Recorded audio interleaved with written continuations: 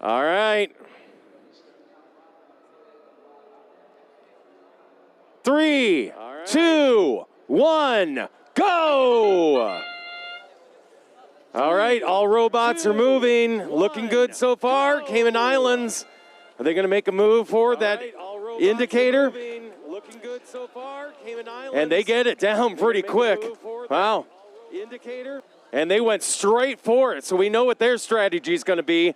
Don't forget, it takes both of the regional alliances to work towards filling up that sink for that extra bonus that will benefit both alliances if they get to the competition, the cooperation bonus.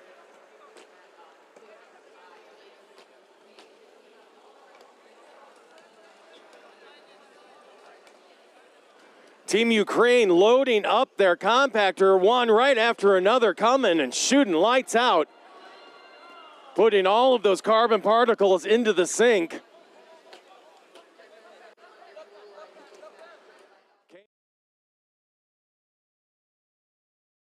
to support themselves there. That was...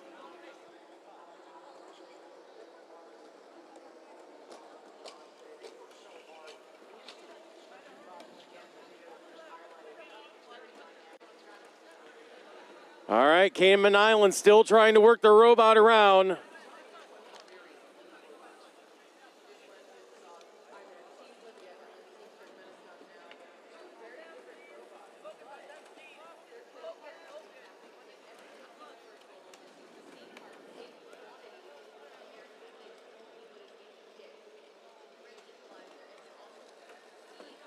"45 seconds.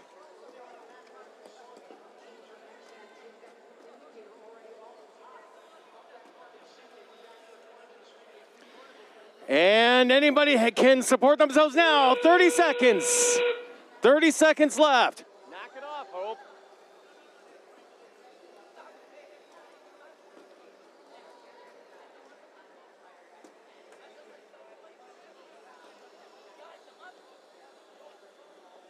In the morning regarding where they hang. One tries to hang on low and one tries to hang on high. Yeah, but what's he doing hitting the robot? 3, 2, 1. That's it. Controllers down. Controllers down.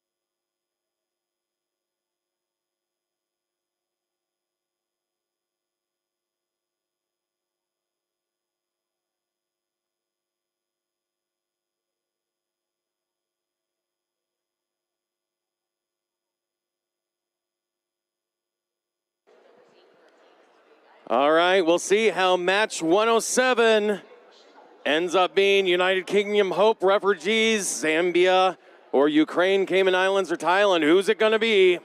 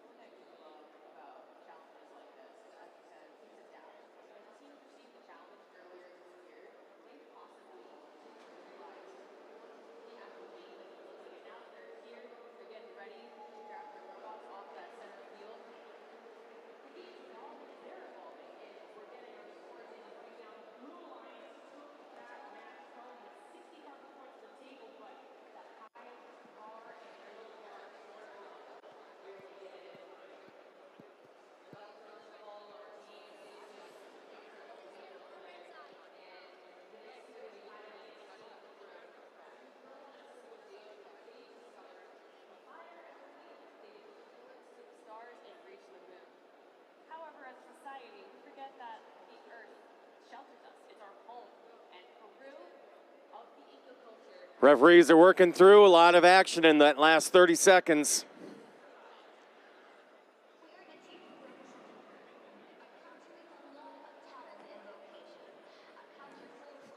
Just stay right there. Just stay right there.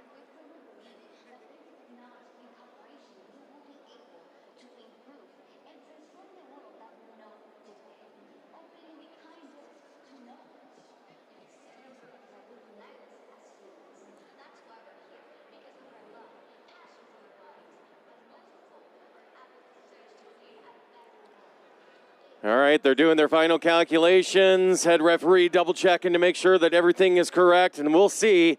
All right, let's go ahead and see how the final score comes in. Survey says for match 107, it is an exact tie. It is an exact tie at 74 apiece, so congratulations to both alliances.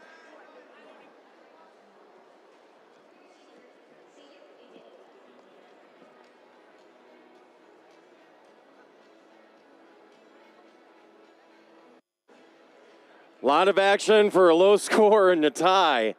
Wow. Don't forget qualification ranking matches all day today, and then we'll get into qualification and finals tomorrow.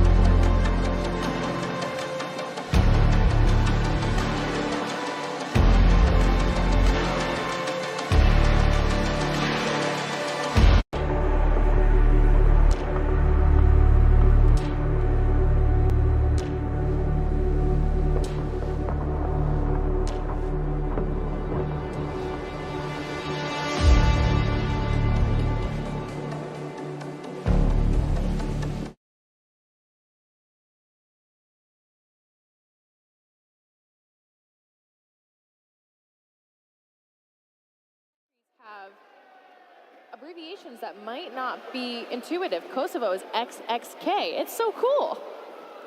And another cool fact, we're talking more about policy as well and the change that can really be impacted from the bottom up with this kind of event. The nation of Japan, who you see competing right now in that Red Alliance, in October 2020, Prime Minister Suga Yoshihide announced that their carbon goals for the next couple of decades, and they're actually on aim to achieve net zero emissions by 2050. Inspiration.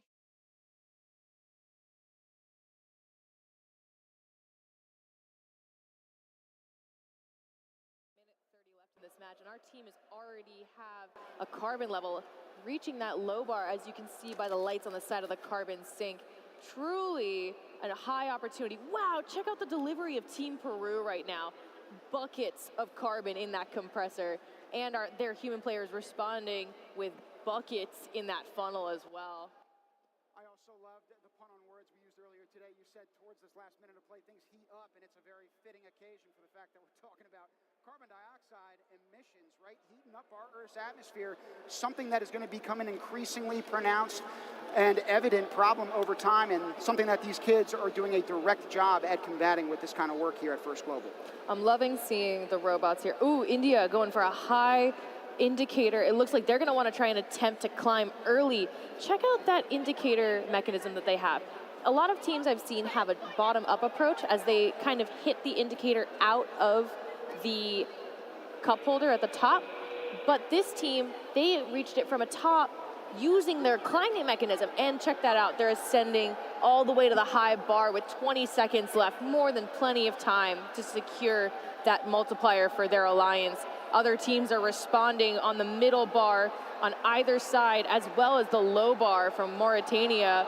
We're seeing, I think, Team Finland right now just trying to reach over that bar. We don't know if they're going to make it, hanging it up. Last couple of seconds, see if they can get it for the Blue Alliance. Peru, just the last second securing that middle bar. Whew. The rush at the end, electric, truly. I am looking so forward to seeing what the scores are for this match. I think it's going to be a high scorer. Check out the replay. All of our students interacting with our referees. Spencer with the awesome vest, my guy. We were talking about that vest last night. I'm glad it made an appearance today. Buckets and buckets, but look at this. Whoa! 309 points for the Red Alliance. It truly came down to that high bar and low ball storage level multipliers. 309 points. I think that's our highest scoring match of the day thus far, but we're only heating up. And this next team of high school students is excelled in the STEM fields throughout their academics, yet are here today without having any prior experience with robotics competitions. Nevertheless, what they make up in dynamism and enthusiasm, they lack in first experience, but I'm looking forward to seeing them. Let's learn some more about them.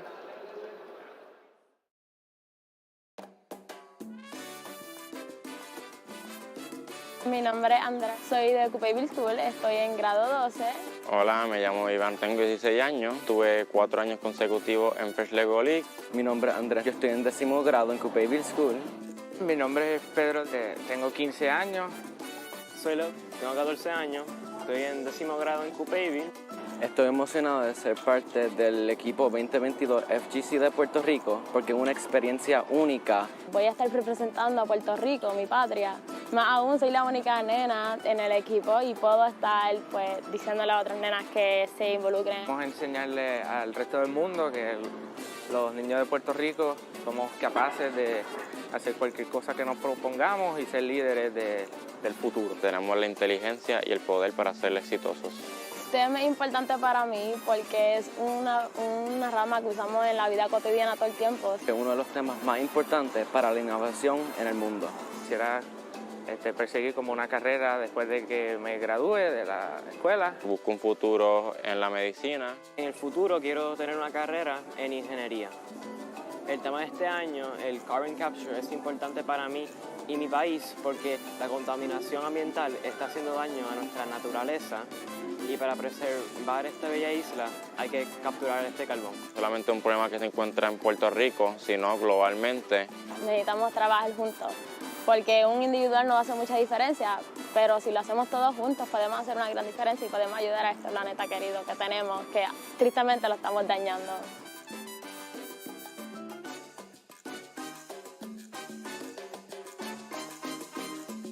1, 2, 3, ¡Puerto Rico!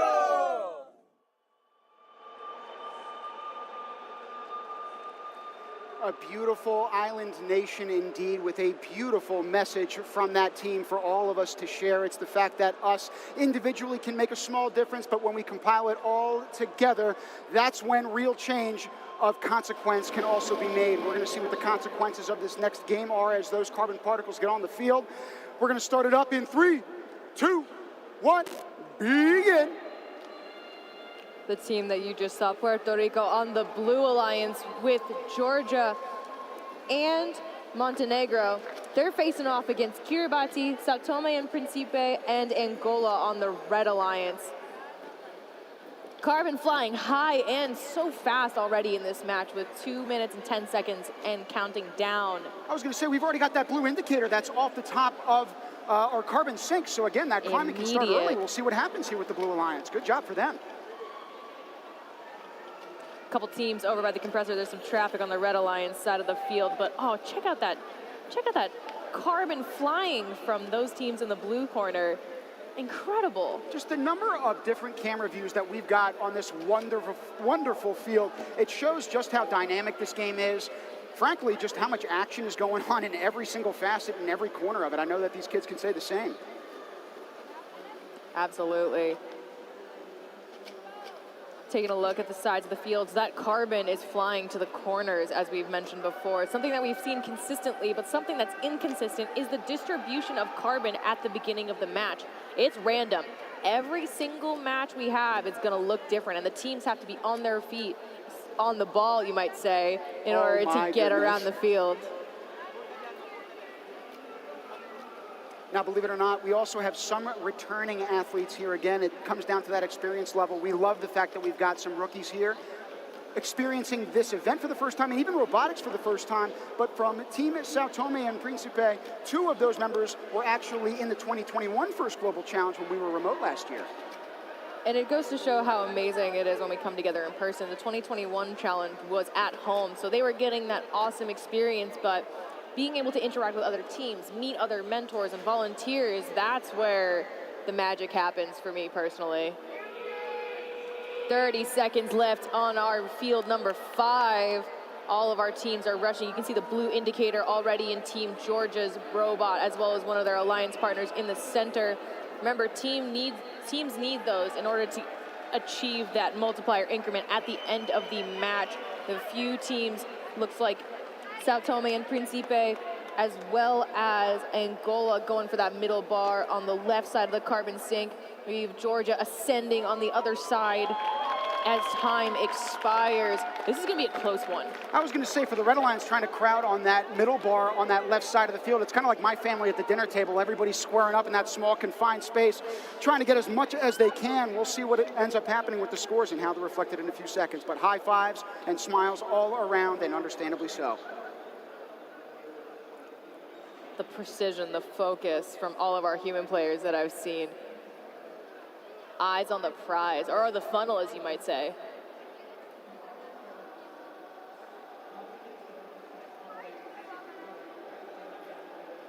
Teams wearing the emotions on their sleeves, anxiously awaiting the match results. And this is only the first match of the day again for these teams. So a lot of energy, I would think, pent up from last night and reflecting on what went well or what didn't in that first day, and really putting it all into this first 2.5 minutes of their day.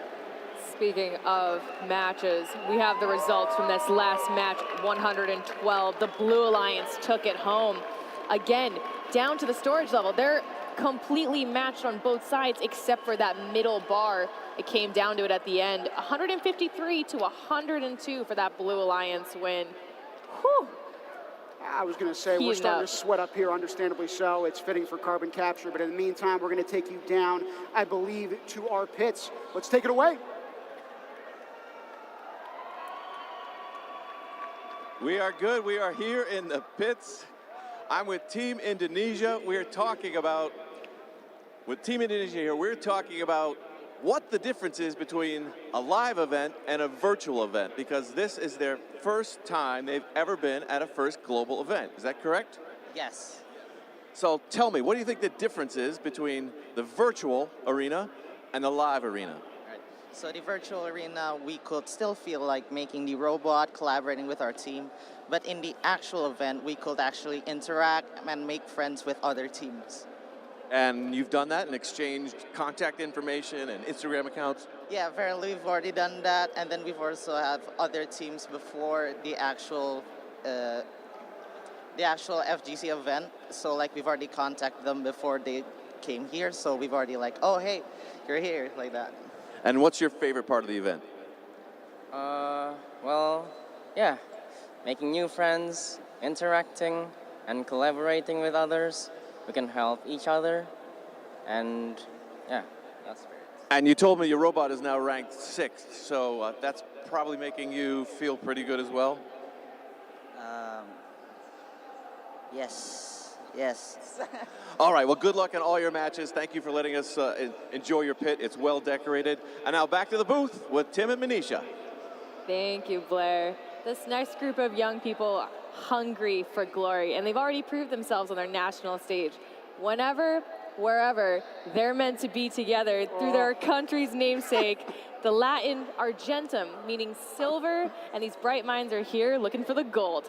Perhaps we'll tune into their favorite workshop music of Shakira. Let's take a look at Team Argentina. Hola, soy Delfina. Hola, soy Marcos. Hola, soy Nico. Hola, soy Manuel. Hola, soy Mauri. El año pasado participamos en la Copa Robótica de Robot, representando a la provincia de Buenos Aires. Es una competencia nacional de robótica en la que participan todas las provincias y el equipo ganador es el representante de la Argentina en el First Global Challenge. Nos fue muy bien. Salimos segundos. La verdad, la experiencia fue genial, pero nos queda esa sensación de que faltó un poquito más. Igualmente, estábamos muy cansados y sabíamos que no íbamos a poder rendir de la mejor manera en el Mundial. Pensamos que quizás había sido lo mejor. Hace poco nos enteramos que la Copa Robótica no se iba a poder hacer este año. ¿Y qué significa esto para ustedes?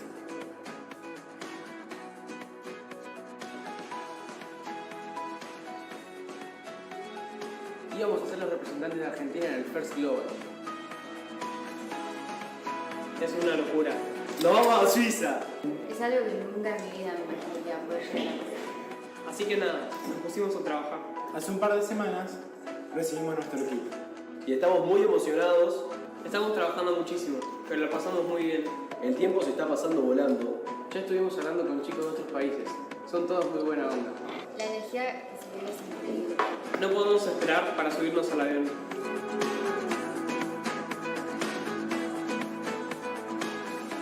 Argentina happens to be home to one of the highest and lowest points in the entire Southern Hemisphere. They've ridden highs and lows to get to this point as well.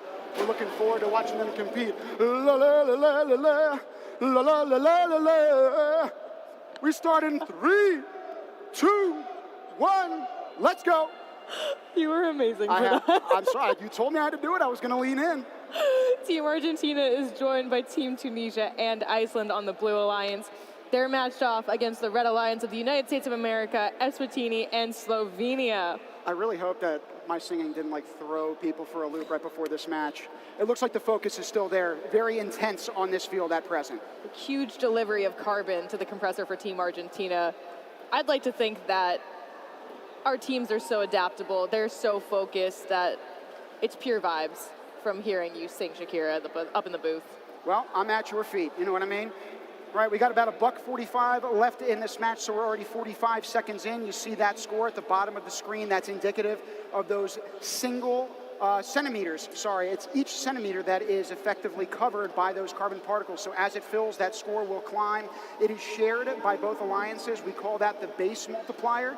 So by the end, again, the end game is really where the difference is going to be made. But right now, it looks like both teams are doing an exceptional job at filling that carbon sink.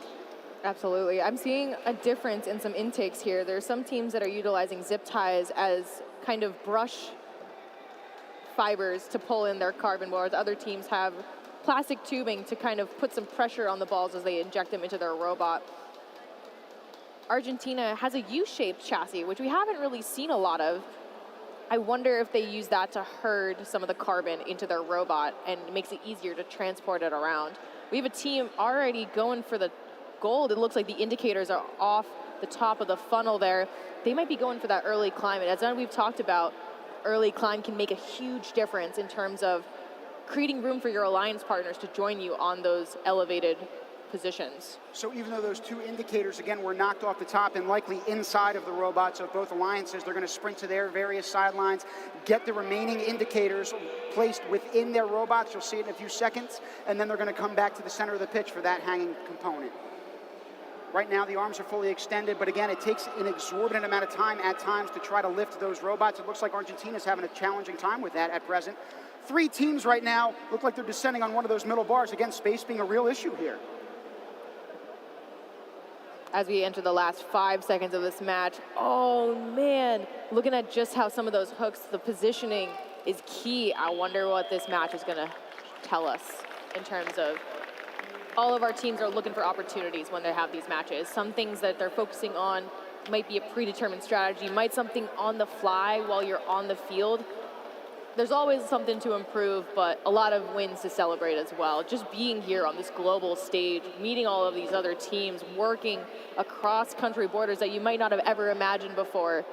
Spectacular. Well, my hips don't lie, and I'm starting to feel it. A lot of these teams on the pitch are doing the same with thumbs up, high fives, and smiles all around, congratulating one another. Again, it justified for this kind of occasion on this international stage. All these kids have worked really hard to get here. The results are in with those last 30 seconds of spicy action. The Red Alliance took it home. That middle bar secured for storage level 2. That was really the game maker for them. And now we have an awesome interview for you in the booth. Greg Needle is the president of Rev Robotics, the company that manages all of the First Global kits and parts, as well as plays an important role in finalizing the annual game. Thanks for joining us, Greg. Hey, how are you doing? This is Great. How are you? I'm excited to see all these kids all over here playing this game. This is like the payoff of a year's work for us, and so love to be here. So tell me, you were an alumni of a FIRST program as well. Where did your passion for robotics really begin? I mean, like you said, I am a FIRST alumni of a FRC team back in Baltimore, Maryland, and I think I was always one of those kids who like to take things apart, to tinker, to experiment. So just like many of the students on all these kids, on all these teams around the world, it kind of came naturally, and FIRST provided a opportunity for me to channel that passion into something. And then as I went through the program and stayed involved as a volunteer, a mentor, and a lot of different roles, I felt like one of the best ways to give back was to try to drive affordability and access to these kits so that more students around the world could have the same access and opportunities that I did. So I'm just excited, to continue to stay involved and help others have the same type of FIRST journey that I got. Would you say that's the driving factor that inspired you and Dave to co-found Rev Robotics? Yeah, so, David and I founded Rev Robotics about 8 years ago, and really there were a lot of reasons to found Rev Robotics, but we really it's all about driving access, right? We want students everywhere around the world to have access to this because technology is just the great equalizer. We know that unfortunately, so many kids around the world and so many people, their life trajectory is limited by potentially where they were born, where they brought up, what resources they had access to, what supportive in their community they had. But technology is a great equalizer. And so it shouldn't matter whether someone was born to a country that doesn't have a lot of access, or they're born in Silicon Valley in the Bay Area.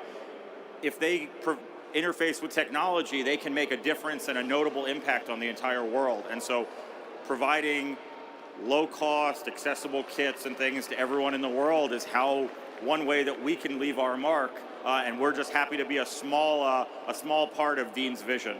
Absolutely. I know there's been a lot of challenges, especially with the at-home challenges. COVID had a lot of impact to all of our teams and all of our nations around the world. As the competition picks up this week, do you have any advice for our teams as they enter the qualification and the elimination matches? Yeah, so look, it's going to get intense out there. The nature of competition is that someone's going to win and someone is going to not win, and most are not going to win. But in life and in robotics, what it takes is grit and determination. And at the end of this, we want the teams who are in the heat of the competition, they get to stay focused. But I think that ultimately every single student in here, whether you end up with a gold medal or not, you will walk away with this amazing experience, and hopefully the experience, the friends that you meet, the connections you made, those are the real value, and they're far more valuable than any medal that we can give away at the competition. Well, Greg, it's been a valuable experience for us to hear from you, and certainly the world. We very much value your work. And when you're talking about access, we'd love having access to you, but we've got to get back down to the action. Again, we appreciate it. You're seeing those 240 particles get out there. We're starting this next game up in 3, 2, 1. Let's do it. Really wise words from our Rev Robotics representative, Greg Needle. Thank you so much. 2 minutes and 20 seconds counting down. Your Blue Alliance, composed of Qatar, Malta, and Madagascar, with the Red Alliance of Vietnam, Djibouti, and Kuwait. Now we know Qatar is going to be hosting the upcoming World Cup, so there are no strangers right now to the grand stage of international competition, but certainly a completely different style of competition here. Again, you've got all these athletes from all different corners of the globe, different levels of experience with robotics, all coming together, new alliances every game. It makes for a very interesting mixer. Absolutely. You can see that teams are already searching for that carbon that's slowly making its way to the edges of the field, as well as into our carbon sink in the center of the field. Claps all around for Team Madagascar. They're shoveling all this carbon into their compressor on the Blue Alliance side of the field. Check out Team Vietnam's beautiful mural on the front of their robot. Just goes to show that there truly is an A in STEAM. Art is 100% part of the solution.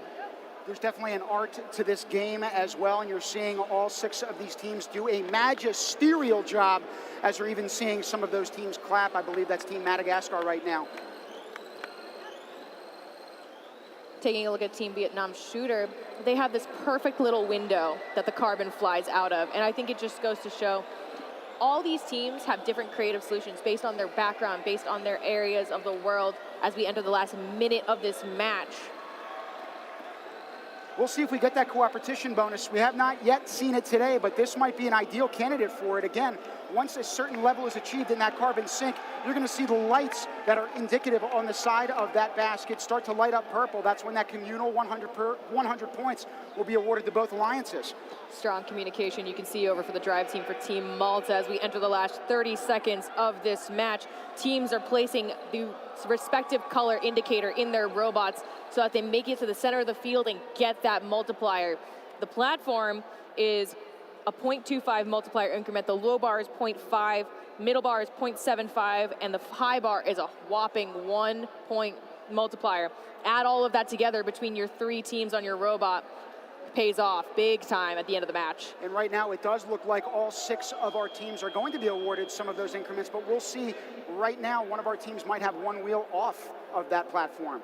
The referees have a very tough job this week, but it doesn't matter because they're some of the best people at this competition with smiling faces, high fives before every single match. Infectious energy from the field, honestly. As well as all of our cuers and our judges and our game announcers and pit staff, our first global staff. I can't thank everyone enough for their hard work to make this a reality for all of our teams from around the world. We have a score on the board, ladies and gentlemen. 154 to 116 for that Blue Alliance. 77 points of carbon on the field, but 2 robots in storage level 2 compared to 2 robots in storage level 1. So made the cake there. Coming from the smallest nation in Africa, we don't think that this team will be anything small. Preparing them for the future, a future they planned on having a role in creating. Let's take a look. It's important in your everyday life. It could affect how you live, how the future is going to be. When I first told my mom about it, she was excited for me. She was proud of me. My favorite subjects would be English and art. Because I've always been very interested in technology and robotics, and as well as I want to help the environment. I want to study to become a computer scientist and work with robots and program them and make them. Participating in this challenge gives me another view of how the world is dealing with the problem of climate change. I would say physics and ICT.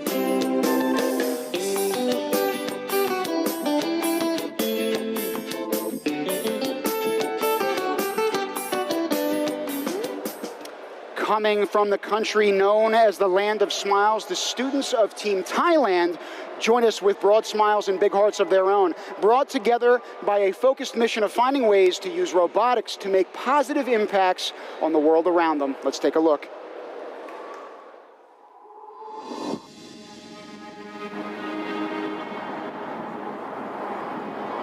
In the future, I want robotics to be a big thing in Thailand.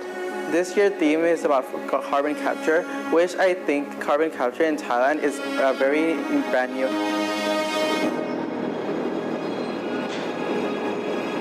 see the carbon monoxide and carbon dioxide that's in our environment right now, it's important to look at those aspects and see how they affect us, see how they affect his life. Even we travel by cars, that creates a lot of carbon dioxide already. What brings me here to the FGC competition is that I have a personal interest about technology, robots. When I was in my elementary school, my friend was making robots, and I thought I wanted to try, but I couldn't because I was doing all the after-school stuff. Not only like robot parts, but like business parts stuff, management, media stuff. Going to the FGC competition, have to interact with other people. We are excited to see and to experience things that I have not experienced before. And by doing this, we are expanding our STEM knowledge by getting information from other people and meeting new people, which will make our social skills better.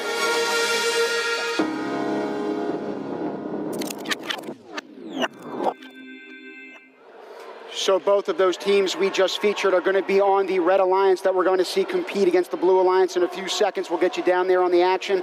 You're seeing all of the fields of play right now in this entire arena. We're looking forward to seeing it in 3, 2, 1. Let's go. Buzzer going off with 2 and 30 seconds counting down. These first 2 minutes are crucial for our teams to get as much carbon as possible into the carbon sink at the center of the field.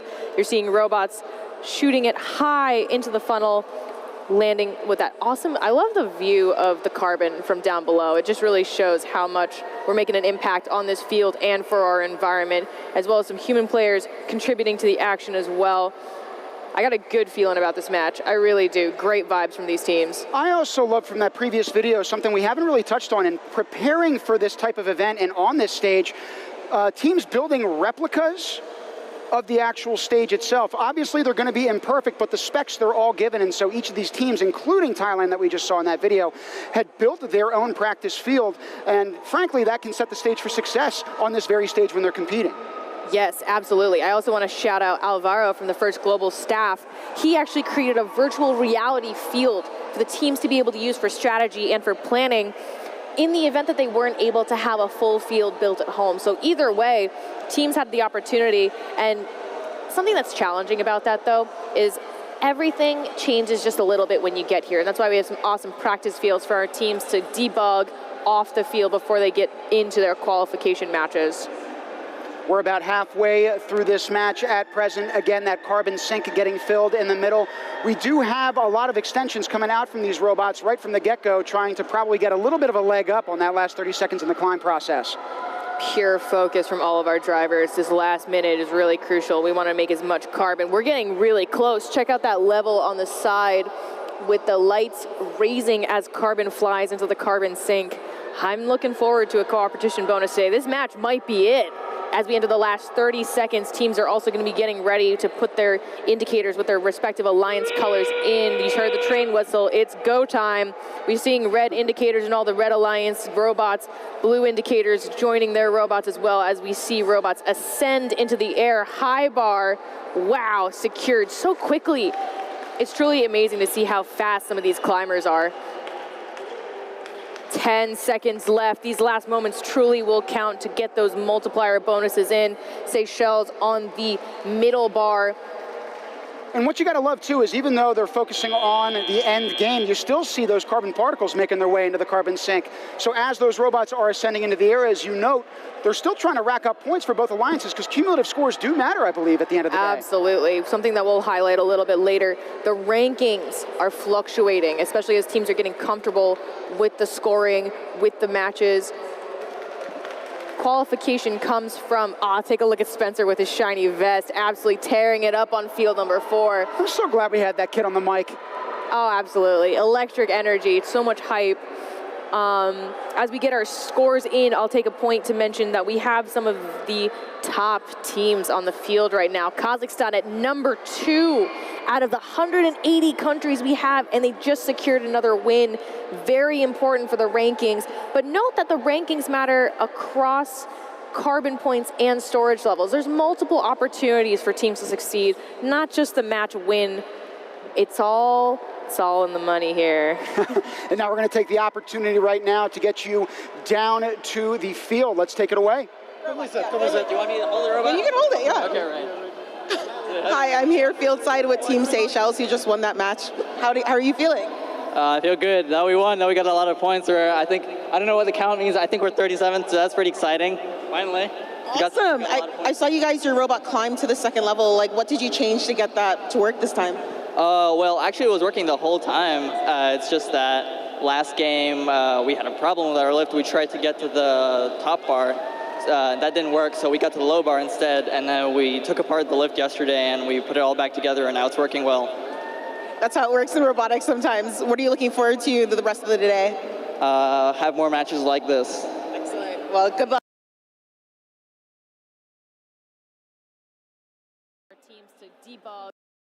Teams to debug off the field before they get into their qualification matches. We're about halfway through this match at present. Again, that carbon sink getting filled in the middle. We do have a lot of extensions coming out from these robots right from the get-go, trying to probably get a little bit of a leg up on that last 30 seconds in the climb process. Pure focus from all of our drivers. This last minute is really crucial. We want to make as much carbon. We're getting really close. Check out that level on the side with the lights raising as carbon flies into the carbon sink. I'm looking forward to a competition bonus today. This match might be it. As we enter the last 30 seconds, teams are also going to be getting ready to put their indicators with their respective alliance colors in. You heard the train whistle. It's go time. We're seeing red indicators in all the red alliance robots, blue indicators joining their robots as well, as we see robots ascend into the air. High bar, wow, secured so quickly. It's truly amazing to see how fast some of these climbers are. 10 seconds left. These last moments truly will count to get those multiplier bonuses in. Seychelles on the middle bar. And what you got to love, too, is even though they're focusing on the end game, you still see those carbon particles making their way into the carbon sink. So as those robots are ascending into the air, as you note, they're still trying to rack up points for both alliances, because cumulative scores do matter, I believe, at the end of the day. Absolutely. Something that we'll highlight a little bit later. The rankings are fluctuating, especially as teams are getting comfortable with the scoring, with the matches. Qualification comes from, take a look at Spencer with his shiny vest, absolutely tearing it up on field number 4. I'm so glad we had that kid on the mic. Oh, absolutely. Electric energy, so much hype. As we get our scores in, I'll take a point to mention that we have some of the top teams on the field right now. Kazakhstan at number 2 out of the 180 countries we have, and they just secured another win. Very important for the rankings, but note that the rankings matter across carbon points and storage levels. There's multiple opportunities for teams to succeed, not just the match win. It's all in the money here. And now we're going to take the opportunity right now to get you down to the field. Let's take it away. Hi, I'm here fieldside with Team Seychelles. You just won that match. How are you feeling? I feel good. Now we won. Now we got a lot of points. I don't know what the count means. I think we're 37th, so that's pretty exciting. Finally. Awesome. I saw you guys, your robot climb to the second level. Like, what did you change to get that to work this time? Well, actually, it was working the whole time. It's just that last game, we had a problem with our lift. We tried to get to the top bar. That didn't work, so we got to the low bar instead, and then we took apart the lift yesterday, and we put it all back together, and now it's working well. That's how it works in robotics sometimes. What are you looking forward to the rest of the day? Have more matches like this. Excellent. Well, good luck and enjoy. Thank you very much. Thanks. I just know with that enthusiasm and energy, they'll definitely have more matches like that, regardless of the outcome. This next team, Team Kenya, their robot is named Omanyala in honor of Ferdinand Omanyala, Africa's fastest man, and proudly from Kenya. There's no doubt to be some speed on the fields of play here from Team Kenya. Let's take a look.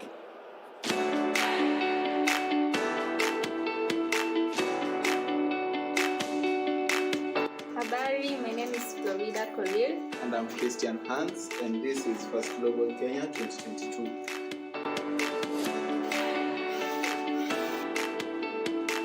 My name is Purity Mweni Mwangangi. I'm a member of the FGC team 2022. I look forward to gaining skills such as teamwork and critical thinking in FGC. STEM is important to me because it gives me a purpose, which is also related to my career goal. And it also gives us youth an opportunity to participate in problem solving in the world, problems of the world. I'm excited to be part of the 2022 First Global Challenge because I get to work with other youths who share the same level of enthusiasm. The First Global Challenge has enabled me to access an amazing network, to be able to participate also in STEM outreaches as a mentor. It has also enabled me to cultivate leadership and teamwork skills. Yeah, I like to advise people to do STEM more and let us have more women in STEM.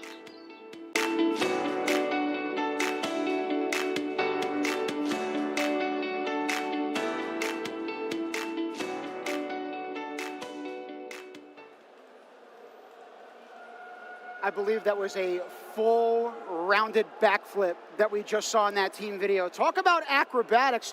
We're seeing the same on the field of play with these robots. We'll see what somersaults we can dig up in this next game.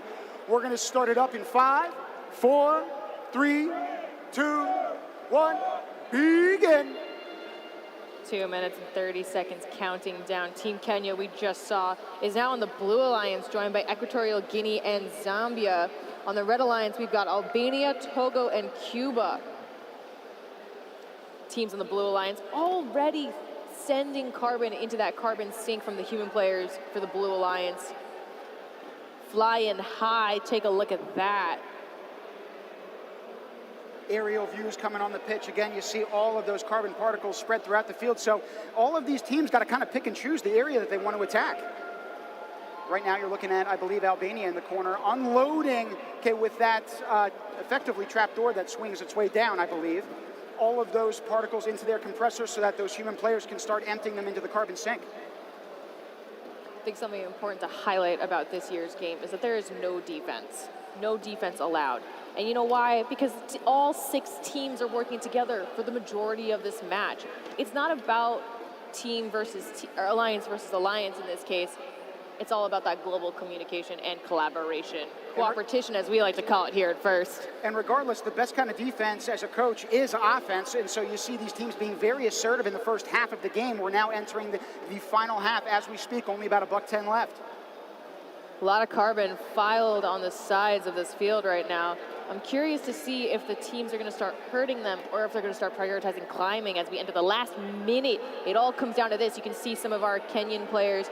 They've got the blue indicator ready to go, waiting for their robot to come over in the last 30 seconds. More carbon flying high. I believe that's Team Cuba delivering carbon into their compressor on their side of the field.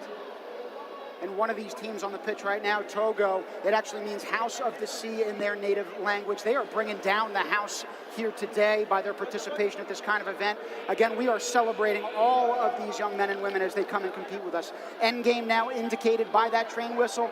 All of these robots are now getting into the middle of the pitch. We'll see if they can get onto the bars. There's some teams aiming for that middle bar. You can see that their real estate might be a little crowded, but it's all about that pre-game and during-game strategy based on what other teams are doing. Less than 10 seconds now. Oh, I'm anxiously waiting to see if they can secure it and raise up into the air. We got 1 robot in the air, but will we have 2 as time expires? I'm going to leave it up to the judges on this one. Has to be a sense of relief. You see that powerhouse move and coming from that Red Alliance as well. Feeling strong, feeling good after that first game of the day. Team Albania, all smiles over there. Their robot in the air. Well, in Albania, I was going to say, as a country, has one of the lowest carbon emissions in all of Europe. So maybe they're going to be living by that testament in this particular game. We'll see how these scores shake out in a few seconds. Scores coming in. And it is our Red Alliance for this one. 104-91, super close match. 52 points of carbon, and we have 3 blue robots in storage level 1, but 2 robots in storage level 2. That's what really did it for the Red Alliance on this one. Now, in addition to up in the booth with these interviews, we go down to the pits as well. Blair, let's take it away, my friend. We are here in the pits. A lot goes on in the pits. Teams are at their pits, but there's also a place where they can get a little help. We are in the hospital, the robot hospital. I'm here with Alan, one of the team. Alan, share exactly what you do here at the hospital. So I'm a robot inspector, and then I do flying squad. I go out to the pits, help teams, to encourage them to seek help if they need help. Everybody in here is doing a similar job, so we have spare parts, robot hospital, and then also flying squad. That's a lot going on. Over here, you can see actually in action, we're sort of making some parts for one of the robots. It's a busy place, and if your robot needs help, this is the place you want to be. We'll send it back to Tim and Manisha in the booth. Thank you, Blair. For this next team, there are a lot of things you can say about its country. You know, you can talk about its culture, its history, its gastronomy. But for Team Mexico, we want to talk about its people and their power to create and to work together as a whole. Vámonos.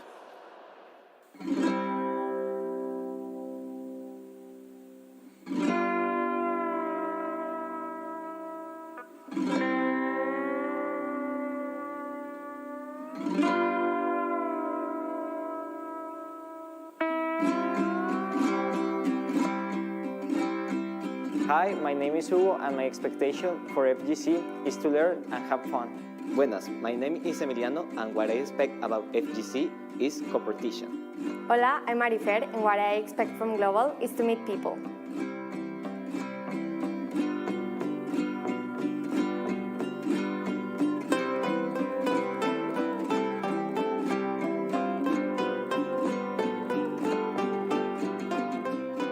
¿Qué rollo? My name's Emilia, and the word that describes me as a Mexican is courage.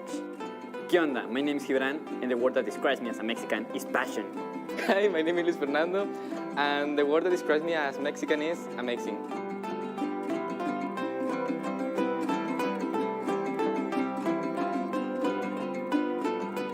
Hello, my name is Alejandro, and what inspires me is my team. Hi there, I'm Sara, and what motivates me is the adrenaline of the competition. Hello everyone, I'm Max, and what motivates me is my family.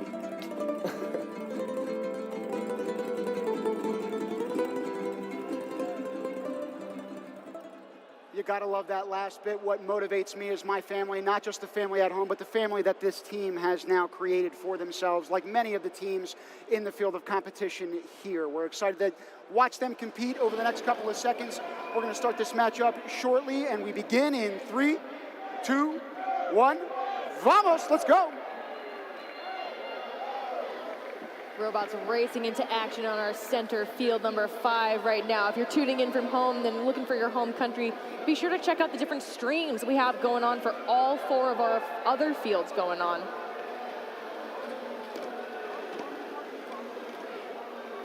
On our Red Alliance, we have Sierra Leone, Laos, and Mexico. On our Blue Alliance, we have Tonga, South Africa, and Armenia. Now, something we have not touched on all that much to this point, but something immeasurably important, and I know many of you've probably got a lot to offer insight here, is the fact that our all-girls teams, or the leaders of many of our teams, are also women in STEM, becoming more prevalent, and something that's obviously important. South Africa's bringing their first all-female team this year, I believe. It's amazing to see they also have alumni mentors joining the fray as well. So there's that experience and intention of empowering their female members. I know that's something that I wish I had growing up as well.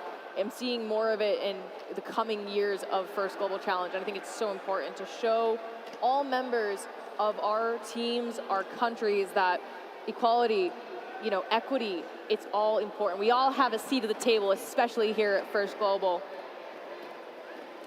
Tonga shooting high into the corner of that funnel from their compressor. That's a long shot to be making. I wonder if teams have considered the physics, which you can speak to. I could. I was going to say my kids back home in the States would be rolling their eyes, even though it's early in the morning. I'm sure that they're not tuning in right now. I know that they will later on today. With Team Mexico as well, it was wonderful to see some of the panoramas of their home nation. They hosted the First Global Challenge a few years ago. Now feeling quite far away from home. We're on the other side of the globe, in fact, on the other hemisphere in beautiful Switzerland. We're so appreciative of them for hosting us this year. Absolutely. There's so many teams here that are not only combating the challenges that the robot competition brought, but also jet lag. I can't imagine that it's like middle of the night for a lot of teams back home, but they are overcoming and persevering, especially in these last 30 seconds of the match with endgame in act. teams soaring high into the sky, trying to reach for the high bar and middle bar. Aim is important here, especially as we have teams all fighting for the same space. It's about that communication as we enter the last 3, 2, 1. Time expires on our middle field. Cheers coming from both squads. I believe Team Laos was the one that was up on that middle bar. Again, when we talk about those multiplier increments, they're going to be getting a couple of extra points as a result of that ascension. Hands up in the air telling us, hey, we're not touching the controls anymore. Spencer, my guy, with the energy on field 4. He's got to share with all of us.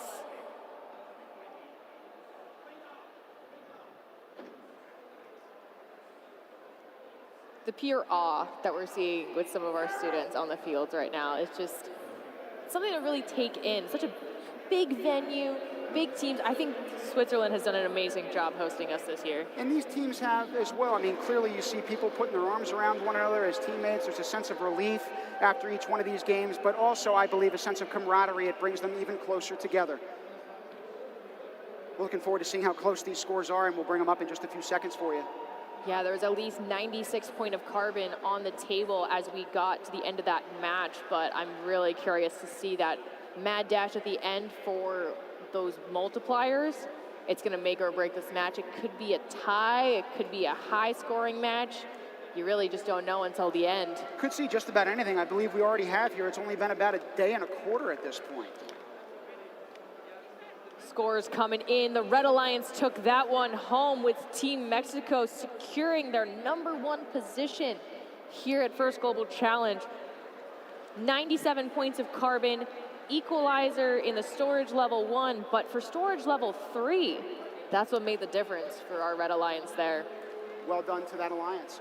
In the meantime, by empowering the next generations of youth, we're investing in building a better world for all of us, them, and certainly those to come.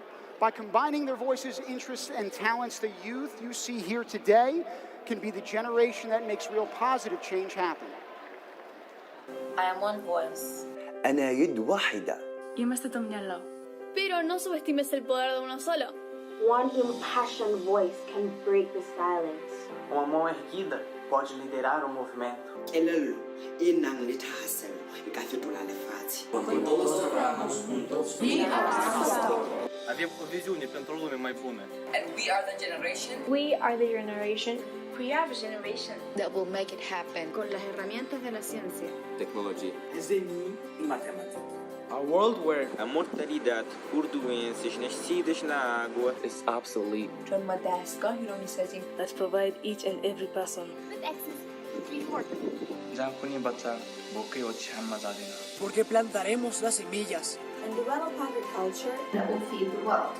O Krankheit, Leiden oder Behinderung. No son impedimentos para vivir una vida plena. Because we will pioneer. Affordable treatment and care. سنتيحها في كل مكان.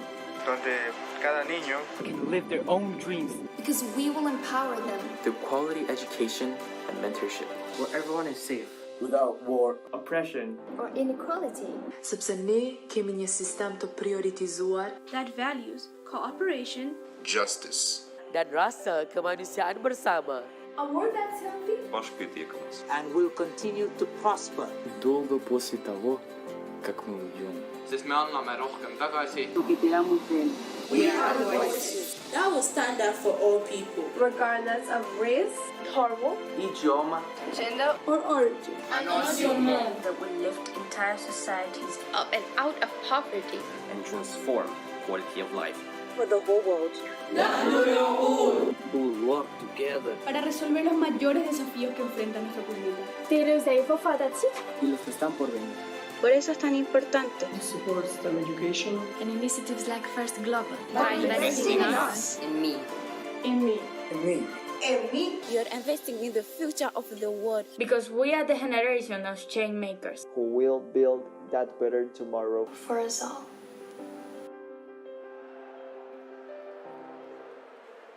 One of my favorite things about First Global Challenge is the fact that our students are building incredible technical skills, but also incredible communication skills and stuff that they will carry through with them for the rest of their lives. I feel that we're in really good hands with these as our future leaders and scientists and everyone taking care of us as we go into the future. As our carbon descends onto our field, we will start this next match in 3, 2, 1, go! We are just over the 40% mark of our ranking matches. Can you believe it already? 322 matches, but we're flying by. Speaking of flying, it looks like Team Slovakia in the middle of your screen right now is trying to corral as many of those carbon particles as possible. Coming out with a fairly strong start thus far. They've got some incredible art on their robot as well. Team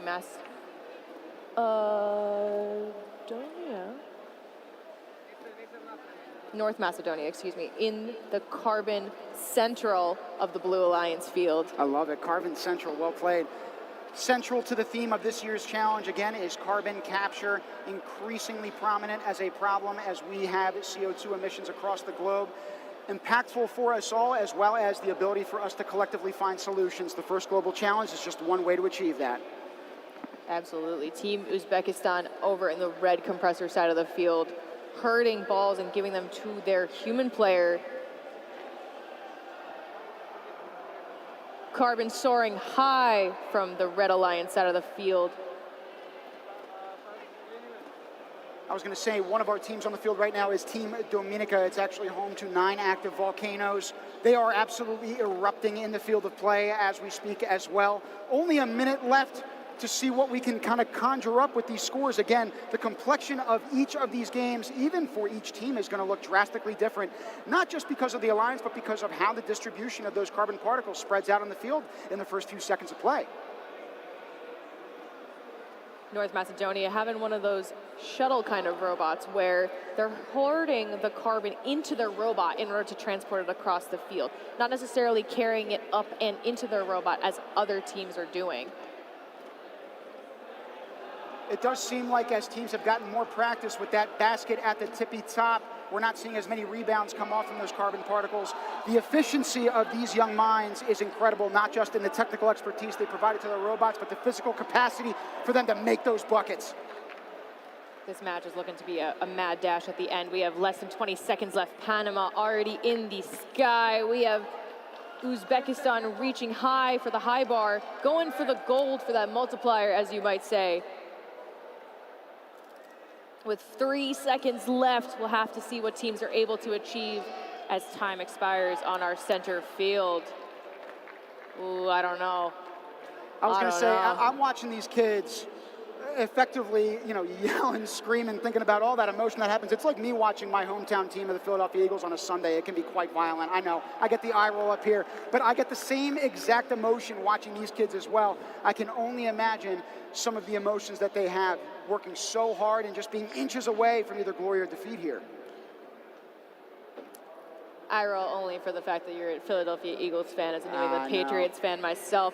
But that's just American football. I know we've got athletes all over the field, both of the mind and of the pitch. We've got athletes who participate in football, volleyball, American football, I would imagine too, but all sorts of different sports. This is the only sport that they can actually go pro in. And I love that note from you. I couldn't agree more. We'll talk about Dean Kamen in a second, but the scores are going to come up here too. Incredible match coming up. Match number 30 is a tie between these red and blue alliances. 64 points of carbon, but with the storage levels 1 and 3 for the Blue Alliance equating to the storage level number 4 multiplier. Anything can happen on this center field. That's a second tie today. We're actually going to take it to the field to hear from some of our teams. Melissa, who we're talking to. Hi, I'm down here with Team Uzbekistan. How are you guys doing? How are you feeling after that match? We're doing great, thank you. Suddenly, we just ended our match, and we had such a great match. It was really intense, and I think we worked well. Awesome. I saw you were a human player, right? Oh man, you were firing them in there. How did you get to that level with your skills in human playing? I'm training a lot, all day, 2 hours. It was not easy. Awesome, great. Well, good luck with the rest of your matches. Okay, I'm gonna go talk to Team Panama. Thank you. Hi, Team Panama, how are you? I'm pretty fine, actually, pretty excited about this last match. Yeah, what was your strategy going into that match? It was actually putting balls in the compressor, strong way with the human player, and lifting up with at the middle bar. And well, teaming up with we know one of the alliances. That was the key of everything. Excellent. Well, good luck for the rest of the day, and hope to see you back out here again. Thank you. Thank you, Melissa. Much appreciated.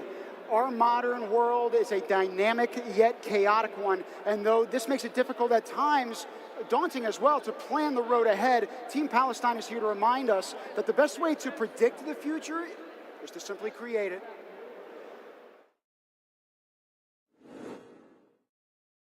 السلام عليكم. My name is محمد. أنا سنة كتيبة. معكم نادية. أنا حسان. أنا جوال. أنا ميرا. أنا عبد الله. أنا هجر. أنا يوسف. أنا حمزة. My name is Omar Hamdi Sarama. I'm 17 and I'm FRP's captain as of this year. Although there's loads of work ahead of us, I look forward to working with everybody. السلام عليكم، أنا فايز عبد الله، انضميت للفريق فيرست باركس بالستاين على أول الموسم، وأنا حاليا المبرمج الرسمي للفريق لسنة 2022.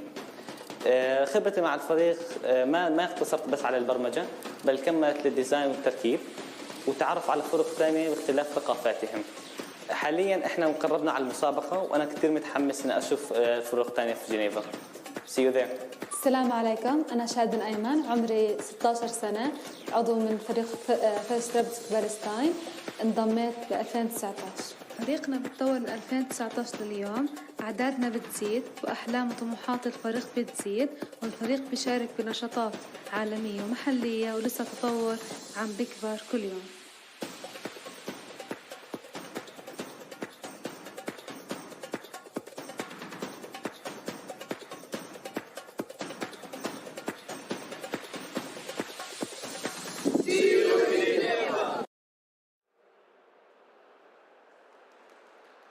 I love the feeling of unity from Team Palestine as we enter the next competition.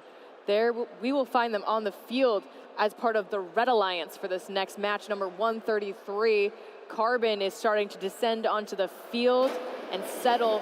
Remember, every single match is a little bit different. I'm so excited to see how our teams will adapt in this one in 3, 2, 1, go! Team Palestine is joined by Team Norway and Nicaragua on the Red Alliance, facing off against our Blue Alliance of United Arab Emirates, Venezuela, and Canada. Now for Team Venezuela, much like other teams in this competition, they work tirelessly to prepare these robots when they ultimately receive their kits. Each team gets the same kit, same equipment, not necessarily the same amount of time to assemble their robots, depending on how long it takes their team to meet, how many times they practice a week. Team Venezuela wanted to share with us that they practice 5 to 6 days a week, hours and hours of toil on end just to make it to this stage. So again, we're very proud of them and all the teams competing. I think it speaks volumes that the dedication that our students have and to this program and to their teams, to their communities. You know, we talked about Uzbekistan just a minute ago, saying they had 2 hours of human player practice. All of our teams have put countless time, energy, and resources and in order to make their families and their countries proud on this global stage here today. We have a team going for the blue indicator already with 1:30 going into the match. About halfway through that very match as we speak. Right now, you're starting to see that carbon accumulate again towards the side of the field. Not many robots there to scoop them up. So right now, a lower score in that carbon sink than we've seen in other games.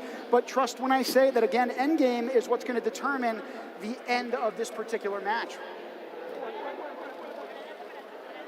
Some carbon being shuttled into the red compressor, as you just saw. This is Team Nicaragua, Team Venezuela, both of them working together, but on separate alliances for this match.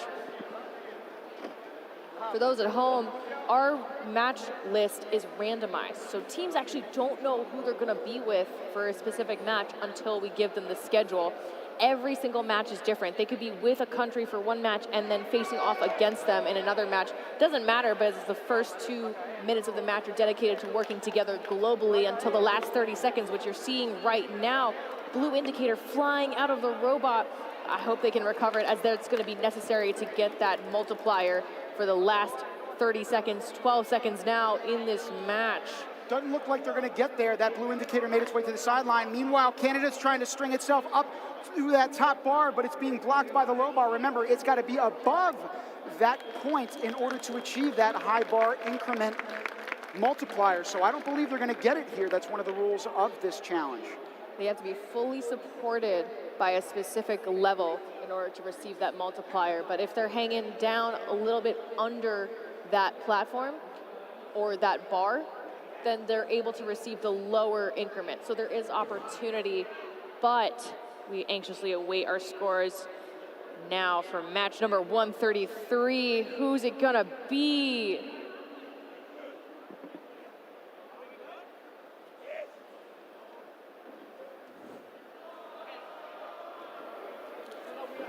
Five different fields of competition happening simultaneously. There are a lot of moving pieces in order to even get us these scores, so we know that you're waiting with anticipation at home, and we'll get them to you in just a few seconds. I know that these athletes as well are waiting with bated breath.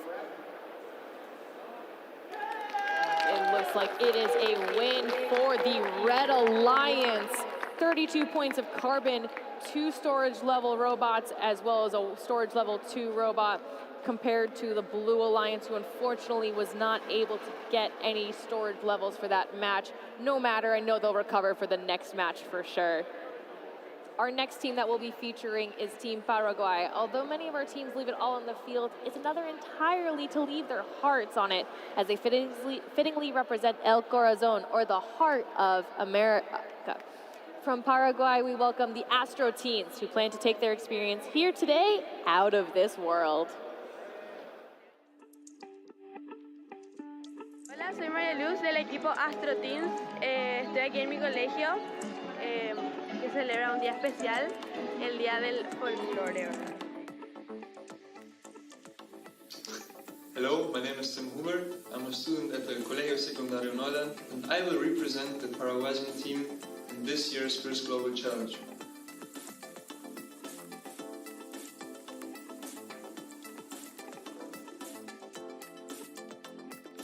Hi, I'm Yolanda from Team Paraguay. I'm 15 years old and I'm in my first year of high school. I'm really excited to participate on this year's challenge. Hi, my name is Felipe Pérez. I am from the Colegio Secundario Neuland and I am part of the Paraguay team for First Global Challenge 2022. Let me know if you want me to take it. This next team that we're featuring is Team Australia. Several talented members who share a variety of interests ranging from quantum physics to pizza and are based in Sydney, Australia. Though they come from the land of koala bears and kangaroos, don't underestimate the kick that they're bringing to this field. Let's take a look. We are Team Australia! We are Team Australia, a team of high school students based in Sydney, Australia. Australia has a diverse range of wildlife. We have an abnormal amount of blue-tongued lizards and spiders. We have koalas that literally sleep up to 22 hours a day. And we have kangaroos that will box you. Some of the things that make Australia unique are our range of both natural and man-made landforms. For example, our natural landforms include the Great Barrier Reef, Uluru, and the Savile Apostles. And from our man-made landmarks, we've got Sydney Harbour Bridge and the Sydney Opera House. Each one of us has been profoundly impacted by STEM in a variety of ways. On the smaller scale, it has instilled us with cooperation and confidence skills, while also sharpening our engineering minds and creating a passion for the science, technology, engineering, and math fields. Australia is a proud multicultural country, and it's quite evident in the teammates that we have in Team Australia. Most of our teammates are from different backgrounds, different cultures, and we're all unified for our love for robotics and our passion to help others. Some of our team members have only come to Australia in the past couple of years. And regardless of that, we are still part of Team Australia because that's what Australia is. And together we are in this competition to share our love for robotics.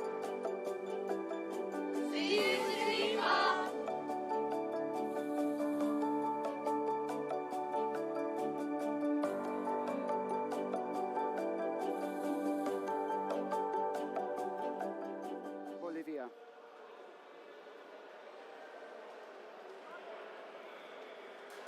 Now, those two teams that we just featured are on two different alliances, but we are all competing together in this grand first global challenge and carbon capture. We're looking forward to watching those two teams compete shortly again with their new alliance, which is going to be unique every single game. Each team right now had reflected from yesterday's competition. We're seeing some of these teams compete in their first match. Now starting to get into that second match potentially of the day for some of these teams. We'll see how the gameplay shifts. Absolutely. Teams are getting into a groove. They're trying to get comfortable with their own robots, let alone with the other robots on the field. Every single match is going to look differently. And it's up to the teams to strategize ahead of time, but also be able to fly on the pitch itself during each match. As something happens, you're driving and something just doesn't feel right, you got to be able to switch things up immediately, and that's what our teams are definitely learning right now. And one thing you're going to see, again, with our camera angles is actually a split screen, not just action on the field, but then the two bottom corners, you're going to see all of those teams with their enthusiasm in the game. We'll talk about some of the roles and responsibilities of those teammates shortly, but in the meantime, the field looks like it is ready for play. Hands are up in the air and ready to get on those controllers. We're going to start it up in about 10 seconds here, and we're excited to watch, again, those two teams that we just focused on compete right now. We start this game up in 3, 2, 1, let's go. The Carbon Sync counting down with us as we enter match number 136. Australia, Argentina, and Austria representing the Blue Alliance. We got all A's on that side, which is rather cool. You don't see that very often. On the Red Alliance, they're matched with the Dominican Republic, Guinea, and Paraguay. Right now, the Dominican Republic was delivering carbon into their compressor of the red side of the field. Australia doing the same on the blue side. And speaking of it, Team Australia, their robotics journey began when they participated in the first LEGO League in 2018. Then they progressed to the first Tech Challenge in 2020. And now they're joining us on this grand stage at the first Global Challenge in 2022. We're excited to have them here with us. What an incredible journey that team. They've been together that whole time. So there's a lot of camaraderie that we're seeing on the field. Take a look at Argentina right now, absolutely gliding into action as they gather the carbon. Austria focused in the corner. You can see the bottom right-hand side of the screen. We have Dominican Republic delivering buckets of carbon to their compressor and their human player looking to make it into the carbon sink at the center of the field. We got 1, 2, our good carbon, 3, 4. Yeah, I know, you can't keep up. It just keeps on rolling here. The action continues. We're halfway through this particular match. You're watching those controllers take a lot of shape. I'm surprised that smoke doesn't come up from them, given the fact that those fingers are moving a mile a minute. Yeah, for those of you at home, for all of the students, their parents say, hey, you can't really play video games today, consider a driver practice, because all of our students are using game controllers to navigate the field for carbon capture this year. 45 seconds and counting down. We have some teams going through the indicators at the top of our carbon sink. The red one flying off, but the blue one is in hand. This is actually it just fell out. Oh, no. Man, really challenging. So very important technicality for those at home. Oh, well done. If the indicators fly off from the top of the carbon sink, they are considered out of play. So they will need to be hand delivered after 30 seconds. But if the team is able to recover it prior to 30 seconds, they can use that and start climbing early. Australia said, no matter, we'll just do what we need to do. They recovered one from the side of the field and are now flying high, using their entire climbing mechanism from the center. Look at the bracketing on that. That's an incredibly rigid and strong climbing mechanism from Team Argentina on the Blue Alliance. Paraguay looking anxiously as time expires in our center field. You were talking about that lifting mechanism. It actually resembled like a rooftop structure in terms of like that V that had gone to the very top where they're hanging from that bar. Very stable. Absolutely. Triangles are our friends, as many of our students know. Rectangles versus triangles provide extra structure. You can see that in some of the climbing mechanisms that we have here on the field. Thumbs ups from Team Australia. They have these awesome hats. I would love one of those to shield from all the awesome bright lights of the city.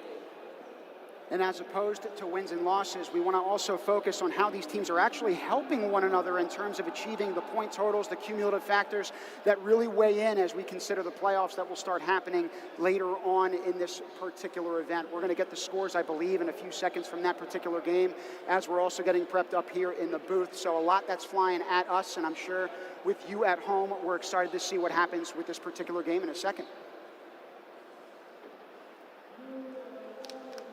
We've got some scores flying in. It's the Blue Alliance for match number 136, 147 to 82, having 2 robots in storage level 1 and 1 robot in storage level 3. That's what sealed the deal for the Blue Alliance. That was Team Argentina, Austria, and Australia, all of them maintaining their ranking, except Austria jumping 11 places. Things are shaking up here at First Global 2022. In terms of shaking things up as well right now, in the booth with us, we've got Said Pope, mentor of Team Bolivia. And although his team has held several qualifier competitions, 2022 marked the first year of their National Robotics Championship. Thank you so much for joining us. We appreciate it. What was that national competition like for you both? Hello, how are you? I am well. Said Perez, the team lead of Team 9 of the Bolivia team. So Stephanie is part of the team of Bolivia. So we are do a lot of efforts to go with First Global Precepts and STEM to every corner of Bolivia since 5 years. So since 2017, we did the most important robotic contest in our country. So this year, we did the largest contest of robotic in the history of Bolivia. Wow. And our efforts to First Global in our country make the attention and support to the private companies, to the foundations like NAP Foundation, to Beca Bolivia, companies, technology companies like Ten Minds, of course the government, with the support of e-government agency, AGETIC, the Ministry of Presidents, and our President, Luis Arce Catacora. So we are very happy to do these efforts for the young people and all my country. And we very much appreciate you all being here. How would you describe your team in a couple of words? So this year, our team is composed of 5 students, 4 girls and 1 boy. There are from 3 different ethnical groups in Bolivia. So in just 5 years, we passed from a team to 5 students, 1 girl and 4 moms in Washington in 2017. Completely changed now, right? To a 5,000 program in this year to 4 girls and 1 boy, and all from rural areas in my country.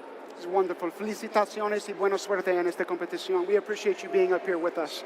We're going to get back down to the field in a couple of seconds here. We're sorry for cutting you short, but we've got live action starting up in a few seconds. We begin in 3, 2, 1. Let's go. 2 minutes and 30 seconds counting down on the clock. Our Red Alliance is composed of Poland, Malta, and Ukraine, and they're matched up against our Blue Alliance of Namibia, Belize, and Gambia. Something that you just could see on all of our team members. They've got drive team buttons, so if you have that yellow button on your shirt or on your lanyard, that means you are a member of the drive team. Since our teams could only bring 5 members with them this year, it's very important to establish roles, and some teams might even have tryouts in order to be able to be on the drive team. We just learned about that from Team Bolivia, who was up here talking about that first national competition that they held. We've had a few others share similar experiences. We love the fact that these inaugural competitions are growing in size and scope all over the planet, and then within countries like Bolivia every single year also growing in size. It's phenomenal to see, and a testament to the work of what we are also doing here at the First Global Challenge.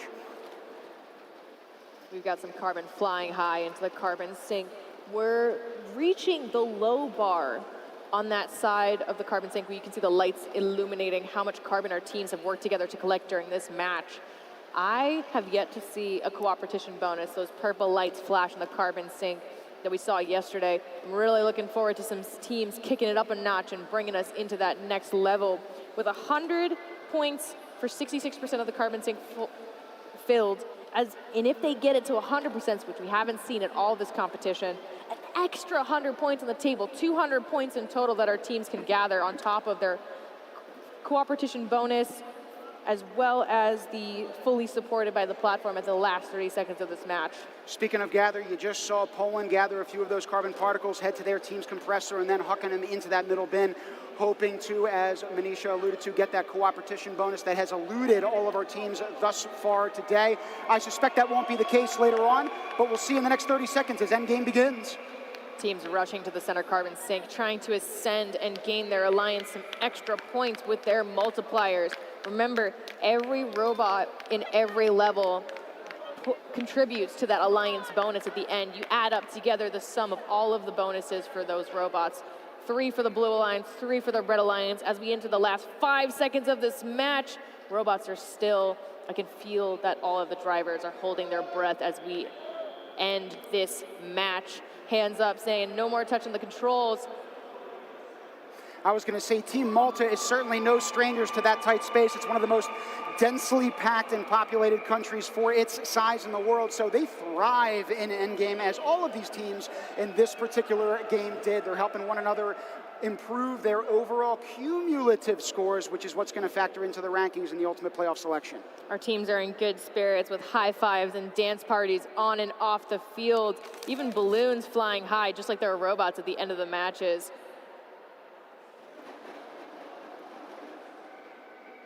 Soaring. Look at Team Poland there, just ascending effortlessly for that high bar. We're anxiously awaiting our scores. With a red light shining on our field, it means the Red Alliance took this one home. 183 points to 165. Both alliances were able to have 2 robots in storage level 1, but 1 robot in storage level 4 for the Red Alliance versus the Blue Alliance storage level 3. Came down to the last few seconds. From the desert sands of Libya come our next team, dubbed the Super Team, whose passion for technology and teamwork will surely make them a force to be reckoned with this year's challenge. Libya has suffered many problems, such as wars, corruptions, since too long. So getting into this field would definitely give us hope that our country will survive this situation. أكثر شيء كان ممتع هو الأجواء التنافسية بين الفرق وأيضا تكوين الصداقات أثناء منافسات، حيث اجتمعنا مع أشخاص من جميع أنحاء ليبيا يمتلكون الشغف الروبوتات. كانت تجربة جميلة جدا، حيث تعلمت فيها الكثير من الأشياء على المستوى العلمي والعملي، وأيضا غيرت من شخصيتي للأفضل من حيث الاختلاط في المجتمع والتعامل مع شخصيات مختلفة، وأيضا علمتني العمل كفريق، حيث أصبح أكثر من مجرد فريق، بل أصبح عائلة تجمعنا الكثير من الذكريات السعيدة والتجارب الجيد فيها والسيء، وتغلبنا على الكثير من العقبات، وفي نهاية الأمر تحصلنا على التحالف الفائز، وكان هذا الشعور جميل جدا. المنتخب الوطني الليبي يتمنى كامل التوفيق للفرق العالمية المشاركة في جنيف 22 FGC. إن شاء الله تكون تجربة كويسة وفيها فايدة للمنتخب الليبي وكل الدول المشاركة. كامل التوفيق سوبر تيم.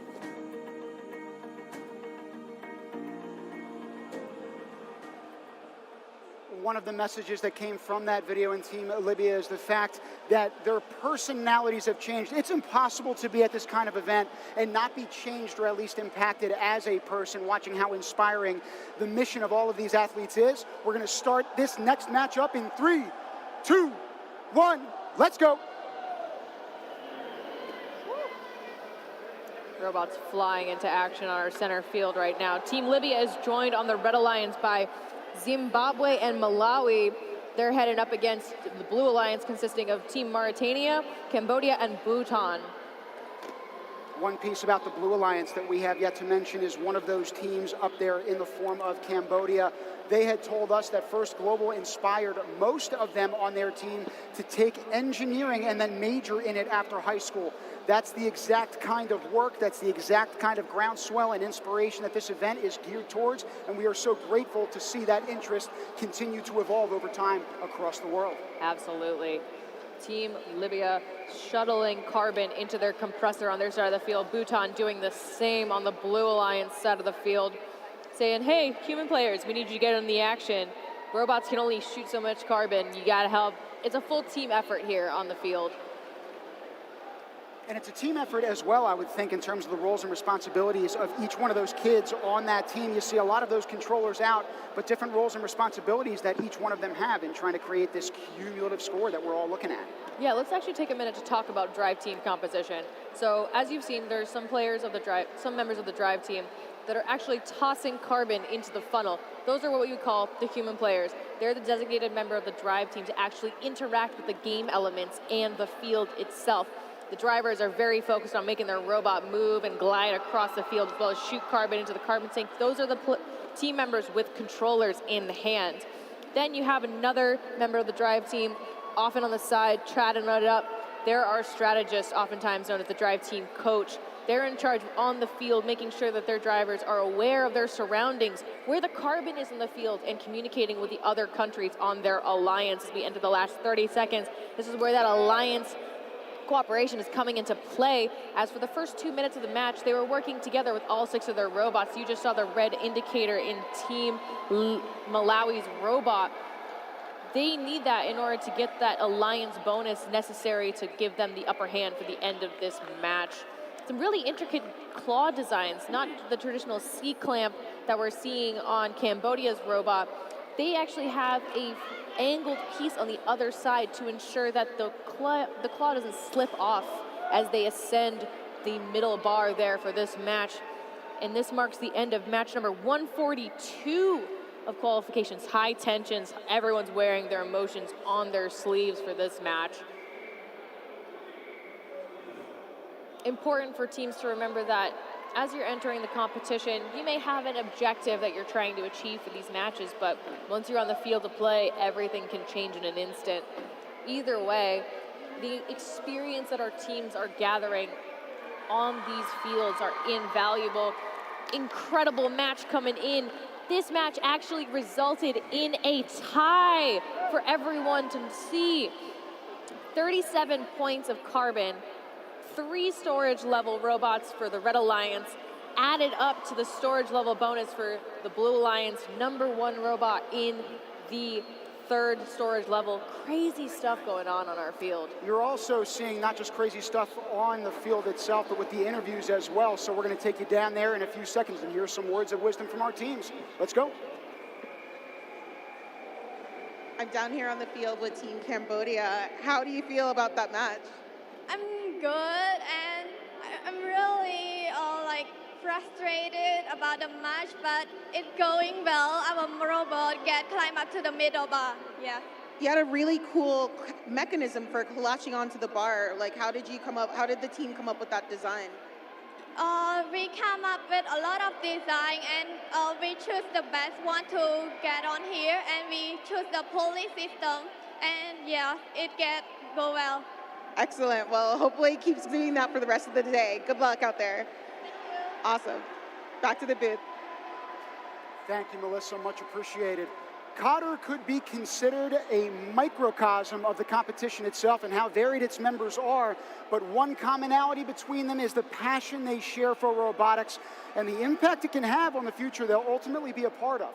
Let's learn more about these STEM Vengers.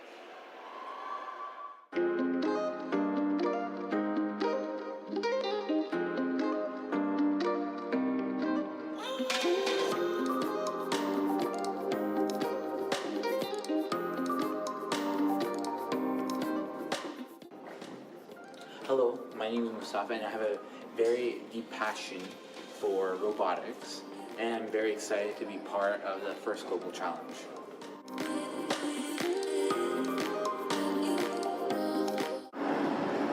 STEM has allowed me to view the world from a critical lens.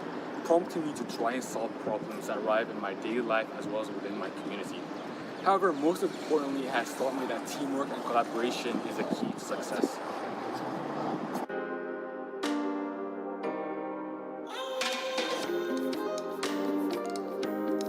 The theme carbon capture is important to me and my country since Qatar reduces a high amount of carbon dioxide each year, which will significantly impact the environment. I believe that First Global Challenge gives me the opportunity to meet like-minded students and to learn about new robotics techniques and to also become a global citizen myself, helping the world become a better place by achieving sustainability and a carbon-free life.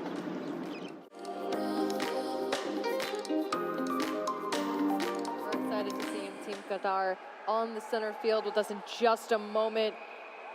We have about 15 seconds before we start our match. Carbon's going to be flying all over the field. I'm really excited to see what Team Qatar is going to do. Bringing all of that expertise, all of that drive, that passion that we just saw in that video. And in 5, 4, 3, 2, 1, go! They're joined by Portugal and Cyprus on the Red Alliance. And we have Georgia back on the field with Slovakia and Iceland for the Blue Alliance in match number 145. Now, speaking of those alliance teammates, Portugal was founded in the year 1128, making it one of the oldest countries in Europe. But these teams, by contrast, have only been really together for the past couple of months, potentially, even weeks in some cases. So it's a sprint to this finish line that is this competition. Meanwhile, Cyprus, another one of their teammates, was one of the first nations on the planet to include its on its own flag. And so they know the map of the field as well, very well, as they've navigated the challenges of competition over the first day and a half. Absolutely. Field awareness is very important, especially in a game like this where when you start the match, your carbon deposits throughout your field are not going to be in the same place every time. You have to be adapting and constantly looking out for where this carbon is rolling around to. A little bit of traffic on the blue side of the field as they try to shuttle that carbon into their compressors. Portugal over by the Red Alliance. We have Team Slovakia shooting high into the funnel for the carbon sink. I was going to say, it looks like that red indicator was actually inadvertently knocked off. So again, that those indicators red indicator will important. not be in play. Yep. Unfortunately, robots will have to actually take the indicator off the top of the carbon sink in order for them to be in play. So before those 30 seconds, if teams want to climb, so it seems like the Red Alliance will not have that opportunity, but no matter, I know at the 30-second mark, they're going to rush over to their white side of the field and collect that indicator from their drive teams. We just saw Slovakia's robot a couple seconds ago, then you just saw the team itself, both components that are so integral to making this match work. You're looking at right now one of those teams get to the compression chamber in the corner. I don't know if they had any particles there, but endgame's about to begin, so the whole dynamic is going to shift here. So as you can see, teams are dropping their indicators as they cross those white lines of the field. Now remember, the only team members that are allowed to interact with a robot are the human players up until the last 30 seconds, and they can only do so from the compressor.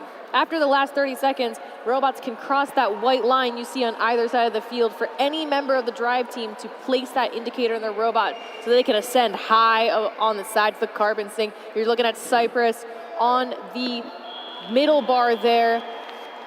Like I said, the map of their nation is on their flag. You see the applause. They're putting their team on the map in this competition as well.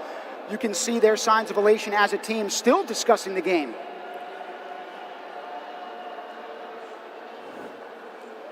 Let's take a look at this replay. So many fans in the audience, and they're just elated. I'm hearing cheers, I'm seeing dancing. It's such an amazing energy in this room. I am glad that they're showing the stands as well. Again, we've got supporters from all over the place coming in, both in person and abroad. For those abroad, the scores are going to come up here in a sec. We have a tie for match number 145. Crazy energy on the field. 40 points of carbon, but the storage levels are what it came down to. 3 robots in storage level 1 for the Blue Alliance, matching up to the exact multiplier number for storage level 1 and storage level 2 on the Red Alliance. The second tie of the day. It's crazy. Probably more to come, and more to come right now as we take you down into the pits. We are in the pits where a lot is going on, including judging. judges are working their way through the pits, interviewing the teams. We're going to interrupt this judging session to find out exactly what they're looking for. It is nuts in here.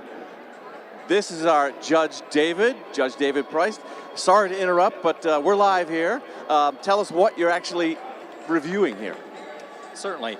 Okay, so part of the judging process is to go around to each and every team and really learn their story, how they got here, how they designed their robot, and all the different things that they had to do to maybe gain finances to come here and to build their robot, and all things associated with travel, the visa process, all those different challenges that come up and are part of this kind of global organization event.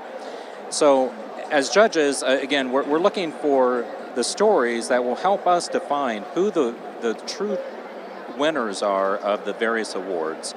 We have non-technical awards that are really looking at how did the team interact with the community, how did they sell First Global in their own community, and other non-technical aspects like that. Then we have the technical aspects. We're looking at the robot, trying to figure out, did they just put together the robot like on a whim, or did they actually go through a real engineering process? And it's truly amazing what some of these teams have done in terms of CAD design and putting a tremendous amount of thought into how they can take this limited set of resources in the kit of parts and make it a functional robot. Awesome. Sorry to interrupt your process here, and I noticed that you also enjoy the food from the different countries at the pits as well. So keep enjoying the food, keep up the good work, and we'll send it back to Tim and Manisha. Thank you, Blair. I love hearing from our judges, and I'm hoping they're hearing the next story from our next country as well. This team's members are a part of the Adventure ADJI Club and are full of motivation, enthusiasm, and pride as they represent Moroccan innovation on the world stage this year. Let's take a look. From 2018, I was very amazed by the work which was done by the Moroccan team in the first Global Challenge competition, and I always dreamed of becoming one of the team members because I was very interested in everything that was related to robotics and technology, in order to learn more things that would help me to improve my technical skills. I will be using it to change people's mentalities to better. In the beginning, it could be just my country, but in the end, I will end up doing the same to the whole world. And better mentalities lead to a better world. اسمي أيش براك عبد الحكيم، وأنا فرحان حيث فيرست جلوبال أتاحت لي الفرصة باش أنني نشارك في التظاهرة العالمية ونتلاقى في جنيف مع شباب من 180 دولة. Salut, je suis Ikram Belfqeh et je suis membre de l'équipe marocaine. Et si je gagne le prix Nobel, je remercierai mademoiselle Sheima Toumi pour m'avoir aidé à apprendre la patience et la manière d'aborder les choses. Team Morocco!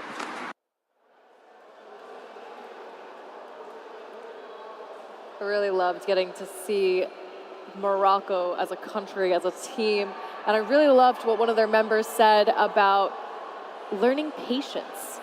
I know it's really hard and you want to be so you're so excited, you want to just keep going, but sometimes you just got to wait for that carbon to settle on the field, as we're seeing on field number 5. And we start this match in 3, 2, 1, go!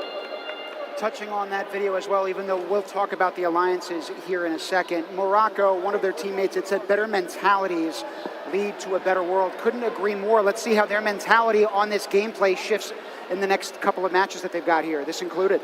Morocco is paired up with Armenia and Suriname for the Blue Alliance of match number 148.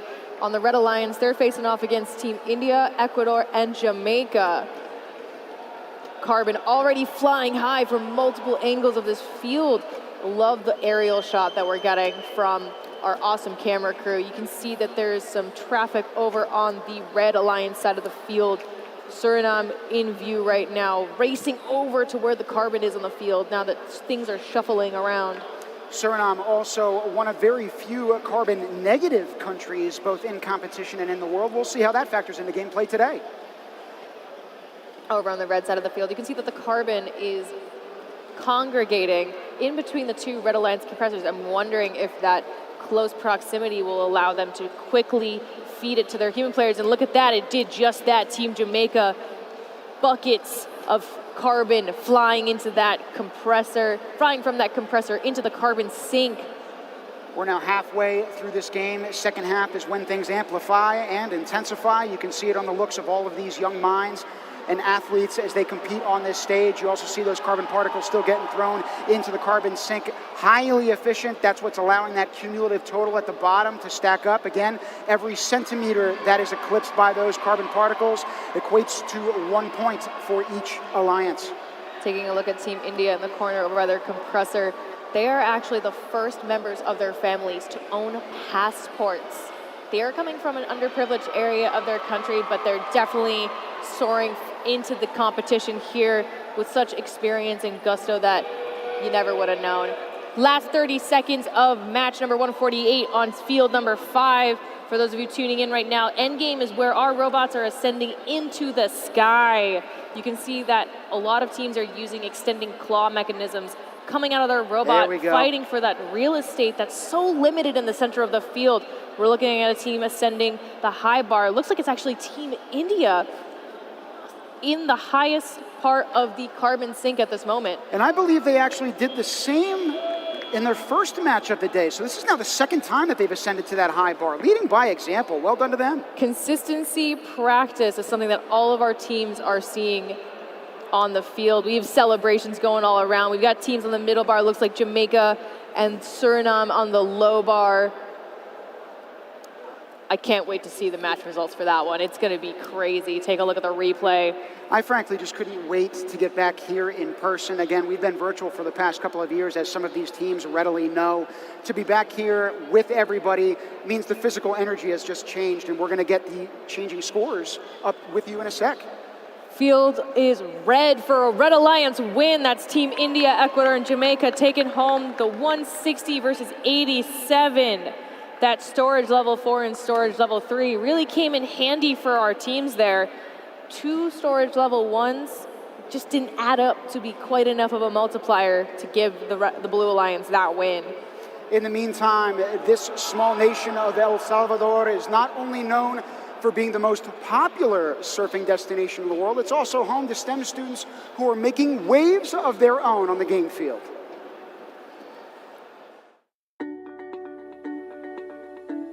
Hola, soy Ricardo Galvez, coach de Team El Salvador. Llevo 7 años aproximadamente promoviendo el uso de las tecnologías como domótica, IoT, impresión 3D, programación, entre otras, buscando despertar el interés por la utilización del enfoque STEAM. Es importante porque permite despertar una manera diferente de ver el mundo, utilizando el método científico en las ciencias, la recolección de datos por medio de las tecnologías y el análisis de estos mismos datos por medio de las matemáticas. Modificar las tecnologías por medio de los procesos de ingeniería y la conexión sociocultural con el arte. Estoy emocionado de participar con el Team El Salvador porque permitirá desarrollar todas nuestras habilidades como programación, mecánica, electrónica, entre otras habilidades técnicas adquiridas a lo largo de estos años. Esto permitirá poder hablar de estos temas con mayor conocimiento, buscando concientizar a las personas que puedan realizar pequeños y grandes cambios, buscando trabajar de la mano con empresarios, estudiantes, maestros, padres de familia o cualquier persona que desee realizar un cambio en la sociedad con respecto a estos gases de efecto invernadero como el CO2. Trataremos de crear estrategias que permitan hacer conciencia con respecto al tema y hacer mucho más énfasis en la importancia de abordar estos problemas por medio de la utilización de STEAM, lo que permitirá abordar el problema de una manera más integral, encontrando resolver el problema desde su origen.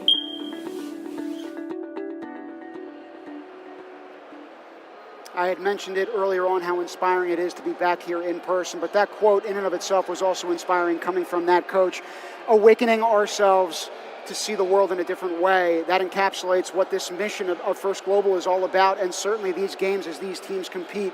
It is truly an inspiring message and something that all of these young athletes and mentors live by. We're going to have this game up here in a few seconds, but right now you see that carbon bin going to empty and dump all of those particles onto the pitch. It's going to be utter chaos here in a few seconds, and we're going to be down there in 5, 4, 3, 2, 1. Let's do it. I also really love their attention to the way society and humanity plays an part in finding problems and solving them. You know, taking things from a problem-solving perspective, not jumping into a solution, but understanding the different factors, the different variables, as well as the origin of what you're trying to do in the world. It's like amazing perspective from El Salvador. We also have two amazing alliances with Cuba, Denmark, and the Netherlands squaring up with Spain, El Salvador, and Angola. Now, Angola as a nation, something we haven't talked about, they're now in space. Angostat 1 was launched in 2017. It was their first comms satellite as a nation, and even though they learned from that trial and error process, Angostat 2 is set to launch this very year. They are soaring to new heights as a country and as a team here in this game.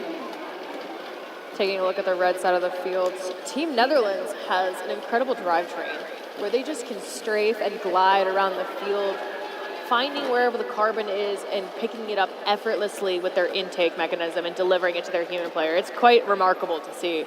It's so fast, just like Cuba as well, also delivering a bunch of carbon to their compressor on the red side of the field. Over on the blue side, we just saw Team Angola doing the same. A lot of carbon flying around the field in this match, as well as into the carbon sink. You can see the trajectories, and as it spirals. I love the watching it spiral down the funnel into the carbon sink. It's beautiful. It just adds a little element of action into the equation here, and something that again adds to the cumulative scores of both of those alliances as well. Now, if we get back to that carbon sink, it actually did look a little bit more filled than some of the other games we've seen thus far. We'll see if that co-opetition bonus comes into effect here. Yeah, we can see Team Spain on the blue side of the field. They got a bunch of carbon in their bot. I'm wondering if they can deliver it to their human player before the 30 seconds are up. You can see one of the teams are already starting to ascend. It looks like Angola looking for the middle bar. Netherlands joining them on the same side of the carbon sink. Cuba slowly releasing their arm to as well go for the middle bar. Middle bar is a popular one we've seen. A lot of teams found that that is their sweet spot when it comes to the end game. But everybody at the same time is raising the bar, including Team Cuba. As you see them right now, they've got that indicator in their bot, which means that if they can actually get above that platform, which it looks like they have done, they're going to at least achieve some of those multiplier increments. There was absolute elation coming from one of those sides of the pitch. Denmark and the Netherlands giving them high fives on the Red Alliance side of the field, looking at Angola, consoling each other after a match well done, truly. Love the electric orange hats from the Team Netherlands. We tip our hats to you for this awesome job well done.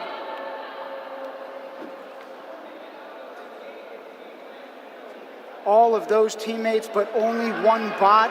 Incredibly challenging to get to this point, challenging to tabulate the scores, and we've got them up right now. Congrats to that Red Alliance. All three robots from each alliance did end up receiving a multiplier at the end of that match, but it all comes down to which level you're actually in. One of the terrific and many terrific things about the First Global Challenge and its alliance is that even if you come from one such as Borneo, there's no one in this competition that works on the island.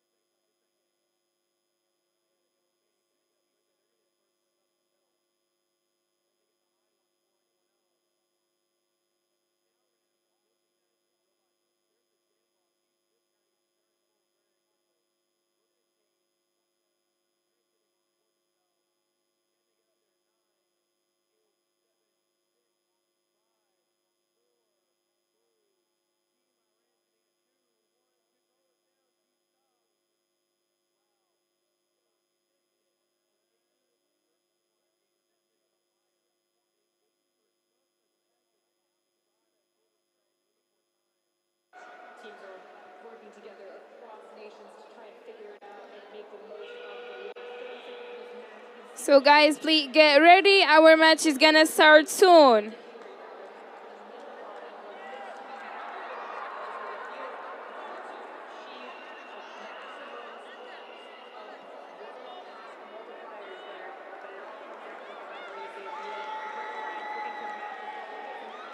Are you ready, guys?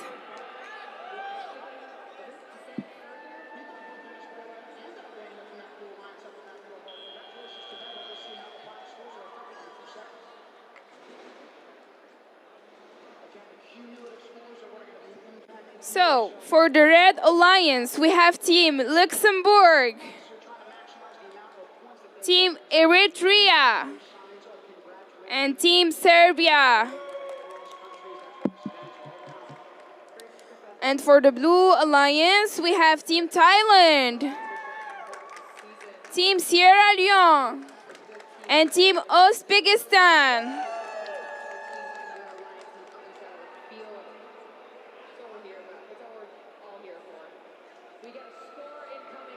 And because we have aliens, so we're gonna do some noise, okay? So with me, Red Alliance, Blue Alliance, Red Alliance, Blue Alliance, Red Alliance, Blue Alliance, Red Alliance, Blue Alliance. Good, guys.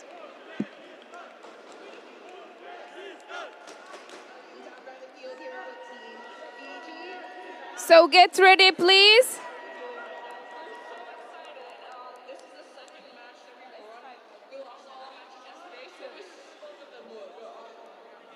We're so excited because we were a bit down yesterday, but today I think it's paying off, and we're super excited for the next few matches. Awesome. And what did you change overnight? Like, what did you do to improve your today?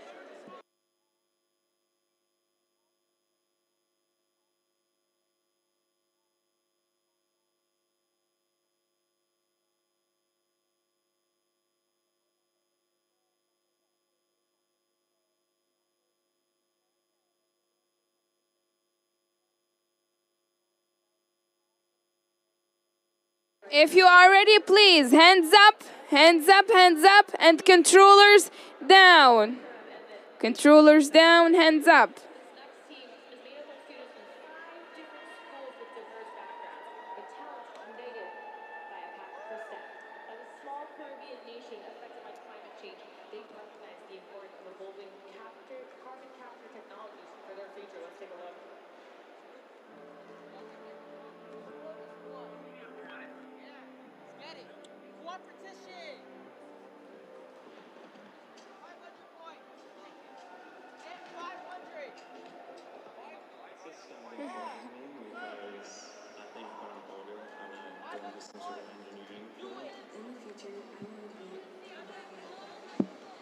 We need cooperations. We need high points. Hard luck, guys.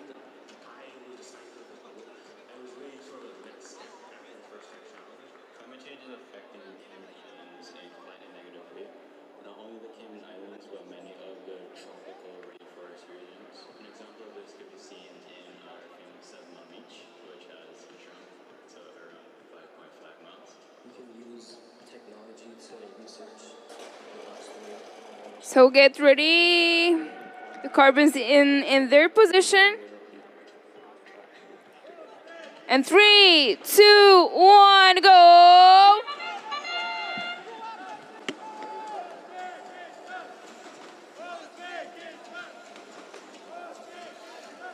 So almost all of the teams, they are trying to collecting carbons and put them into the sink.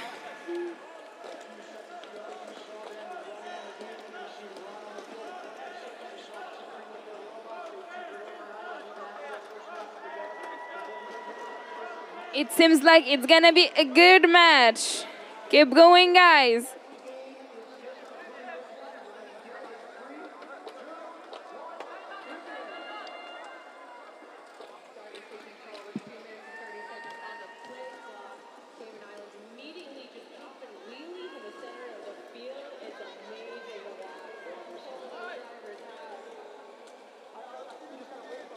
1 minute, 30 seconds left.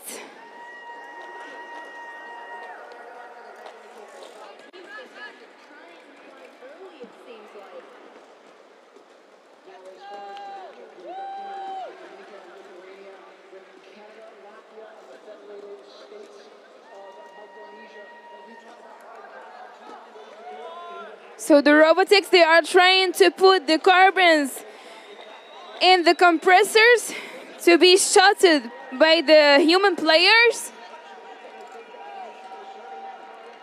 Let's go, guys. You can do it. You can do it. Keep going. Yeah. 45 seconds left.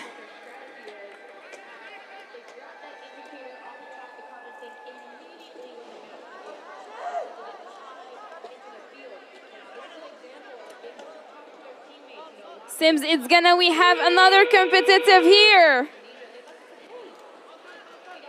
25 seconds left. So the teams, they are trying to get in support in the middle, in the high. Good, guy. Good.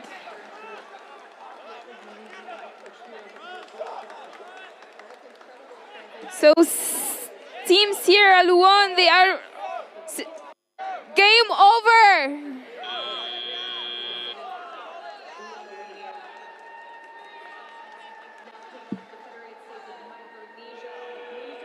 Hands up, please.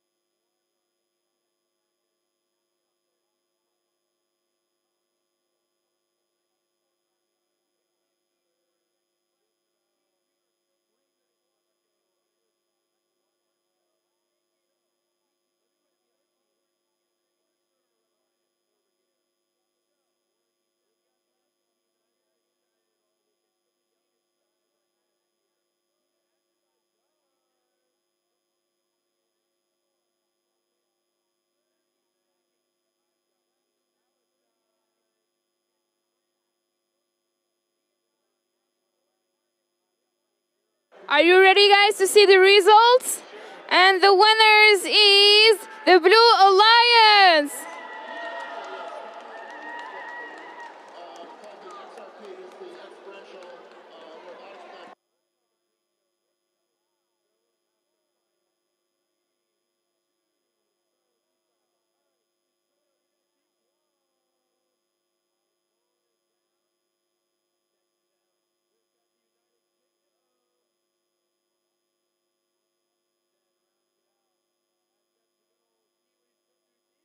And they can use it for younger students on their teams, but the hope is that it will spread throughout the world as a platform for learning about robotics and maybe as a way of kind of onboarding into first global robotics teams in the future.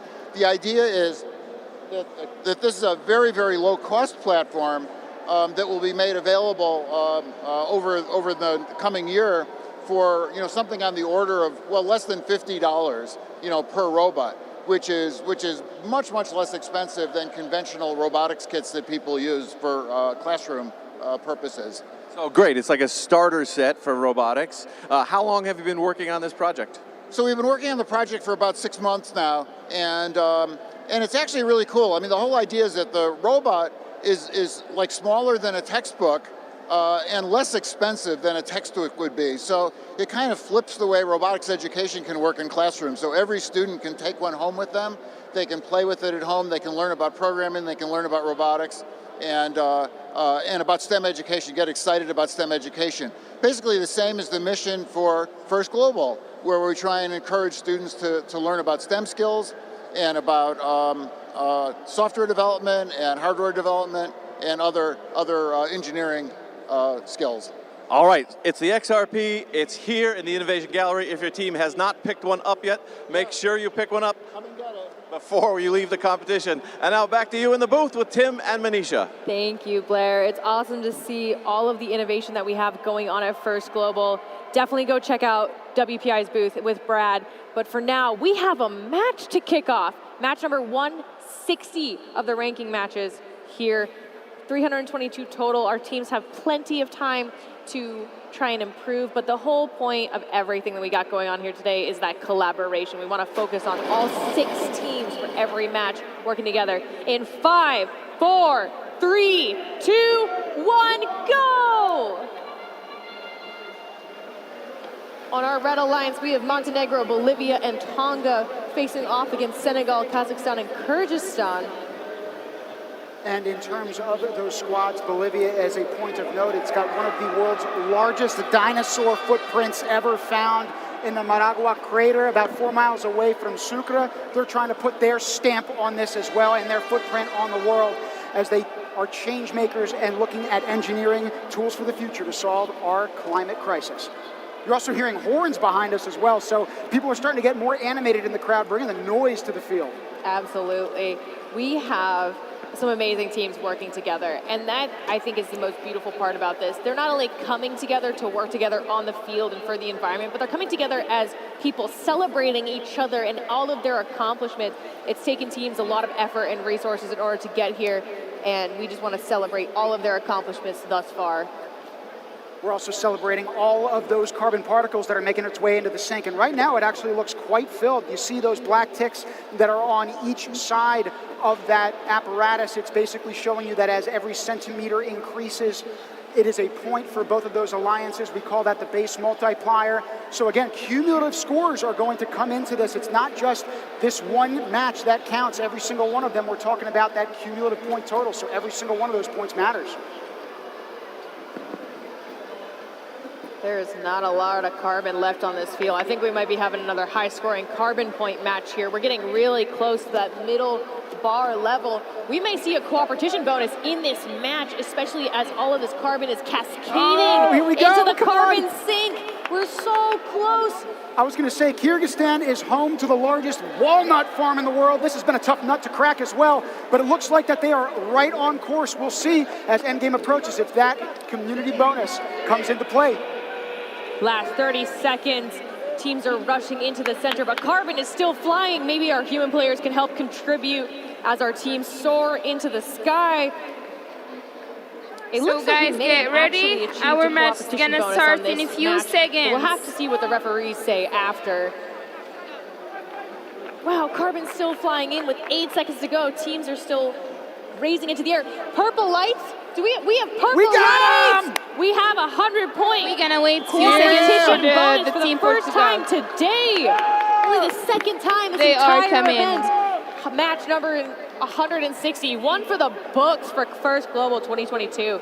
Great work by all 6 robots in order to achieve that cooperation bonus. And that's part of why you saw the scores on the bottom of the screen tick up. They're both at 210 right now because they both benefited from that 100-point bonus. Congratulations to all 6 of those teams. We may have a new high score for this match, which will be critical for teams flying high. So we're gonna start with the red team. We have Team Libya. As they're anxiously waiting for those scores. Love Team seeing the purple Tanzania. on that carbon sink. It really suits it, doesn't it? Team Cabo Verde. Look at that engineering marvel right there. Those climbers are so robust, and they have to be with all the wear and tear that they're taking as they're going up and down that carbon sink. For the blue team, we have Team Mexico. Well done. What a great match. Team Portugal. Green, as you see on that And carbon Team sink right now, I would Zambia. think indicating a thumbs up for everybody. We'll see how the scores come out.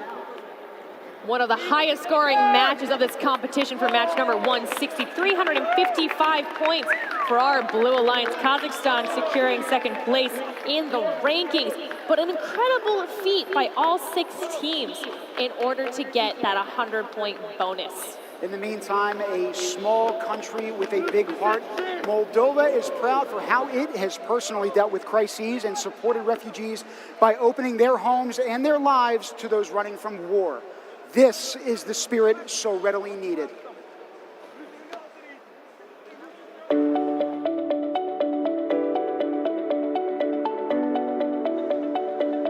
So before the beginning of the match, are you ready to do some vibe?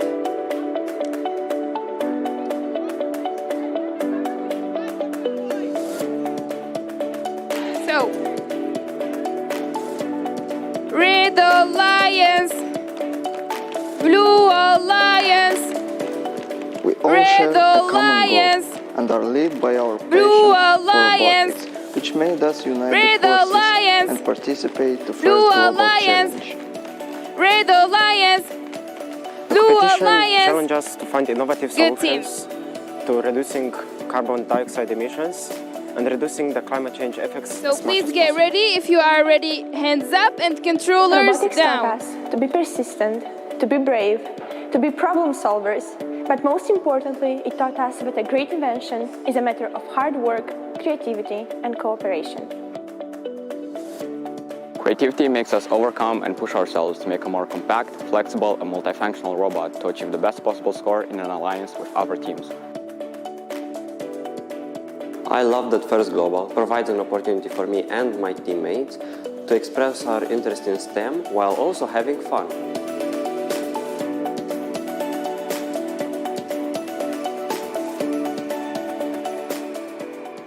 We're going to take you down to match 163 with that team shortly, but the 2 words that I loved from it Ready, were guys? flexible and Controllers down, multifunctional. That hands was the up, goal that they please, had for hands their up. robot, but as well, these teams themselves Thumbs and their up. human dynamics need to be similarly flexible and multifunctional. We'll see how it comes into play in this next game as those balls get onto the field. Those So the teams are gonna carbons, see they where are they in their scatter. They're gonna see what their position. initial approaches We're gonna look like, start and we begin in in 3, few seconds. 2, 1, bring it on. 3, 2, 1, go! Team Moldova is joined on the Blue Alliance by Turkmenistan and Team Hope. So for Team this match. Mexico, they On are the Red going Alliance, we have faster. Indonesia, Belize, and Estonia. All 6 robots are going to be working together for So this first 2 try they minutes of are by match, the team trying to fill Libya. that carbon sink as much as possible. Now Turkmenistan, it looks like, is The going for that blue robotics, they indicator, are as is the trying case to on the red collect in indicators carbons alliance as well. and put So them strategy into the changing. sink. It looks like that blue indicator is now off of that platform, so we'll see if the climb begins for that alliance. Meanwhile, red is trying to get up there. We'll see what country we're talking about in a second. I believe it's Belize. Belize? The teams, they are trying to do their best. Keep Already going, 45 guys. seconds in, you get this combined effect of going for those indicators for the climb, but also So the Team individual Libya, carbon they are particles making their way getting into the started sink. to get supported. Team Hope over by the blue compressor, shuttling carbon over to their human players. Also being done by Turkmenistan. 1 minute, well. 30 seconds left.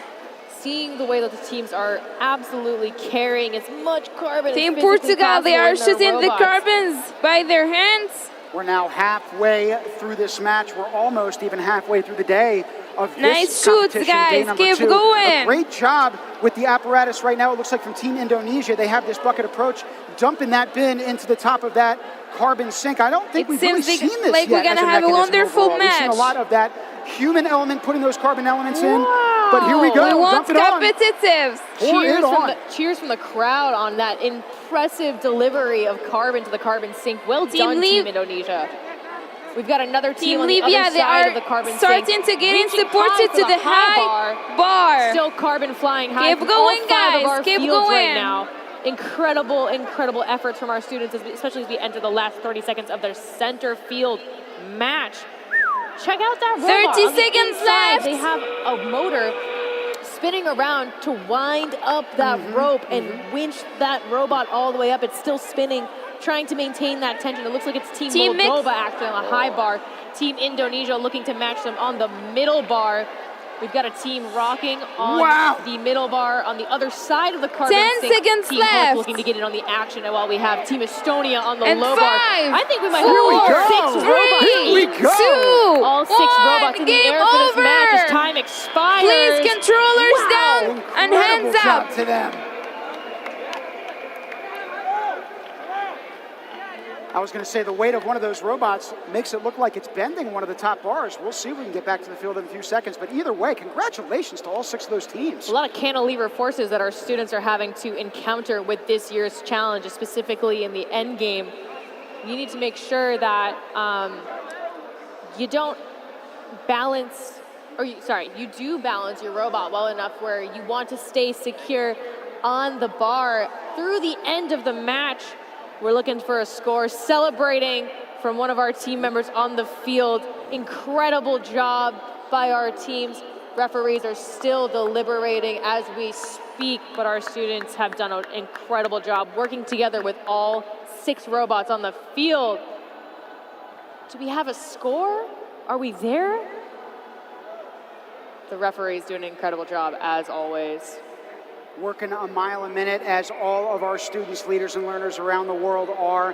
We all wait with anticipation after these 2.5 minutes. So we are ready to see the results, They're happy, guys. they're smiling. And the winners is the Blue Alliance. Took this match with 212 points on the table. Now, something important to remember about the rankings this year, it's not about the wins or the losses, it's about your average score. So all 6 robots working together are very, very important in order for all the teams to succeed at this competition. It's not just one alliance versus the other, it's everybody in it all together. And it's not just one person in the booth right now joining us, we've got 2. So our next guests, first is Mohamed, one of the mentors of Team Syria, and joining him in the booth is one of the students from the team. Mohamed, despite the difficult circumstance in their country, the team has found one outlet that empowers them to imagine and create, and they're continuing to expand that experience to more and more Syrian youth. So thank you so much for joining us and for your work. So in terms of your work, can you tell us more about even the team itself? I know that there are more teammates that weren't able to make it here today. Can you explain more about that broader team? Okay, so we have 9 team members in Syria. As you said, we weren't able to bring all of them here, but we even those 9 are all working on the robot, and they have different tasks. Each one is working on different section of the team, and now they are watching us and cheering for us all together. As are we. I'm very confident of that fact. And what are some of the challenges that you as a team have had coming into this competition? Yeah, in Syria we didn't have a place to work like 24/7. We were like 4 hours a day. It's not that enough, you know. We had problems in working together because that's our first time working together. Yeah. What were some of the ways that you overcame that challenge of not having enough time together? Yeah. We didn't have enough time. Like, we don't have a place to work. Also. And in terms of sharing, again, you're trying to spread this word with the Syrian youth. What words of wisdom would you share with them at home right now? Well, it's just don't look at the problems you have and just focus on the future and how you're gonna help in solving the problems you have now. Don't wait for others to solve these problems, and you will be the part of the solution. I love the fact that earlier on we had speakers here in our opening ceremony. They were saying some people only see problems, right? And what you're articulating is let's look at the solutions instead. Yes. And it's clear that your team has taken that message to heart. Yeah. How do you feel being here with all of these other countries and youth of the world competing? Like happy, proud of myself. Like I'm part of my Syrian team. I can see every other countries like very happy. Good, and we are obviously very happy to have you joining us here in the booth as well. What do you do when you go home from this day of competition, or sorry, to the hotel at least? Yeah. What is that conversation like with your team? Well, they are talking every time when we go back to the hotel about we met teams Morocco, we met team Spain, and we had some discussions and we played with them and we ate some of their candies. Yeah, and this is maybe the only place in the world that you will have everyone here together, eat the candies from all parts of the world, get souvenirs from each part of every country, get to know about their culture and about the things they do back at home, and even stay friends with them even online after the event. And that's also what's happening with us. The friends we made back in 2019, we remained friends, and now when we met them back here, it's really great. Well, you're talking about that sweet candy. It was sweet to have you both up here with us as well, but we got to get back to the action. This next game starts up in 3, 2, 1. Let's do it. 2 minutes and 30 seconds counting down our Red Alliance. We have Qatar, Hungary, and Marshall Islands versus the Blue Alliance of Sri Lanka, Bhutan, and Barbados.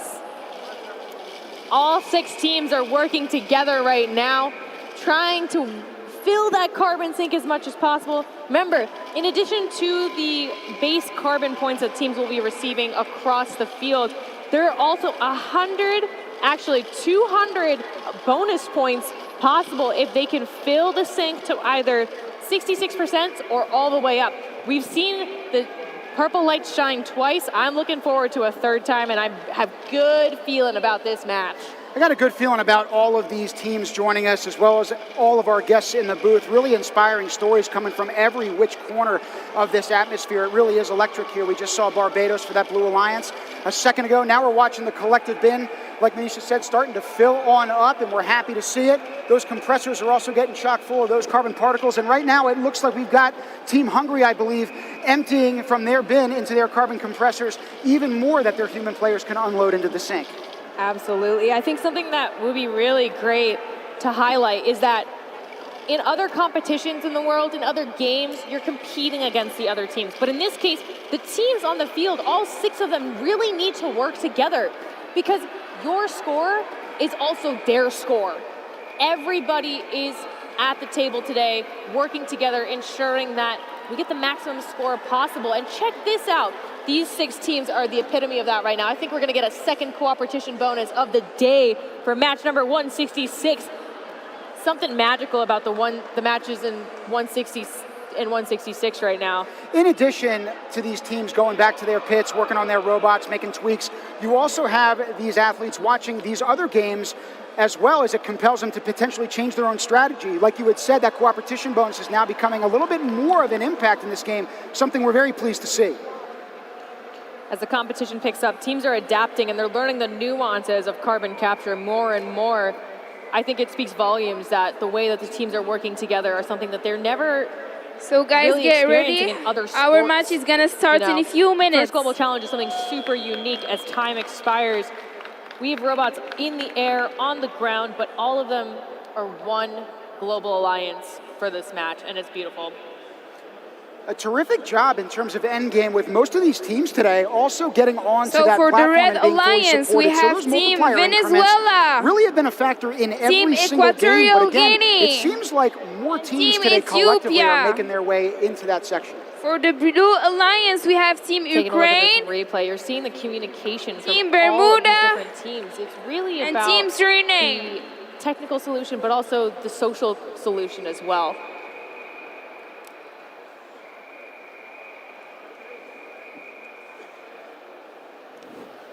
We are waiting a score. Lights on the field turning blue, which means the Blue Alliance took this one home with 104 carbon points for all 6 teams. Incredible. Every single team on the field ascended in the rankings for this match. The storage levels were And pretty like much the other one-to-one, matches, we're going to do some vibe incredible again, work okay? from all of our teams in that last match.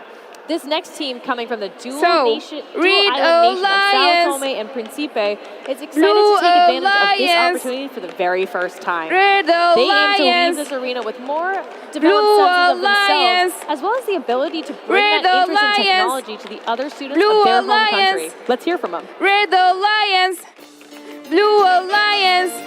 Good job, guys.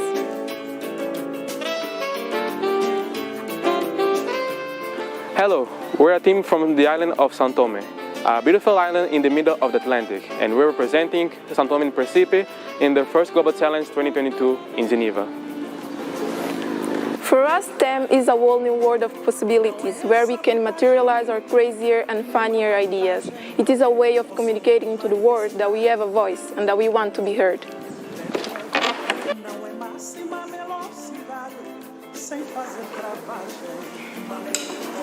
STEAM is very important to me because I enjoy dedicating myself to something that will make the world a better place and help improve our lives in many different and exciting ways.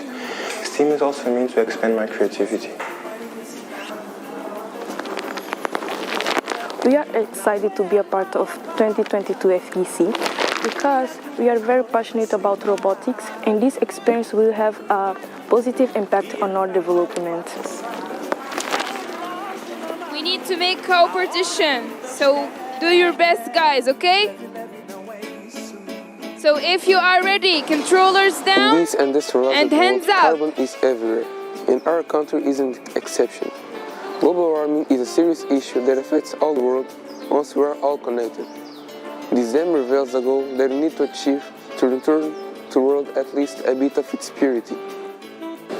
This experience is really important for us because it allows us to gather a lot of new important skills like communication and cooperation for the future. It also made us learn about new solutions for whole problems, not only for our country, but for the whole world. After all, we visualize the world as one community. We are very excited to be a part of 2022 First Global Challenge.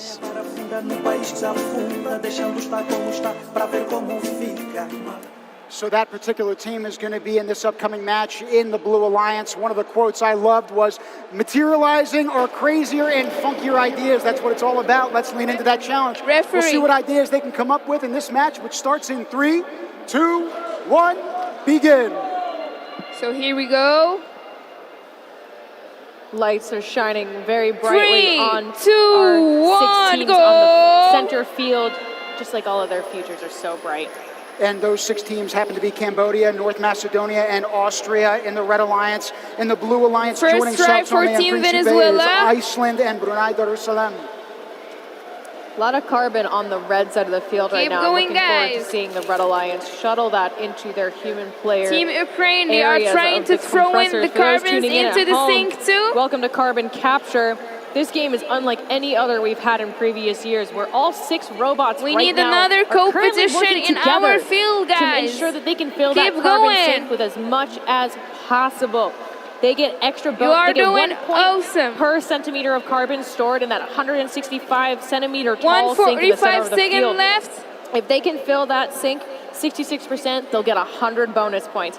If they can fill it all the way to the top, which we haven't quite seen yet, they get an additional 100 points. There's 200 bonus points on the table for these teams to be working together. Even if they're not filling that carbon sink, they are certainly filling my heart with joy. I am sure you can say the same at home. We are halfway through this match. 25 to 25 at the bottom. The Again, those robotics, scores they will be are similar trying because to of put the shared and carbons in common the goal of carbon compressors capture. to be Each one of those shooted particles, every by the centimeter that human it rises in that players. central sink is 1 point. And what they do.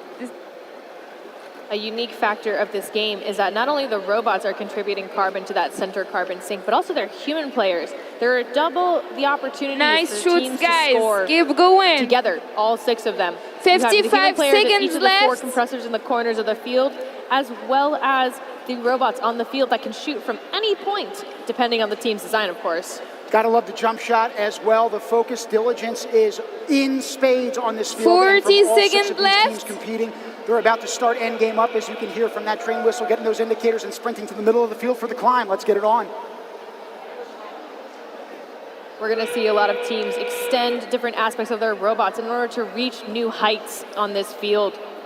Some teams going for the high bar, some teams going for the middle bar right now. A lot of teams are in the center, which, based on the way So that the the increments are robotics, playing they are out, begin as long as to your get in robot is fully supported. supported by that white platform To the you're high, seeing, to and the you have that middle, we blue don't indicator know. as just shown on your screens, So that 5, secures 4, a multiplier for that 3, specific robot. 2, So the entire 1, match, game over. teams have to Controllers work down together. and hands There's up, a sense of please. individual contribution, but what's most important is the way that you work together. And I love that about First Global Challenge. It's unlike any other in the world. There are so many things that we could talk about loving about the First Global Challenge, and it's part of the reason why we've been involved for so many years, even though it does grow over time. We're blessed to be here in Geneva, Switzerland, with all of these wonderful athletes and young minds across the globe. The focus is uncompromising when it comes to these games. Even though we've got balls of carbon flying at each one of these kids, trust me, they have their eyes on the prize.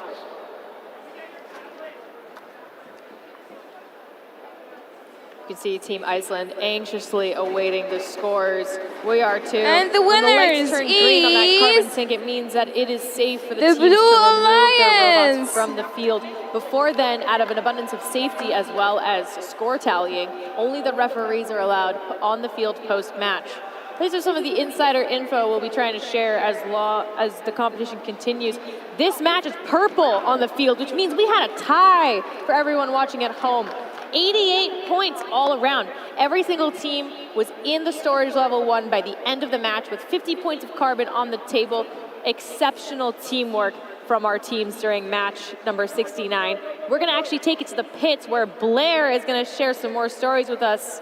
In the pits, it's still active. Teams are competing all the time, but they're coming back here and they're proud of their pits. And let's hear about the experience here from Team Romania. So, your first time ever at First Global, but you've done First Tech Challenge. Give me some impressions. What are your thoughts about attending First Global? Yeah, this is our first time at First Global. It is an outstanding experience. It's like something we've never seen before. It's really incredible to get to see all of these cultures here and learn so much about their way of living, of interacting with the STEM community. And what our favorite part here is cooperating with with the other teams. We love interacting with them and giving advice to each other. It's completely incredible. Okay, incredible, outstanding, new, collaborative. That's all fantastic. What's your favorite part of First Global? I think meeting the teams, because over 100 teams from all over the world are here, and learning about their culture, traditions, and so on. And you've gone to different pits and tried different foods, I imagine?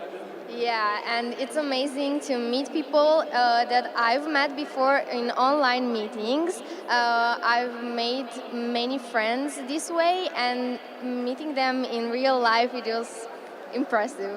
All right, well, good luck at the rest of the competition. Keep making friends, and we hope to see you at the next First Global as well. Now back to Manisha and Tim in the booth. Thank you, Blair. Our next team we're going to be featuring is known for their ubiquitous and noble engineering. Our German team, hailing from Hanover, is known as the ISHR Mechanical Mustangs, and they're eager to take the wheel here in this year's competition. Let's take a look.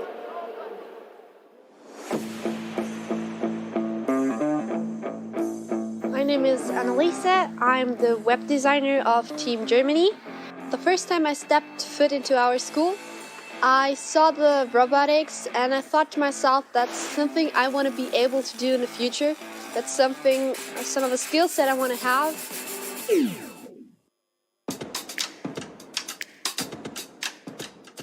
The thing I enjoy most about working at GCU would be to work on a common goal alongside with other companions that you can share your hardships with.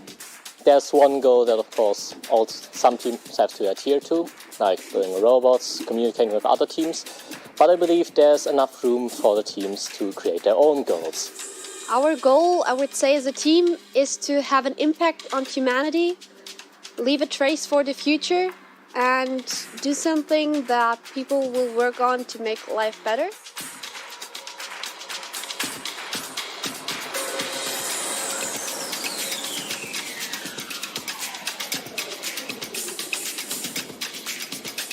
Those Mustangs are no doubt charging into this field of competition. This game's going to get going in a few seconds here. We'll see them fly onto the field as that carbon makes its way out there as well. We're going to get going in 3, 2, 1. Let's go. Team Germany is joined by Fiji and Slovenia on the Blue Alliance, as well as on the other side of the field, we have Gambia, Kosovo, and the Republic of Korea. All 6 teams are currently working together to hurdle all of this carbon from respective parts of the field into the compressor and then ultimately into that center carbon sink. All 6 teams need to work together to fill it as high as possible, as the other team's points are their points as well. We're all working alongside one another, and that includes the mentors. For Team Slovenia, both of their mentors actually started their first global journey as student members and then became mentors later. So again, that alumni membership is something that is integral to the success as we continue to grow this competition year in and year out. Taking a look at Team Germany's robot, they have this incredible pivoting system in their robot to shoot carbon, I imagine, from any part possible on this field. Incredible, incredible display of German engineering. Also Slovenian engineering, you see that in the foreground. They were ushering all of those carbon particles into their blue compressor as we speak. We'll see if they can make their way into that central sink in a few seconds. We're now halfway through this match. A couple of different shooting types of robots on the field right now. We just saw a close-up of, again, Team Germany's robot. They have 2 flywheels. So there's a couple of different ways that teams can be shooting carbon either into the compressor or into their center carbon sink. Flywheels, especially spinning 2 wheels in opposite directions, there's an extreme speed there. But also with that speed can come inaccuracy if you're not at the right angle or if you're at a certain distance physically away from the carbon sink. There's another example of this flywheels, but at a different angle. So having your flywheels straight up versus off to the side, I believe that was Team Kosovo on the Red Alliance. Right now, it looks like that blue indicator has also been knocked off the top pedestal, so we'll see if climbing is initiated. But either way, all 6 teams are going to get into the center of the pitch to begin that as well. You see, I believe that was Team Kosovo that was waving its robot, almost willing it to try to go to the middle. Go, go, go, go, go. Team Republic of Korea is looking to go to the high bar right now. Another team in the middle bar, it looked like that was Team Fiji. They had one of their ropes or wires from their climber on an aspect of the bar. I hope it doesn't interfere with their ability to climb. Looks like Team Republic of Korea and Germany are both in the air. I'm looking forward to seeing who else is able to receive that multiplier bonus at the end of this match. Loving the nods of approval, loving the smiles as well as people are reflecting on that short, very short 2.5 minutes. But it does look like the energy is largely positive, and why wouldn't it be at an event like this? Hugs as well with all of your new friends that you're making on this field and at this competition. It's magical to watch the teams walk around. And I've heard from a few other teams, have you been to this? Have you been to this pit? Have you been to that pit? Apparently Team New Zealand has Lord of the Rings rings in their pit. Got to go check that out too. Remember, we even had Team Syria up here earlier on in the booth talking to us about how they themselves were going from pit to pit, enjoying all that company and compassion as well as the candy. It's been a sweet, sweet couple of days that we've had here so far. Or spicy. Team Pakistan brought some spicy gummies into the booth yesterday. Delicious. I was going to say the game and the scores spicing themselves up as each of these teams is getting repped. The scores are about to come on in. And with the blue light on the field, the Blue Alliance had the higher score for that match. 120 to 126. Either way, all of our teams have had minimal impacts to their overall ranking. It's all about that average score, you have to remember. Well, wins or losses, everybody wins something. Even on the Red Alliance, although the match wasn't a win per se, they still went up in the rankings because their average score elevated them. It's a great game we have this year. And talk about just elevating the world of STEM in general. Dean Kamen is a man of many talents, including his inception of this very first global challenge. He said to our kids earlier in the week about how it's not a coincidence we use the word So guys, get ready. Our match is for this gonna event, start in a few and how seconds. commonality is critical to solving global problems. The power of convening is readily apparent through his work and through this very event, which has rightfully and proudly continued to grow over the many years since its inception. Let's take a look. Are you ready, guys? My hopes for the future of First Global are that it becomes institutionalized in every country.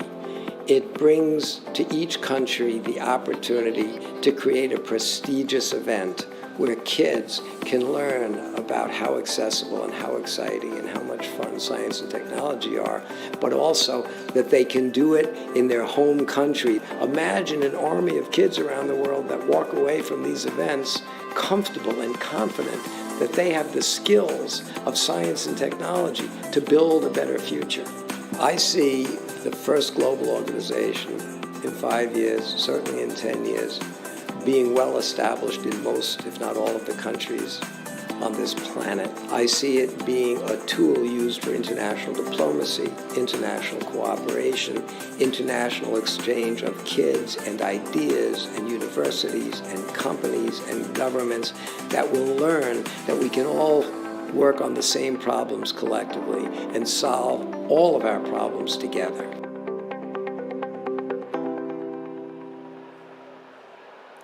Our next nation's tricolor flag symbolizes valor, victory, and independence. This team understands full well that in order to solve problems like climate change, we must not fight one another and be on our own, but we must come together and convene to be at our collective best. Let's meet Team Colombia.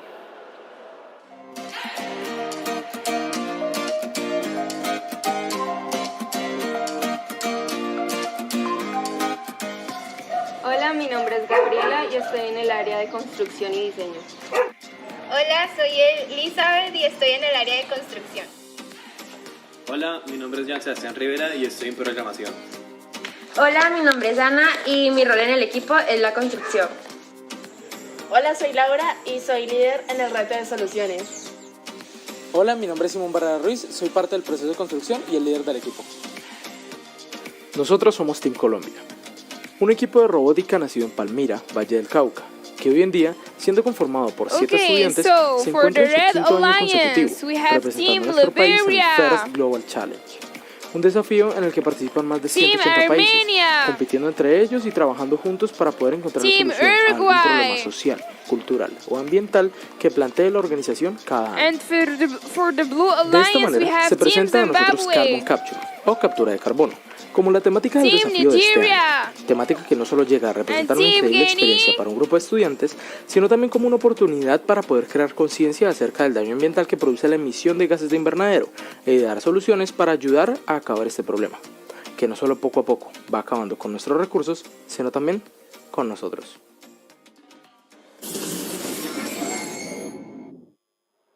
All 6 teams are working together, trying to score as much carbon as possible into our carbon sink in the center.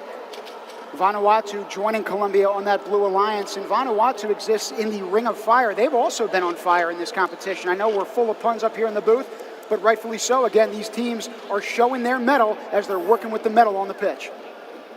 Looking at Team Malaysia right now as they are collecting carbon and just tossing it into their robot. Blue collecting Alliance, as much are you as ready? Possible. If you are ready, please, controllers down and hands We gotta up. capture the memories because this is such an Hands amazing up, competition controllers right down. now. About halfway through this competition right now, you're looking at Team Colombia studying their robot, even pointing about where on the field to navigate and go. It's a very quick 2.5 minutes. A lot of those carbon particles are flying around. Don't think that we are going to get that cooperation Red bonus in this Alliance, game. are We you haven't seen in ready? a while, but If we've you also are got ready, some parts please, of robots that are controllers on that down field. I and hope hands connectivity up. issues are okay here. Our match is gonna start in a few seconds. Luckily for our first global teams, we have the Flying Squad, spare parts, and Robot Hospital for any of their needs. So the carbons, they are in their position. With experience and are eager to help all of the teams succeed in this competition. And 3, 2, Kenya flying 1, high go. with that carbon into the funnel. We're at match, by the way, 175 of this event, if you come to think We're of it. gonna see who's The gonna do the hundreds first. 2.5 minute games that we're bringing you is just, again, a testament to the fact that there So are a Team million moving pieces Armenia. to this thing. And also 6 moving pieces in the last 30 seconds because we're going to see Endgame begin here right now. Just saw members of the Red Alliance pulling up that red indicator for their robots. At this point in the game, our teams will be fleeing to the sides of the field with a white line in between their respective alliance compressors. What they're trying to do is get over the white line, place the indicator in their robot, and ascend on our carbon sink, whether it's on the platform or high in the air on that high bar. Or be shooted by the human players. It looks like we've got a little bit of contact between some robots. Hopefully they can still all be supported by their specific bar that they're shooting for at the end of this match. I was going to say, it looks like Team Kenya in particular. All 6 of those teams did a phenomenal job with this final game of the first half of the day. Nice shoots, guys. Although we Keep still going. are awaiting these scores, and we'll bring them to you shortly. Team Kenya, the epitome of balance and grace Make with your their robot at best. the end of that match. Look at that. High fives from Simon at the beginning of the match, too. Spreading the joy, spreading the love. It's a tangible experience that all of us are taking away from it. And for those of you watching at home, I am sure you feel the same way wherever you happen to be. We're just grateful to have you with us.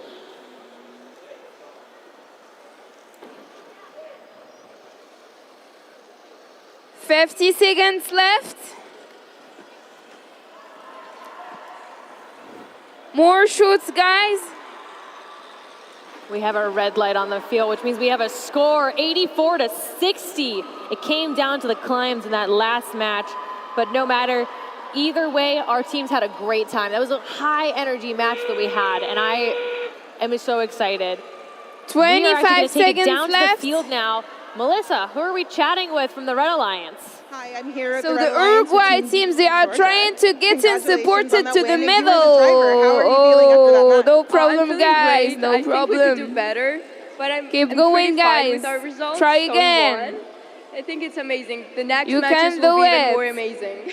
Awesome. And what are you planning to do in anticipation of those next Game matches? We're about to go to over. lunch. So Hands up, what are you gonna do controllers over lunch break? down. We're over the lunch break. We're gonna fix the issues that our robots had. For example, the Can shooter, you make the and robots also please with off? the hanging part. So I hope that everything will be better in the next matches. Perfect. Thank you so much. Good luck and see you out there. Back to the booth. Thank you, Melissa. Before we break for lunch here in Geneva, I would love to introduce some awesome people in the booth with us right now.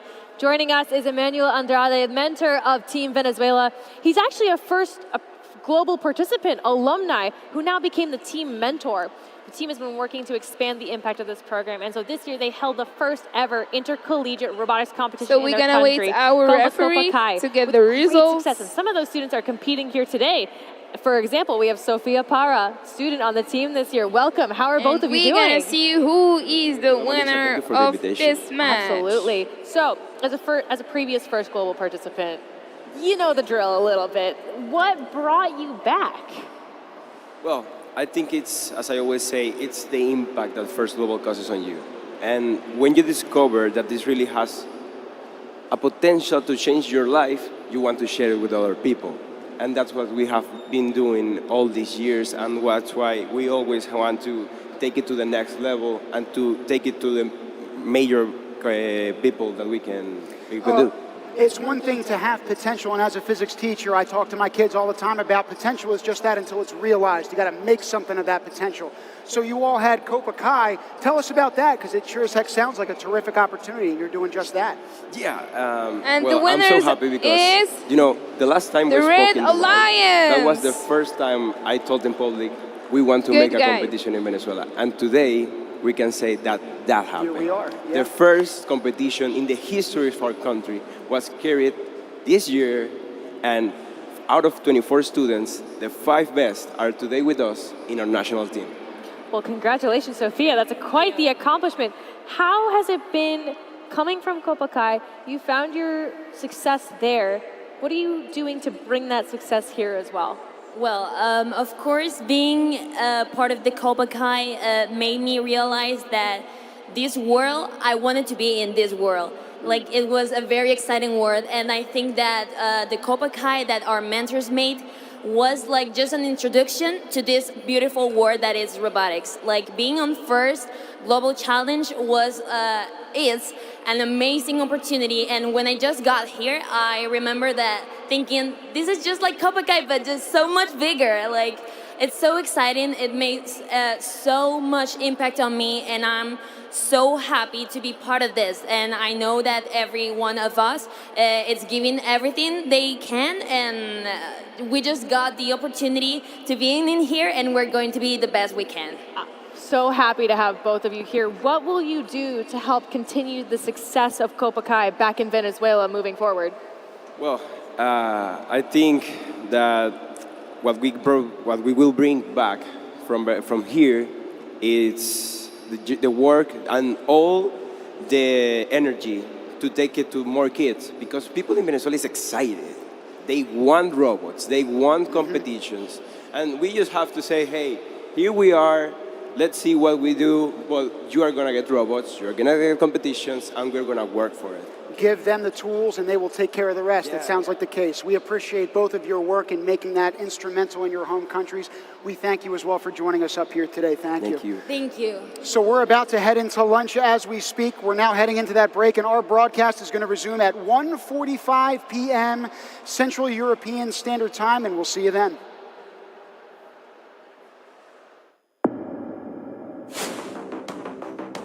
Passion to exist. Engines running. 3, 2,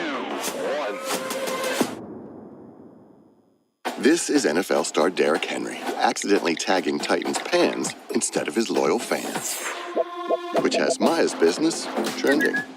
Good thing Titans Pans uses FedEx to help prepare for unexpected demand, because you never know what's next. At Lamb Research, we challenge assumptions, defy conventions, and push the boundaries of the semiconductor industry. And we're just getting started.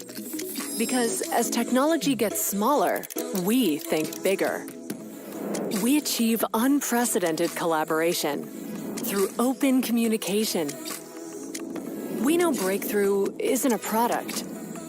It's a process driven by precision. We don't just speak of the future, we ensure it. It takes recognizing that the right inputs lead to significant outcomes, then delivering time and time again.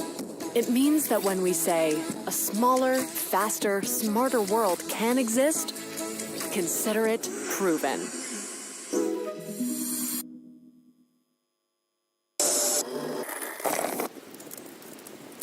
Tomorrow's industries call for next-generation automation today. We will help you make it better so you can make it for life.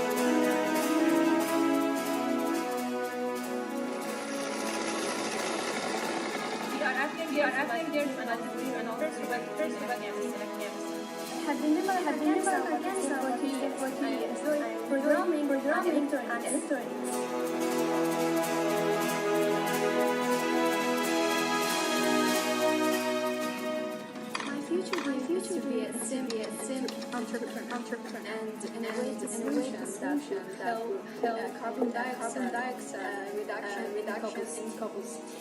I like mechanics, and I hope one day we can hold the first challenge in Afghanistan and show our beautiful country to the world.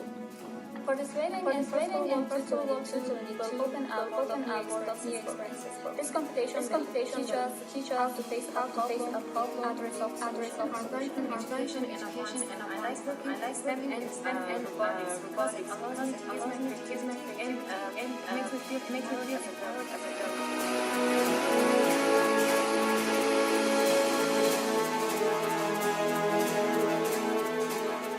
Hi first. My name is Sam, and I'm representing Team Albania. The past few years have been impacted by the COVID pandemic. Something I'm looking forward to this year's competition. It's finally being able to travel again and engage all over the world, physically instead of online. Here's what the rest of our team members have to say about what they're excited for this year. My name is Martin, and the thing that I'm looking forward to the most for this year's exhibition has been exposed to cultures and especially music from all around the world. Hi, I'm Siri. This year, I'm excited by getting more experience in the STEM world and learning more, especially mechanics. Hi, my name is Deborah, and I'm a first-time participant in Global Challenge 2020. I'm excited to be working with my team, finding solutions towards the difficulties that our environment is currently facing. Hello, my name is Pedro. I'm very excited to build a robot.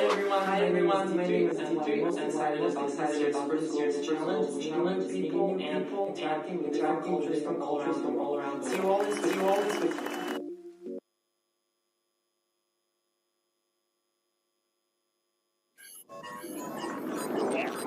We are Nigeria. If you want to know our story, I'm Maryam. I'm Sami. I'm Yunus. I'm Felix. I like Zayn. And I like the STEM center here. And I like playing video games. I like art. I like it.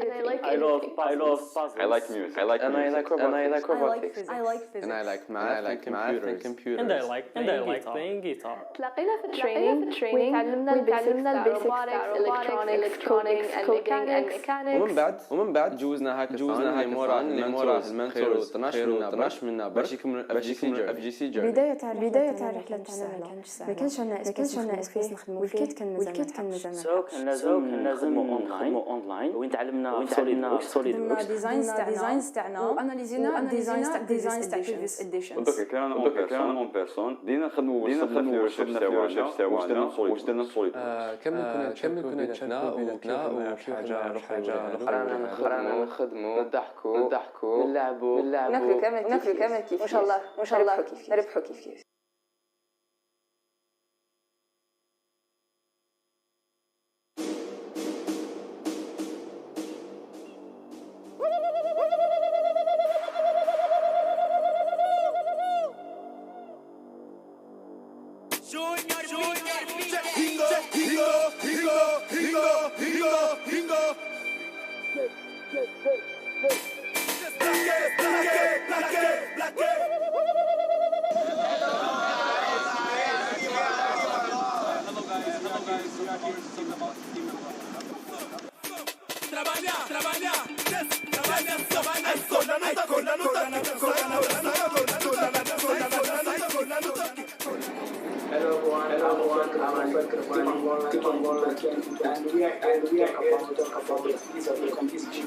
And we are so happy to make one more time in the competition and we hope for the best. And in our team we have five students such as Carvalho, Nacho, Joaquin Junior, Lando Faria, Marcos, and the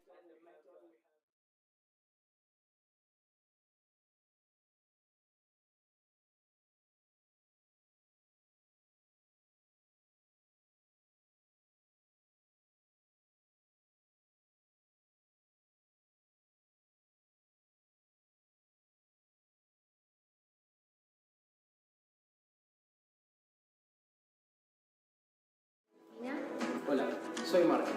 Hola, soy Nico. Hola, soy Manuel. Hola, soy Mauri. El año pasado participamos en la Copa Robótica de Robot, representando a la provincia de Buenos Aires. Es una competencia nacional de robótica en la que participan todas las provincias y el equipo ganador es el representante de la Argentina en el First Global Challenge. Nos fue muy bien. Salimos segundos. La verdad, la experiencia fue genial, pero nos queda esa sensación de que faltó un poquito más. Igualmente, estábamos muy cansados y sabíamos que íbamos a poder rendir de la mejor manera en el mundial. Pensamos que quizás había sido lo mejor. Hace poco nos enteramos que la Copa Robótica no se iba a poder hacer este año. ¿Y qué significa esto para ustedes?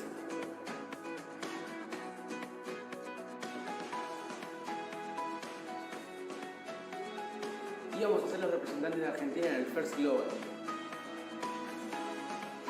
Es una locura. ¡Nos vamos a Suiza! Es algo que nunca en mi vida me imaginé que iba a poder llegar a hacer. Así que nada, nos pusimos a trabajar. Hace un par de semanas recibimos nuestro equipo. Y estamos muy emocionados. Estamos trabajando muchísimo, pero lo pasamos muy bien. El tiempo se está pasando volando. Ya estuvimos hablando con chicos de otros países. Son todos muy buena onda. La energía que se vive es increíble. No podemos esperar para subirnos al avión.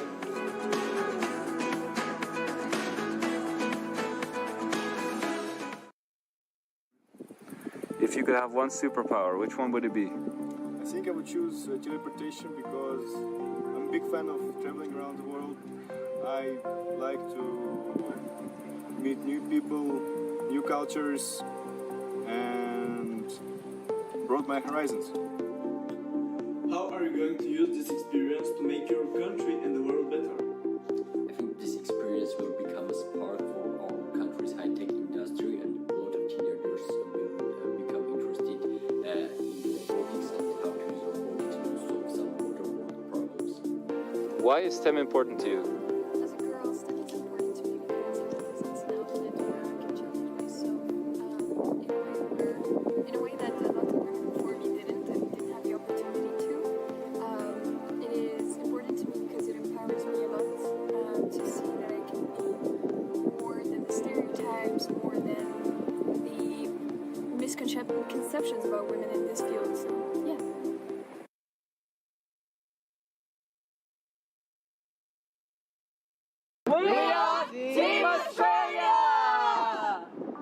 We are Team Australia, a team of high school students based in Sydney, Australia. Australia has a diverse range of wildlife. We have an abnormal amount of blue-tongued lizards and spiders. We have koalas that literally sleep up to 22 hours a day. And we have kangaroos that will box you. Some of the things that make Australia unique are our range of both natural and man-made landforms. For example, our natural landforms include the Great Barrier Reef, Uluru, and the Savile Apostles. And from our man-made landmarks, we've got Sydney Harbour Bridge and the Sydney Opera House. Each one of us has been profoundly impacted by STEM in a variety of ways. On the smaller scale, it has instilled us with cooperation and confidence skills, while also sharpening our engineering minds and creating a passion for the science, technology, engineering, and math fields. Australia is a proud multicultural country, and it's quite evident in the teammates that we have in Team Australia. Most of our teammates are from different backgrounds, different cultures, and we're all unified for our love for robotics and our passion to help others. Some of our team members have only come to Australia in the past couple of years, and regardless of that, we are still part of Team Australia because that's what Australia is, and together we are in this competition to share our love for robotics.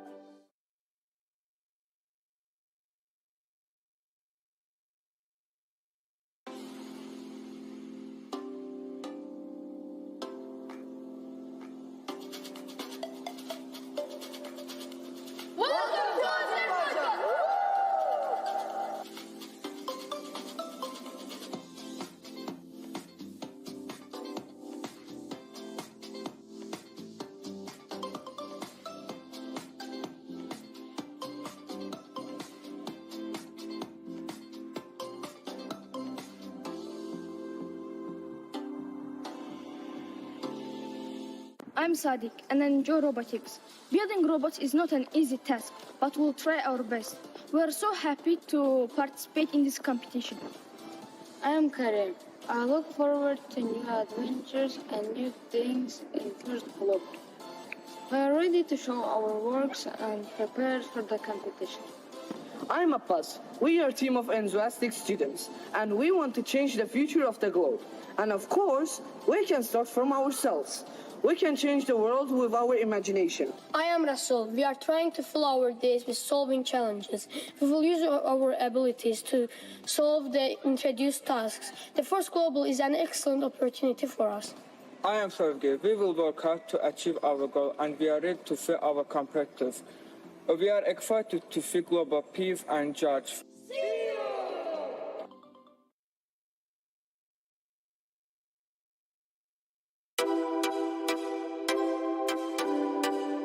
Ever since I was young, I always had a like for discovering and exploring the world and finding new things. So STEM was the easiest way for me to go about that. And this year's 2022's first global challenge is actually the first type of challenge I've ever been to like this. So I'm happy to be able to test my skills and represent my country. This year's theme of carbon capture is important to me and my country because the Bahamas is severely at risk from global warming and climate change. Hopefully this competition will bring more awareness about this very serious issue. I'm excited to be a part of the 2022 First Global Challenge because through this competition, I and my other teammates are being pushed in ways that we've never been pushed in before. It is also a way to meet with and work alongside persons from other nations and see different cultures, ways of thinking, and mindsets. I will use this experience to make my country and the world better, to bring more awareness about the field of robotics and STEM as a whole.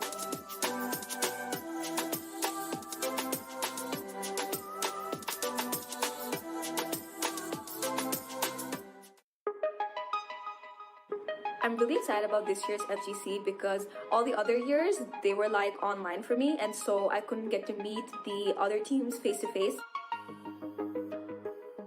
A lot of people in my country don't have the opportunity to go abroad and pursue things that they actually love and have a passion for. I was part of FGC 2021, but I wasn't able to experience it in person due to COVID restrictions and pandemic. I think the most important part about this challenge is to understand the importance of reducing carbon emissions. So I want to use experience to improve myself and those around me to have greater impact and create more positive changes towards this problem. More people of Bangladesh learning about STEM and FGC is a big deal so that our country can get to know robotics better, and maybe a lot of kids can be a part of it too. In order to strive to be the best possible version of ourselves, collaboration with our peers is necessary. That's why it is important to me that collaboration is strongly emphasized in the first global challenge. We locked in our position on the top 10 for the last 3 years, and this year we're confident to win.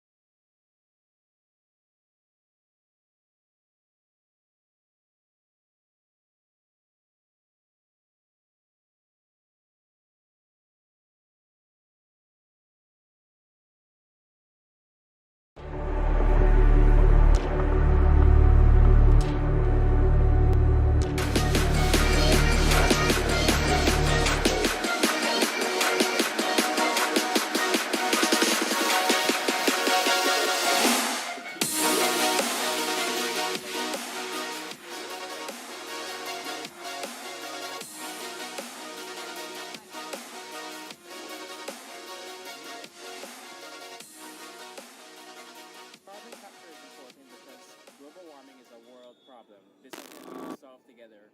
Right now, we're taking care of the oversized baggage. A piece We of can't advice put it I in would the give to machine future thingy first above global because participants way is too to never big. give up, have fun, So we're and learn going from right your there mistakes. to the oversized baggage check-in. And after that, The impression that we want to leave as team building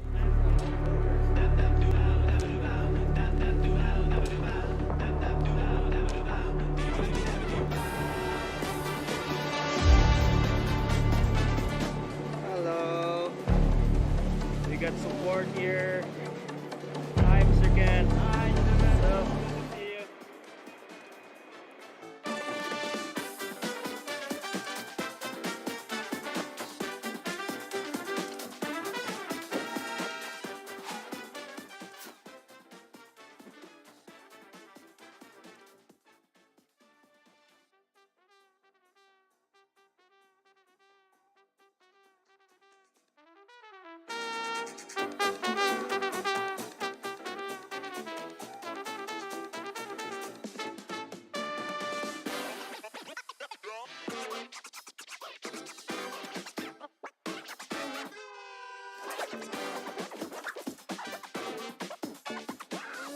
Justin, how was your luggage?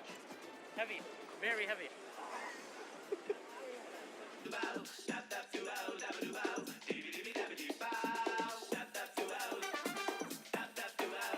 So I cannot bring my drone here, guys. There will be no aerial footages when we get there, sorry.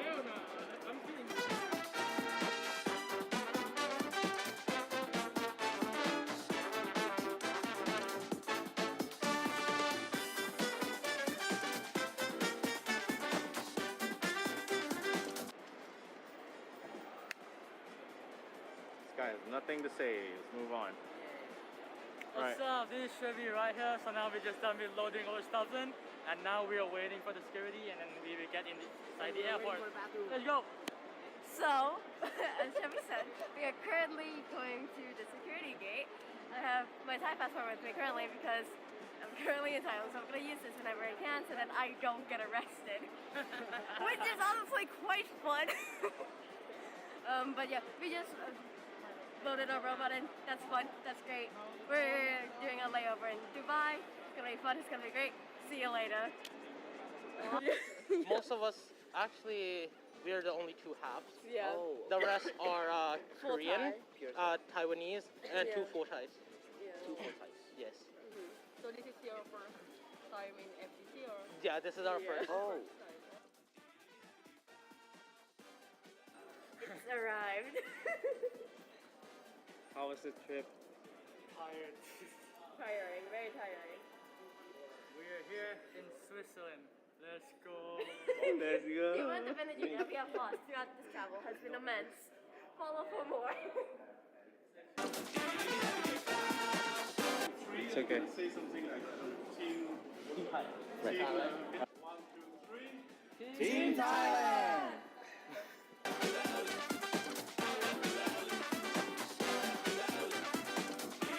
3, 2, 1, and then Team Thailand. Okay. 3, 2, 1, and Team Thailand! First on the buzz.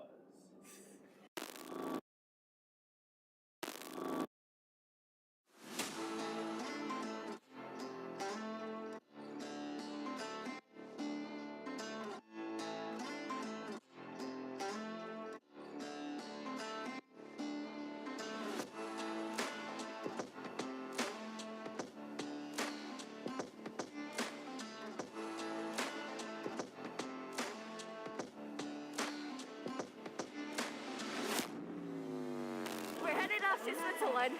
We're here with the team. We're going to departure at 1 a.m. It is currently 10.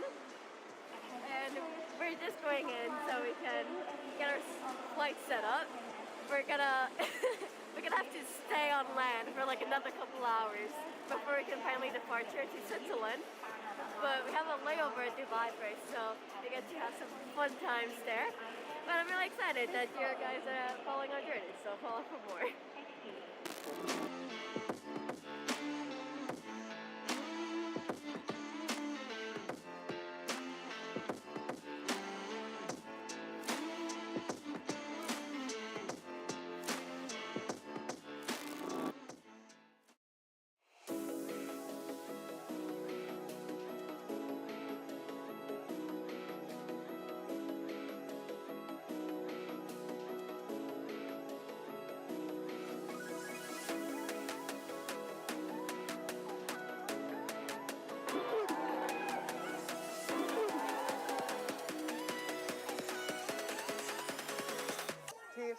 excited to go to Geneva, and this is our friend and family supporting us along the way. Team Thailand!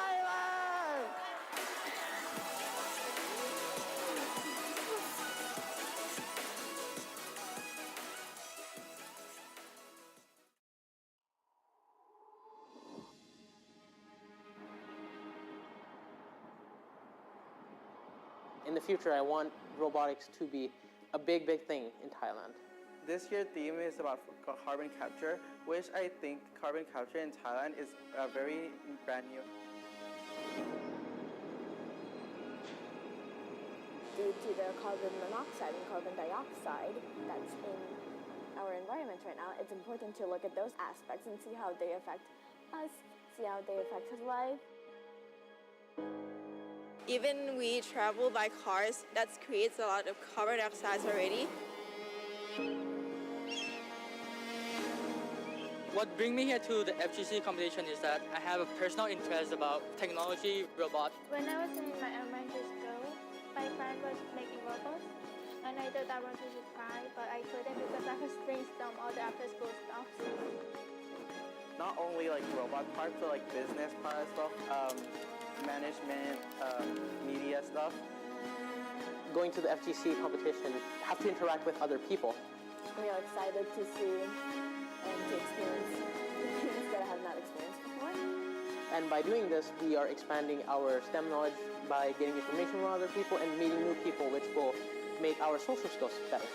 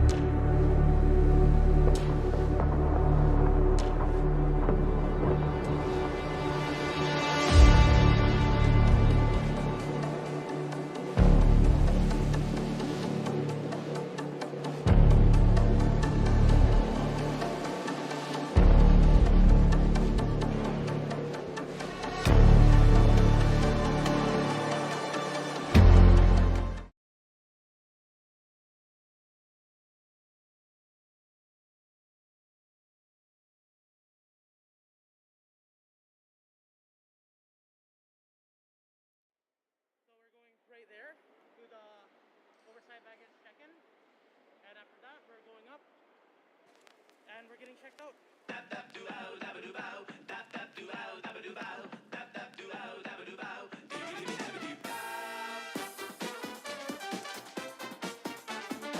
Hello. We got support here. Hi, Mr. Ken. Hi, gentlemen. What's up? Good to see you.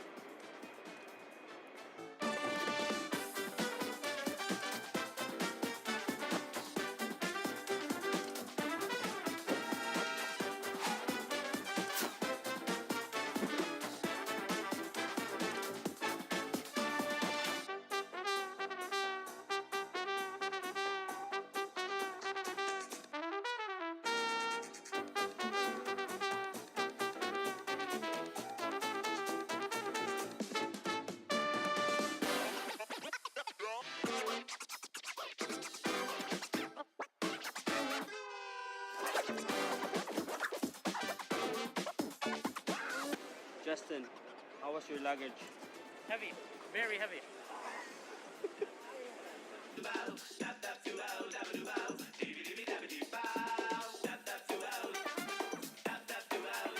So I cannot bring my drone here, guys.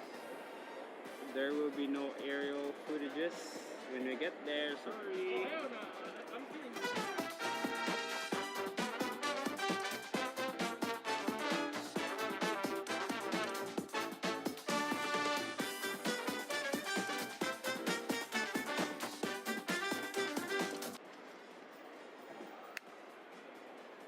Guys, nothing to say. Let's move on.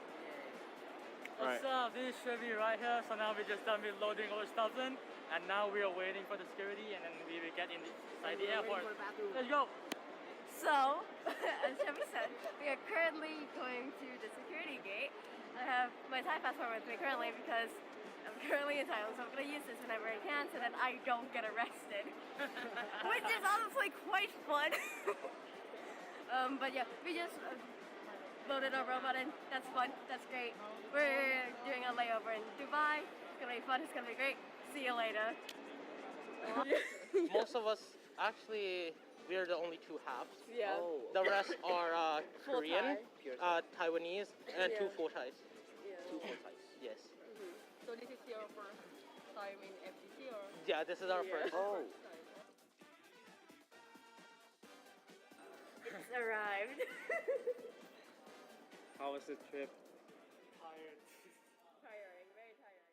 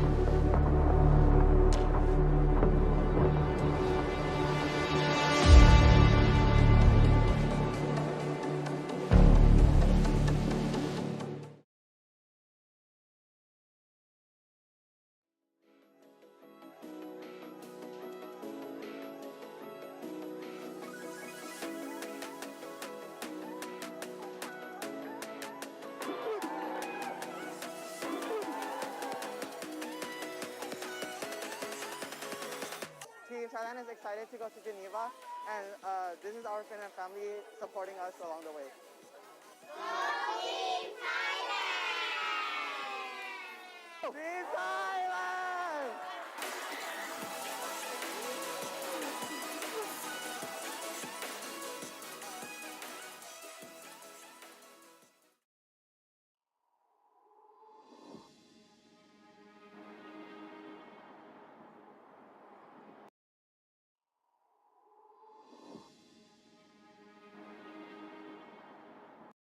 Introducing the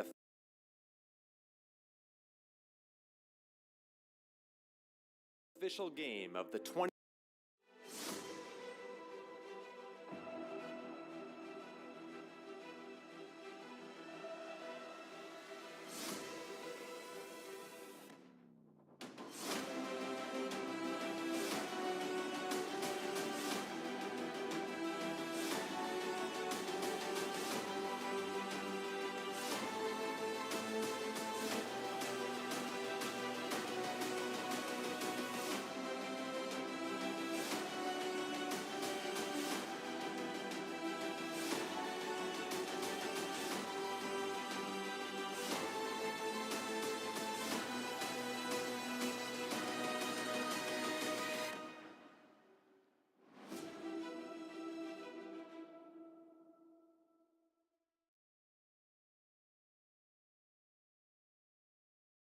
Join us for the 2022 First Global Challenge in Geneva, Switzerland.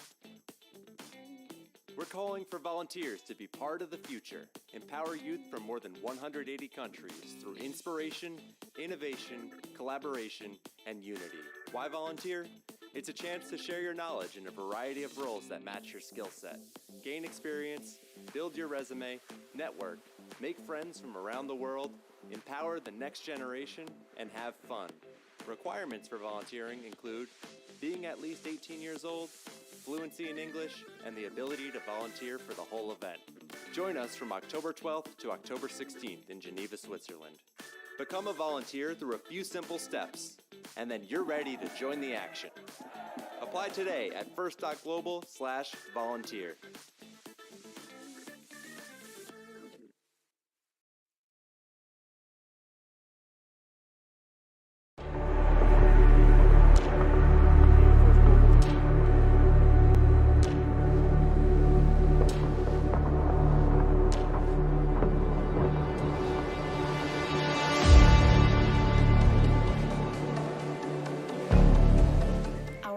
Is very different from 300 years ago. Innovation has catapulted us into new frontiers. But it has also come at a price. Heat-trapping carbon dioxide levels in the atmosphere are 51% higher than before industrialization.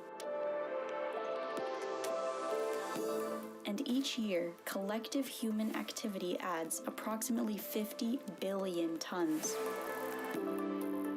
Reducing and recycling our current emissions is an important part of the equation, but that alone is not enough. The more difficult challenge is reversing the damage that has already been done. That is where STEM innovation is providing promising solutions. Carbon capture is the process of capturing existing carbon dioxide and preventing it from entering the atmosphere.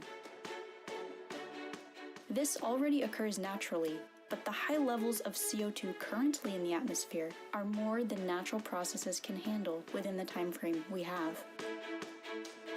When it comes to carbon removal strategies, there are two types. One is augmenting natural processes in land, oceans, and rocks. And second is creating industrial solutions using chemicals and technology. More investments in carbon capture and sequestration solutions are necessary to have the kind of impact we need.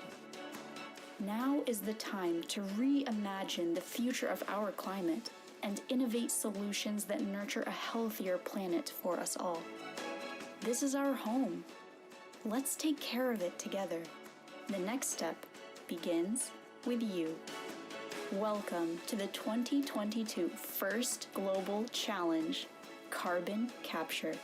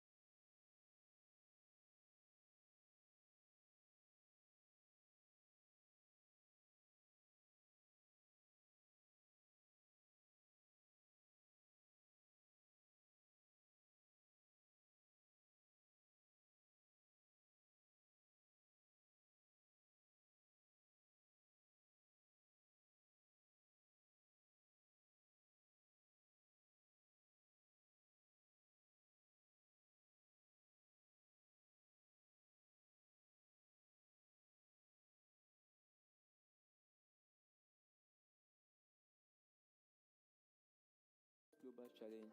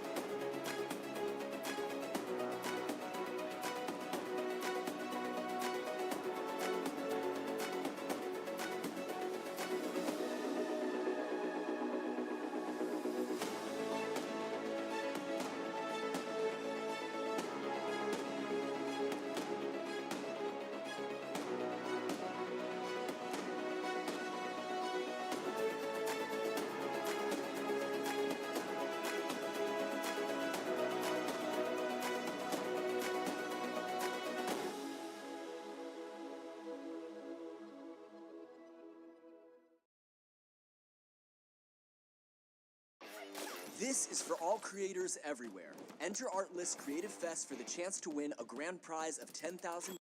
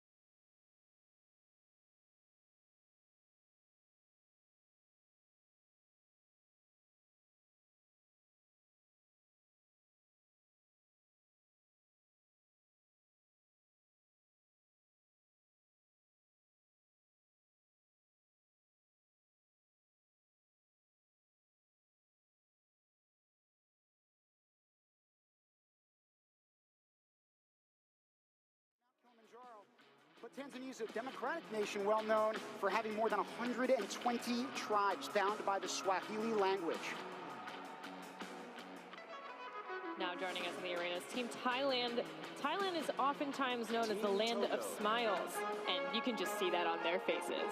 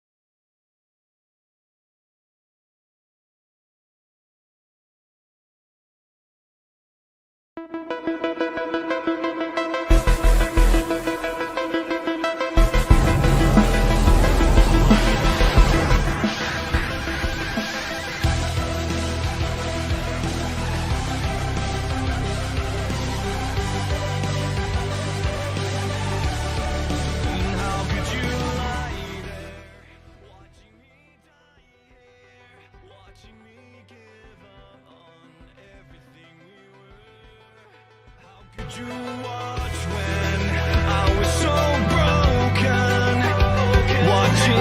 everything we built up fade away. I'm at the end of fighting just to breathe. And I remember you said you'd never leave. You keep me alive, alive. When everything collides and falls apart, you are the one that's holding me. I'm alive, so alive. You make all the pain inside fade away.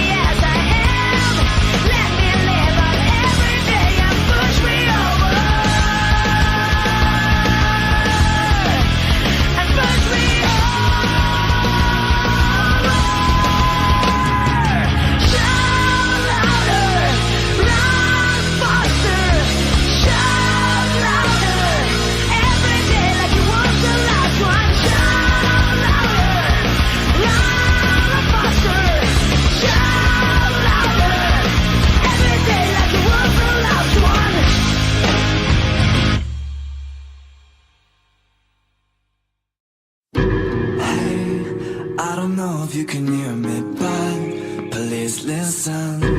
I think I might have lost my way. Hey, look around, tell me what you see. 'Cause I see eternity, and I fear it's gonna swallow me. So tell me where to return to after the fall.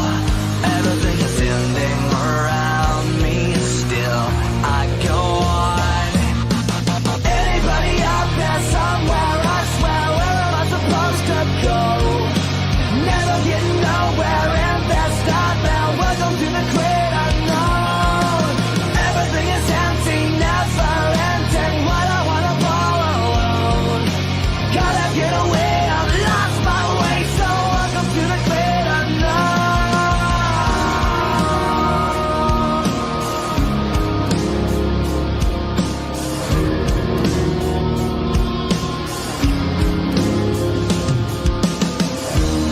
Hey, look around, tell me what you see. A change in society, and I fear it has abandoned me. So tell me where to return to without a new name. Everything is changing around me, but still I'm the same. Anybody out there somewhere, I swear, where am I supposed to go? Never getting nowhere and that's not now. Welcome to the great unknown. Everything is empty, never ending. What I wanna follow, gotta get away, I've lost my way. So welcome to the great unknown.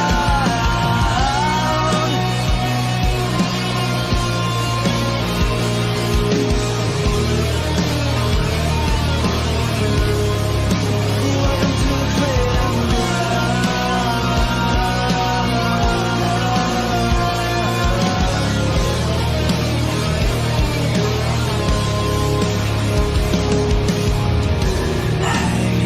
I don't know if you can hear me, but please listen. I think I might have lost my way. Anybody out there somewhere, I swear, where am I supposed to go? Never get nowhere and that's not now. Welcome to the great unknown. Everything is empty, never ending. What I wanna follow, gotta get away, I've lost my way. So welcome to the great unknown. Welcome to the great unknown. Welcome to the great unknown.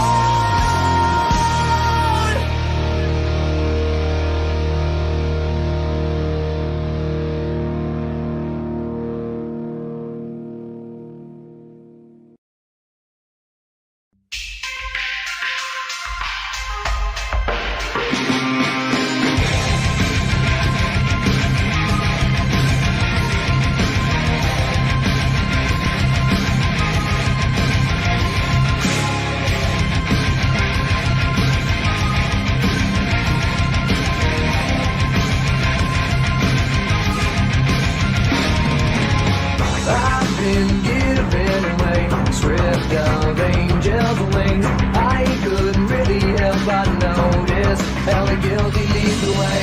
Life becomes super real when you live your life this way. You're the thief that learned to steal someone's life away. I wanna see the walk with holy, but I make murder all the way.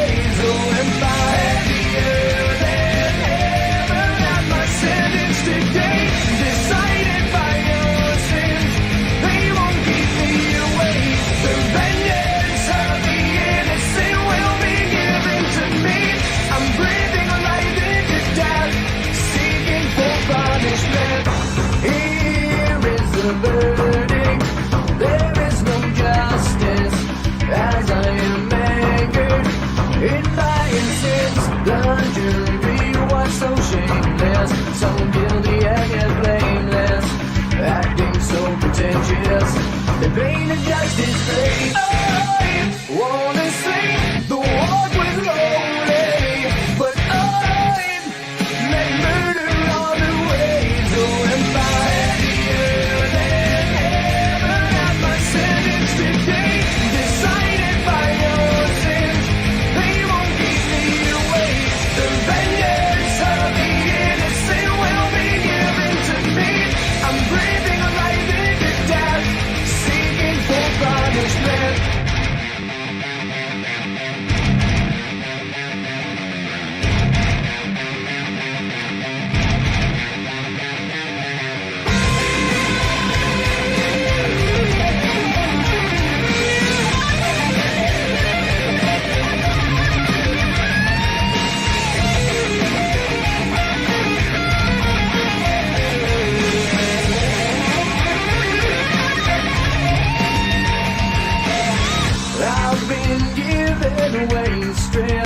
of angels' wings. I couldn't really help but notice how we guilty lead the way. Who decides the fate of my life tonight? No. Heavier than ever at my sentence today, decided by your sins. They won't keep me away. The vengeance of the innocent will be given to me. I'm breathing life into death, seeking for punishment. Heavier than decided by your sins. They won't keep me away. The vengeance of the innocent. I'm breathing life into death, seeking for punishment.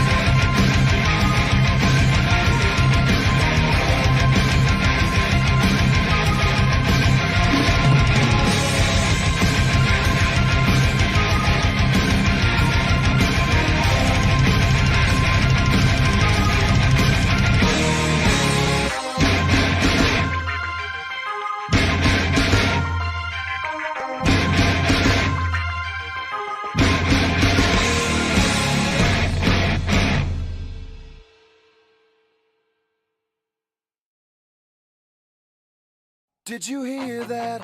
There's a sound that they whisper. I can't quite make it out, but I'll keep trying until you stop reminding that it was ever there. I've been waiting for the sound that your voice makes that keeps me in this place, depleted and dire, a paralyzed reminder. But were you ever there? The elements are sleeping in these memories are for keeping, while the world awaits its burning to the ground.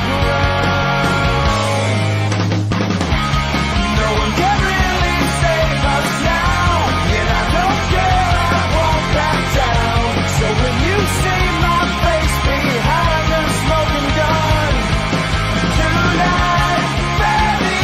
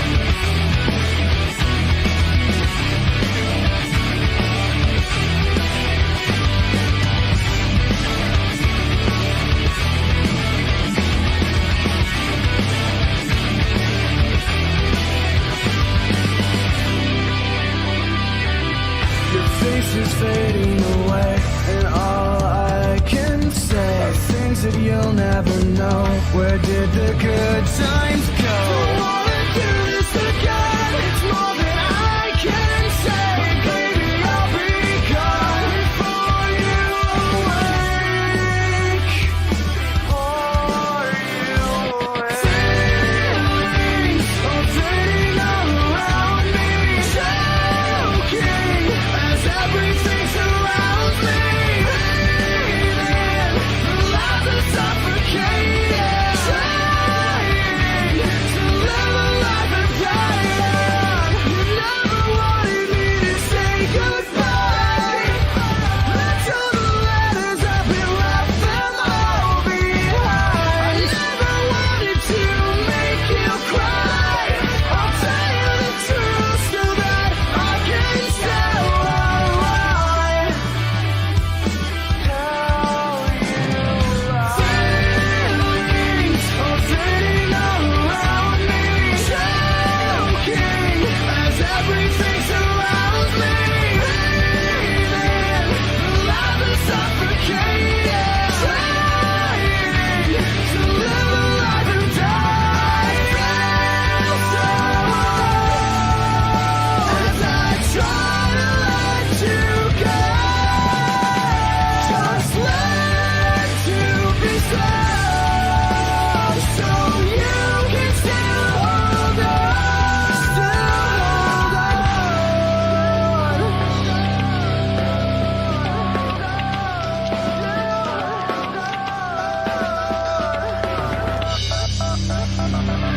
Feelings are fading all around me, choking as everything surrounds me. Breathing, the life is suffocating. Trying to live a life and die. Feelings are fading all around me, choking as everything surrounds me. The life is suffocating. Trying to live a life of dying.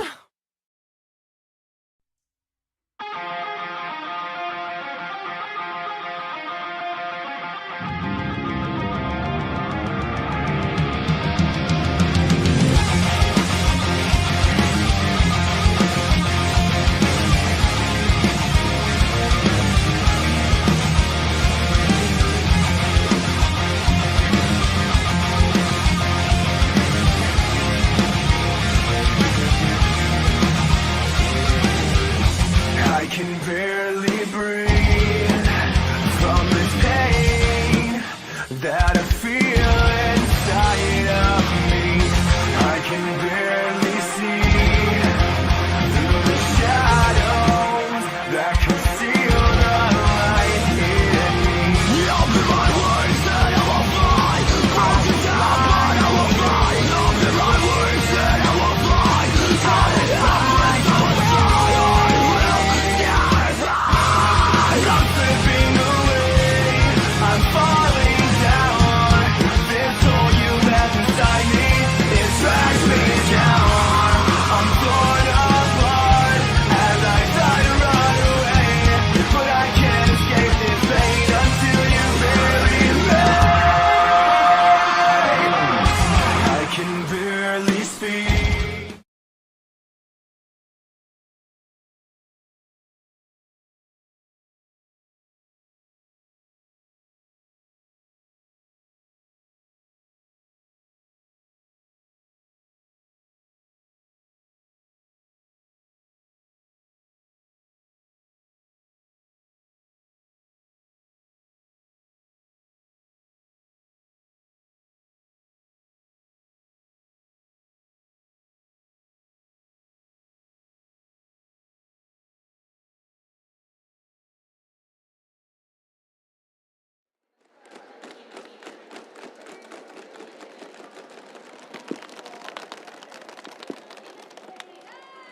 Gets all the nerves out. Gets all the... Mr. Blair! Mr. Blair! Give it up for Mr. Blair!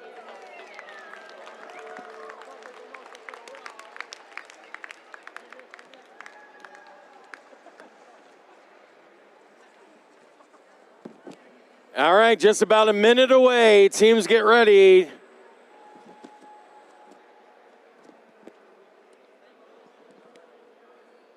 you seen Muhammad at all?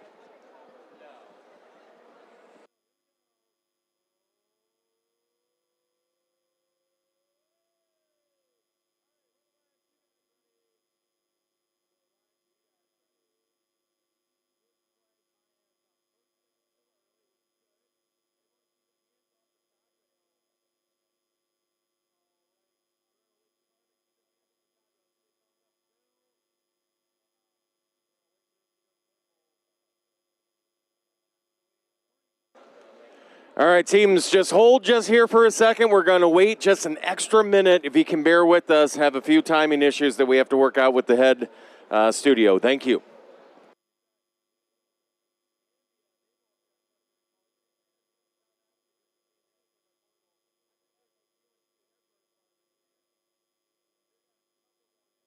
All right, here we are, just about 20 seconds away. Thumbs up from everybody. Are you ready for match 179 on field 2? Get ready for the collector to drop the carbon, and here we go.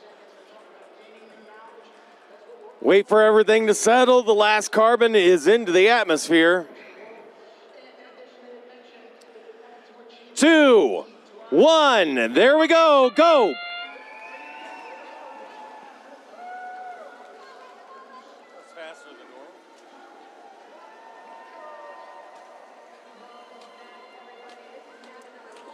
Early shooting, one right after another from the Blue Alliance into the sink. Got to work together with your opponent as well as your alliance. Red now firing back. They are working together to fill up that sink in the early 30 seconds of this match.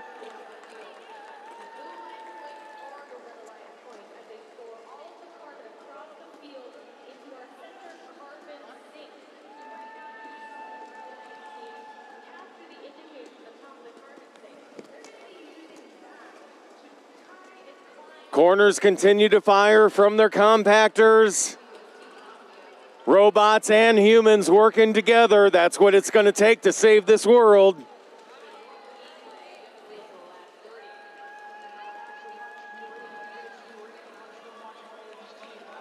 Already at the first level storage bar. Boy, they're on target. They're working extremely well. All right, we have the red indicator that got knocked off with just about 60 seconds to go. 60 seconds to go.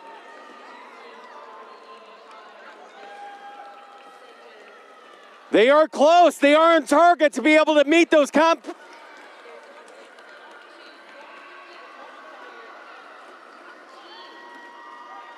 45 seconds. Those competition points are in play.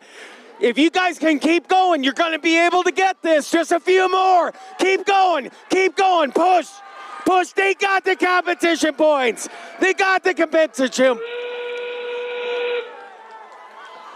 All right, 30 seconds. Now everybody's scrambling to be able to get to those storage rungs, and they are working together. This is great. This is great. All right, one's coming up. 15 seconds to go. A little bit of a hang up there. Still shooting into the sink. They get on. 3, 2, 1. Fabulous. Controllers down.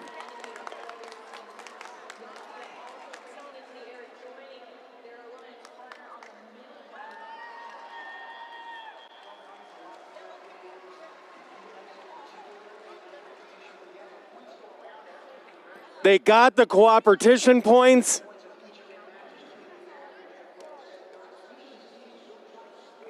They came in working together in order to get the cooperation points right off of the bat.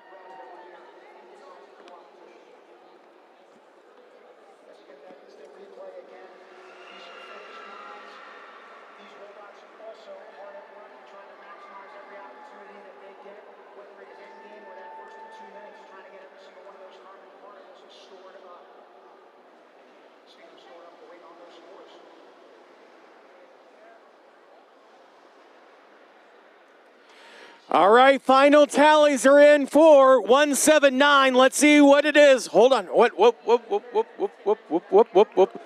All right, here we go. Red wins 385 to 300.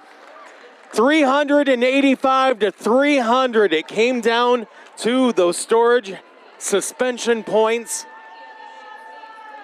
That's what it came down to. Otherwise, they both got the cooperation points. Nice job to both alliances for match 179. Incredible. Nice job, guys. Nice job, guys. Seriously.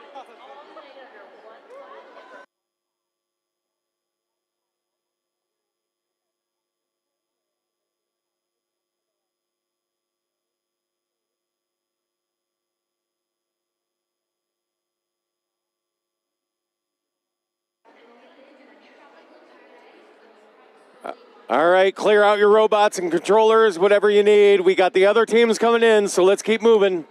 Got to stay on target. Grab your robot and move along. Thanks, guys.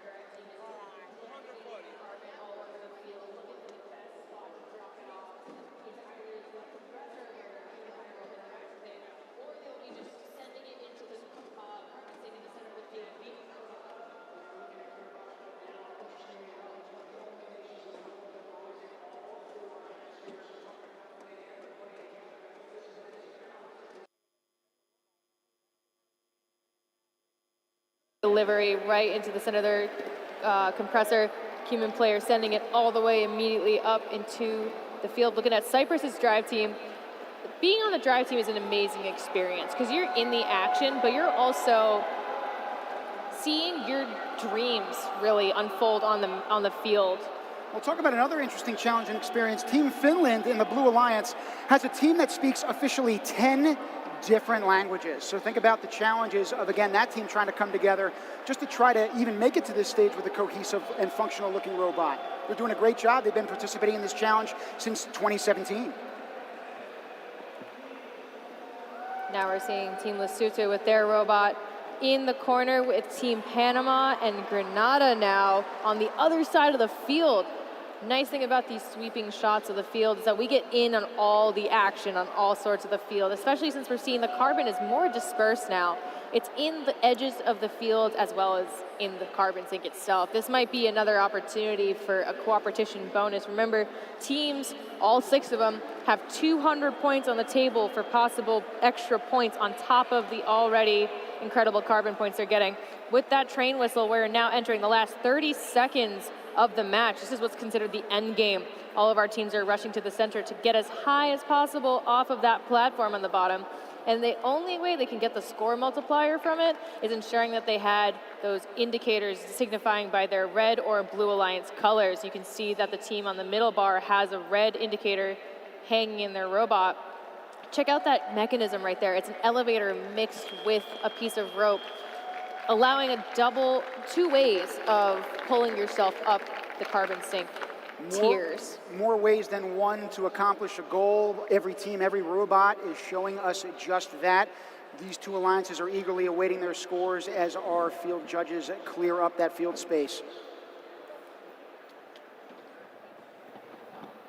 There's a lot of things that our teams have to balance. In addition to the field of play that you're seeing on your screen right now, they're also balancing awards judges in their pit. So as you're trying to make edits, you're also trying to impress the judges with everything that your team's accomplishing. Speaking of accomplishing, in this last match, everybody ascended in the rankings on both alliances thanks to those average scores of 158 and 123. Incredible work. We're actually going to take it down to the field and talk with some members of the Red Alliance. Melissa, who are we talking to? All right, we are here on the field with a team member from Team Kiribati. Congratulations, nice win. Thank you, thank you. The first question is, how long did it take you to get here? Where is Kiribati? So Kiribati is all the way in the Pacific Ocean, in the Oceania. So it took us about like 4 days to come here on Geneva. So yeah, it was fun, yeah, exhausting, but fun, very fun. Wow, 4 days, congratulations. You're here, it's your brother. Congratulations on the win, and have fun in the rest of the matches. Thank you very much. Same to you guys. Thanks. Back to you in the booth. Thank you, Blair, much appreciated. It's hard for change to happen overnight, certainly, but these leaders and learners from our next country of Iraq are more than up for the challenge that they've inherited in making a mindset and cultural shift towards entrepreneurship and innovation in their country.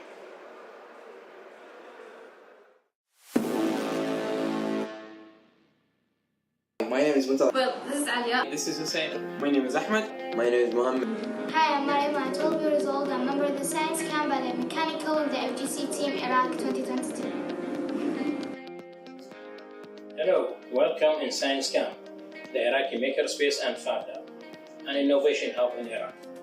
This is Nawras Arif. I'm the mentor of Team Iraq, and today I want to introduce you to the Team Iraq students and how we manage it to be part of the global community of First Global Challenge 2020 in Geneva.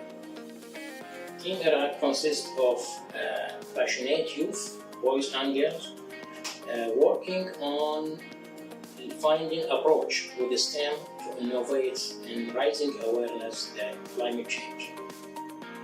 This year's theme is so important to me and my country because Iraq is the country of petrol with retarded refineries. So the natural gas is still burning in air since 1960s, and the carbon capture is a serious matter in Iraq. So I'm here to be inspire, learn, share, and raise awareness about the carbon capture.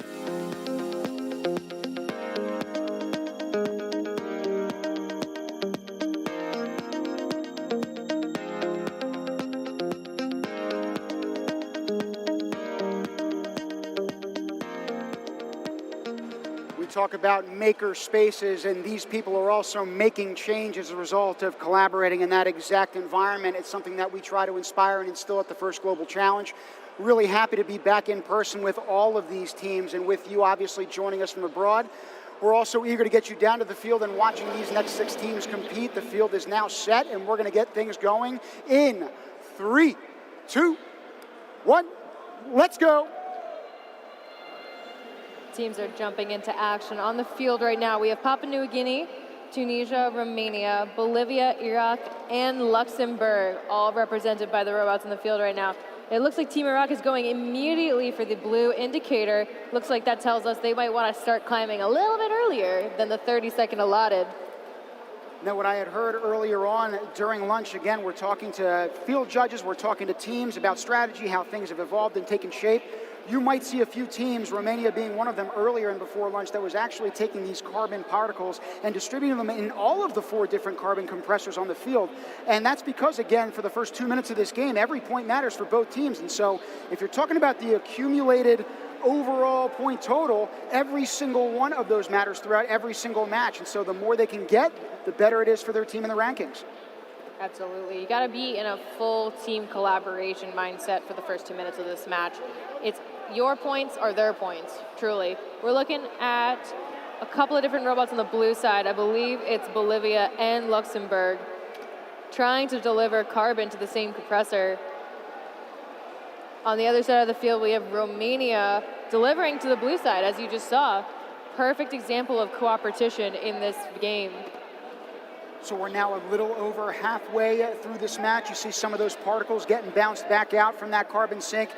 It's so agonizing to see them almost get over that hump, but just ever come so close and not make it. That is synonymous with science in and of itself, but something that is a learning experience for all. We're seeing it in action here on the field as well. We're at match number 184 at 3:22 already. It's crazy to think about how time is flying by. Just like this match, we are 8 seconds away from the end game. And for those at home, the end game this year involves ascending the platform as well as the bars. You can see that Team Bolivia is putting a blue indicator into their robot right now. That's necessary in order for them to receive the point multiplier at the end of this match. And look at them ascending immediately into the air, shooting for the high bar. Incredible. They have a piece of their robot that's slanted so that it can easily glide over that first bar, whereas it's been an inhibitor for a lot of other teams. I was going to say, look at Team Bolivia. It's got its indicator actually sticking outside of the physical confines of that robot. Very interesting strategy as they hang from that top bar. Looks like Romania was on the middle bar as well there, so a lot of points on the table for these teams, especially as we enter the end of the match. This is becoming a more well-oiled machine with each sequential game, and for each of these teams, you can see as the stakes start getting higher, the focus start even deepening. We didn't think that that was possible.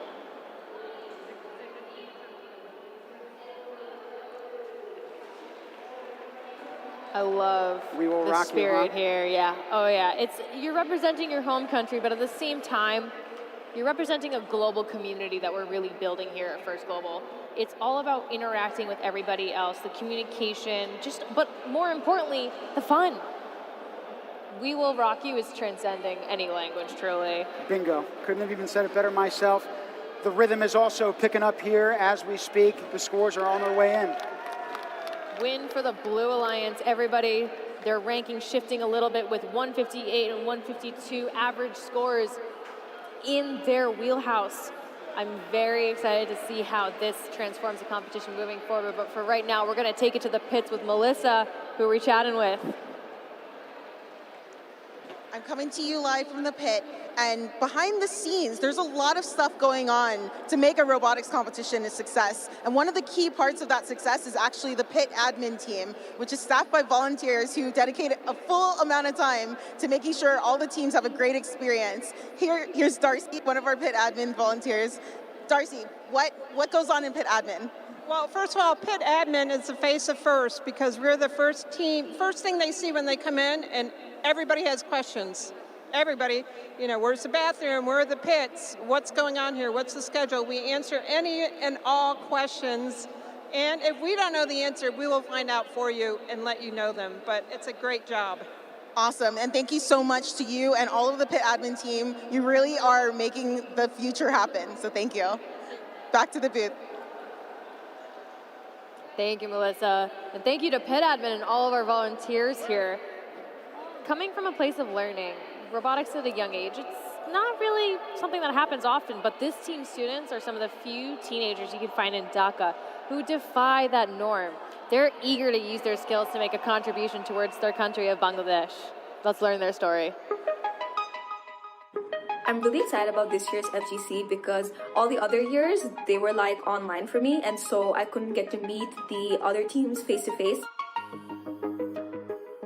A lot of people in my country don't have the opportunity to go abroad and pursue things that they actually love and have a passion for. I was part of FGC 2021, but I wasn't able to experience it in person due to COVID restrictions and pandemic. I think the most important part about this challenge is to understand the importance of reducing carbon emissions. So I want to use experience to improve myself and those around me to have greater impact and create more positive changes towards this problem. More people of Bangladesh learning about STEM and FGC is a big deal so that our country can get to know robotics better, and maybe a lot of kids can be a part of it too.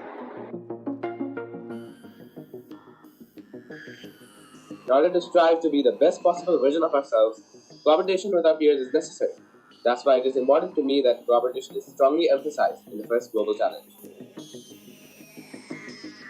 Locked in our position on the top 10 for the last 3 years, and this year we're confident to win.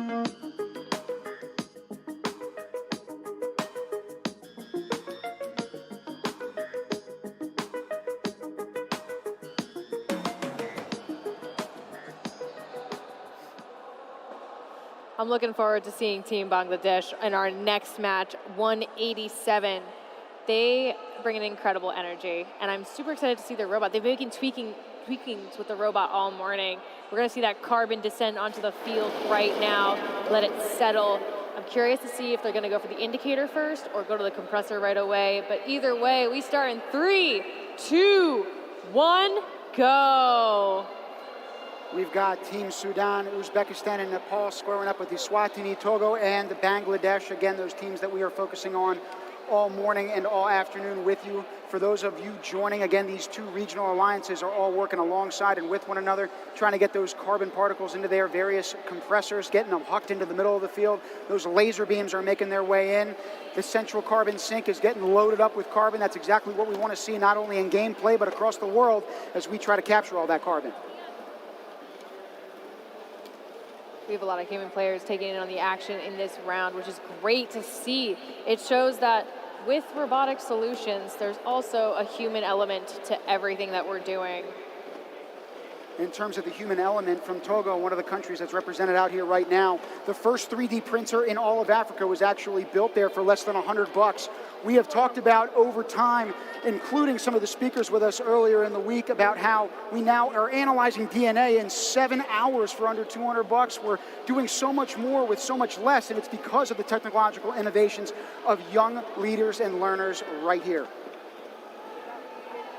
I think one of the magical things, I was in the pits earlier talking with some teams, this is a really incredible platform for teams to learn from each other and to try different things. You know, First Global is like the first robotics competition in these countries, and the most exposure that some of these students have gotten to a program like this. And then there are some other countries that have had a team established for maybe if the entire 5 years that First Global has been around. They're all learning from each other. They're all gaining insight from each other. They're sharing resources, not just the awesome gifts that we've talked about, but also the gift of knowledge. And that includes, again, during that lunch break that we were just in, the number of teams that were actually in one another's pits helping to work to rebuild their robots, to strengthen their alliances heading into these afternoon matchups. It is both incredible to witness and also, again, a testament to the human will if we are all willing to work together to solve problems. We're in the last 30 seconds of match number 187 right now, and this is high traffic in the field right now. Everybody's looking to get in the air and get that multiplier. Remember, if you're fully supported by the platform, you get 0.25. If you're is fully supported by the low bar. It's a 0.5 multiplier, middle bar is 0.75, and high bar is 1 point. So now when you add all of your robots together across the alliances, that can become a very big deal, a look of relief from Team Bangladesh right now. Match is over, but waiting for those results will be the next step. It did look like all 6 of those robots on both alliances had at least made it onto that platform. Again, different levels in which that incremental scoring can happen at the end. It might cancel out, but we'll see in a few minutes.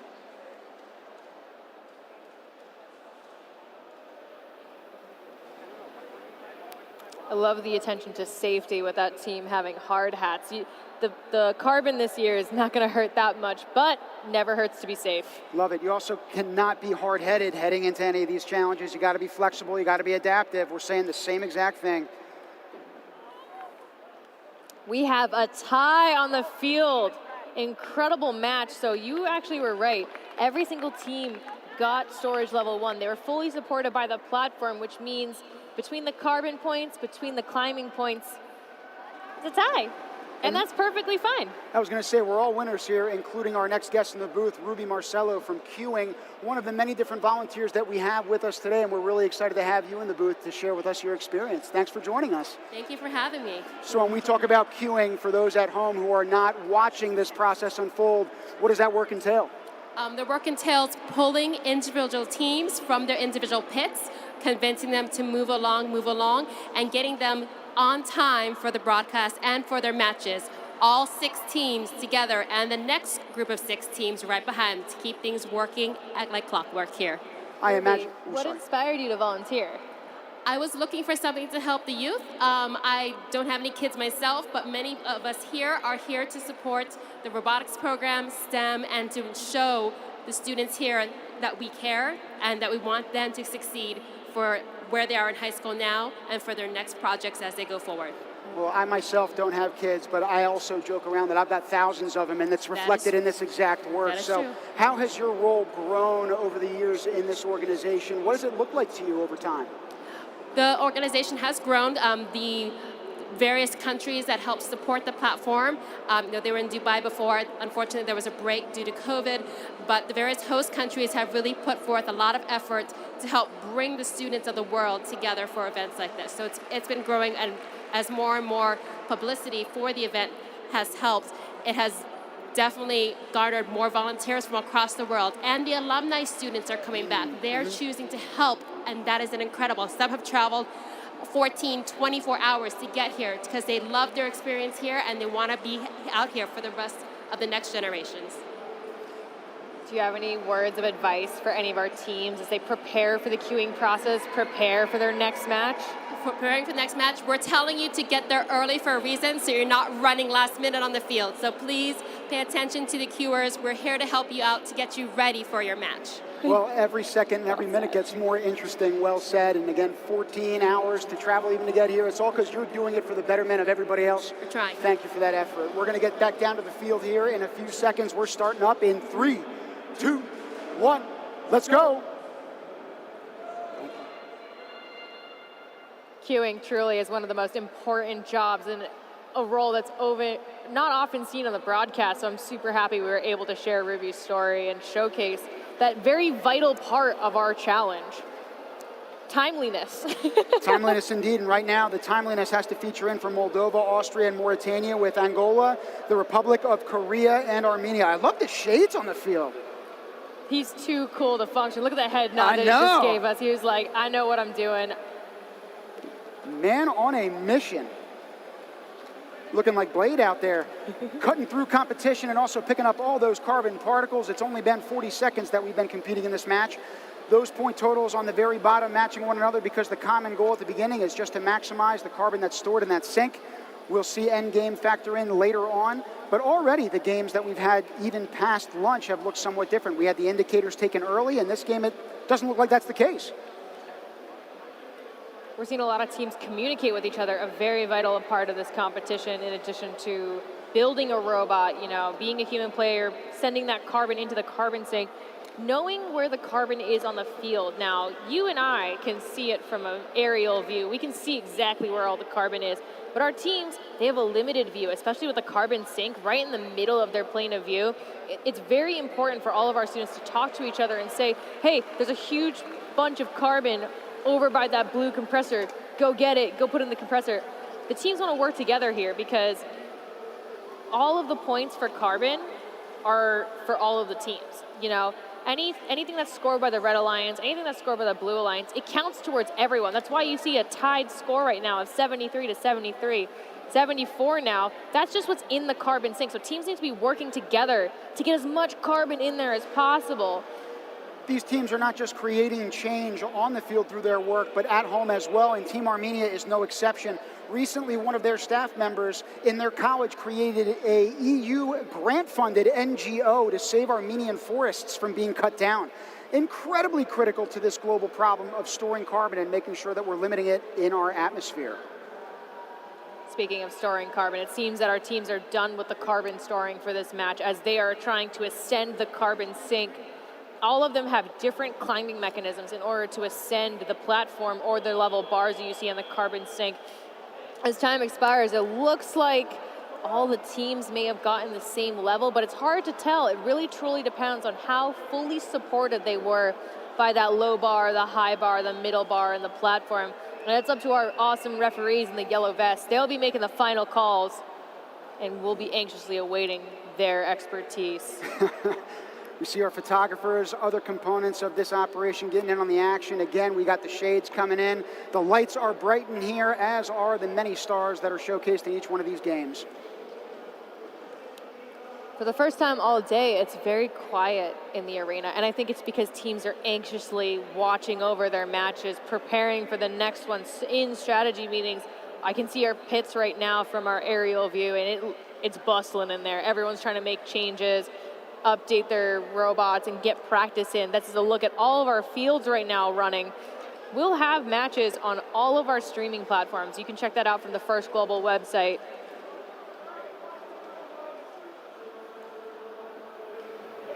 Again, that view, as it works backward, is showing you all 5 fields that are here in Palexpo Arena. This is by far the largest operation we have had at the First Global Challenge. Every year it seems to grow in size and scope. Scores are coming up. It indeed was a tie between the carbon points and everybody being in storage level 1. Minimal impact to the rankings here, which shows that our teams have had consistent scores around the range of 131 points. Remember, your average score is what's determining your ranking, so it's really important that our teams are actively working together for those first 2 minutes of the match. And speaking of the next team, the one that we're going to focus on is the Marshall Islands. They're known for their unique way of sailing traditional canoes over the vast Pacific Ocean. And despite being only recently introduced to the global robotic scene here today, they've stayed afloat amidst the many storms that have come with the trial and error process of building. I got roots deeper than the sea. Come take a ride and you will see. I'm from that 692. No other place I'd rather be. Let's take it slow now. Yahweh, my name is Yalmer Lakjena, and I'm proud to be one of the participating members in the 2022 First Global Challenge for Team Marshall Islands. Yahweh, hello, I'm Nelza Dubrum representing Marshall Islands. Hi, I'm Istako Timothy representing RMI. Yahweh, my name is Rosbila Morris, and I'm one of the participants in the 2022 First Global Challenge. My name is Gladden Lakmek from Marshall Island High School, and just like the rest of my team, I look forward to this impending event. My greatest goal for this trip is going to be achieving the abilities of teamwork, and also working with others is going to be a great opportunity. I think that this would be a great opportunity for me to learn and experience something new. I'm on board with this knowing that I'll be able to learn both and meeting new people from various countries. I'm excited to be part of the First Global Challenge because participating in this challenge gives me the opportunity to propose ideas to my community that has been suffering far too long. This is going to be also a great opportunity to show what I'm capable of but also to learn something new. I'm very excited in this opportunity because it's a chance to share the knowledge of robotics and science, to gain more experience, to develop skills, and make more friends around the world. I'm excited as well as grateful because the program itself is offering me a great chance to learn new and challenging things. I hope I'll be able to benefit others by sharing what I'll learn from this, especially to those who will be in my shoes in the near future.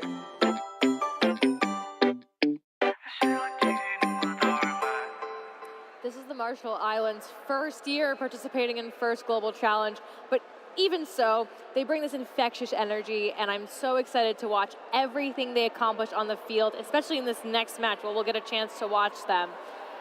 It's not about necessarily the experience that you're bringing to the table, but it's what you learn from this experience. And I know the Marshall Islands will have a great time in this next match in 3, 2, 1, go! Marshall Islands are joined by Oman, Ethiopia on the Red Alliance, and then the Blue Alliance is Burkina Faso, Iceland, and Chad.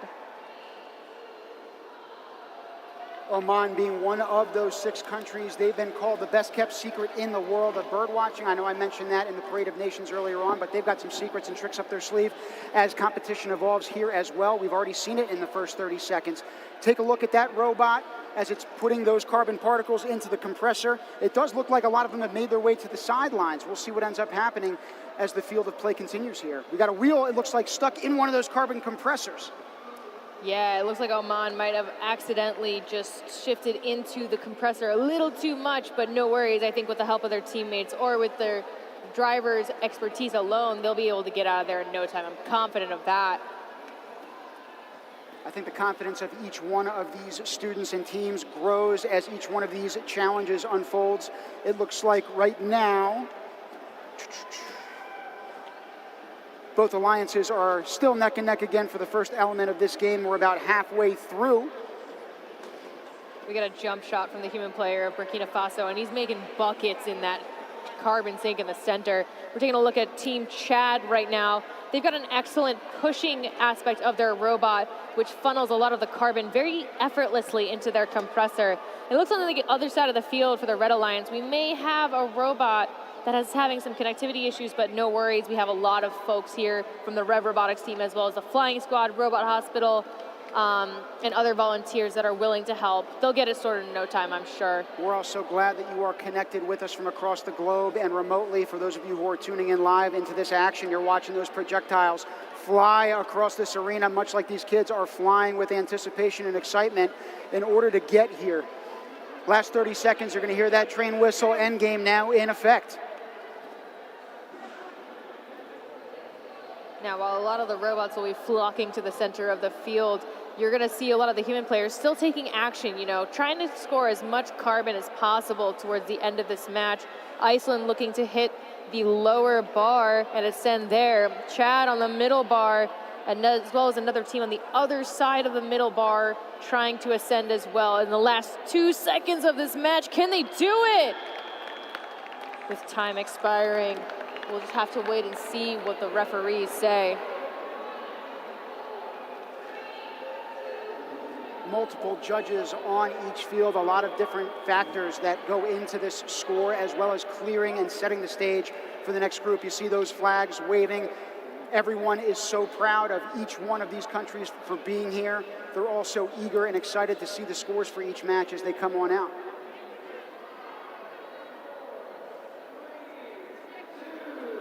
A lot of teams have been mentioning the amount of time that it took to build the robot, but we haven't talked about the amount of practice that it'll take.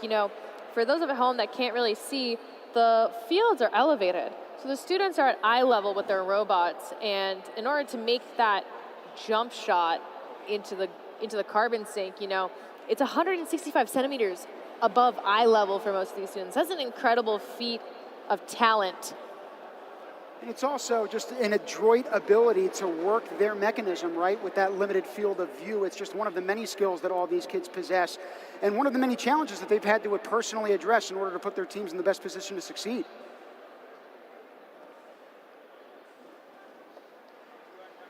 We're anxiously awaiting a score here.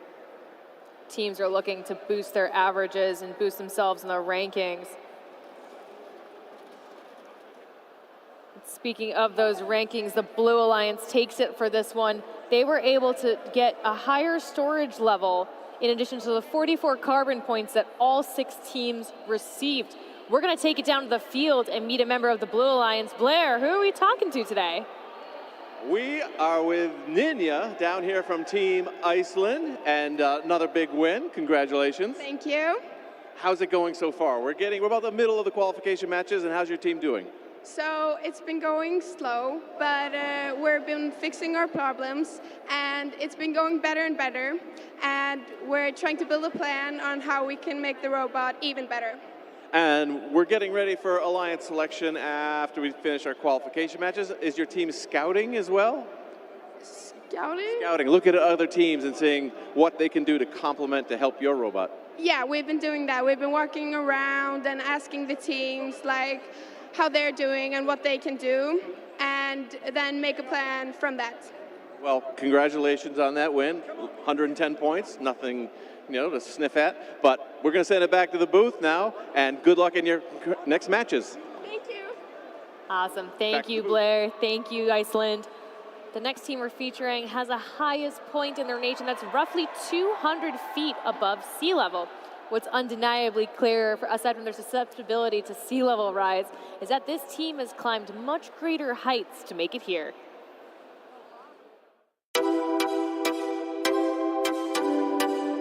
Ever since I was young, I always had a like for discovering and exploring the world and finding new things. So STEM was the easiest way for me to go about that. And this year's 2022's first global challenge is actually the first type of challenge I've ever been to like this.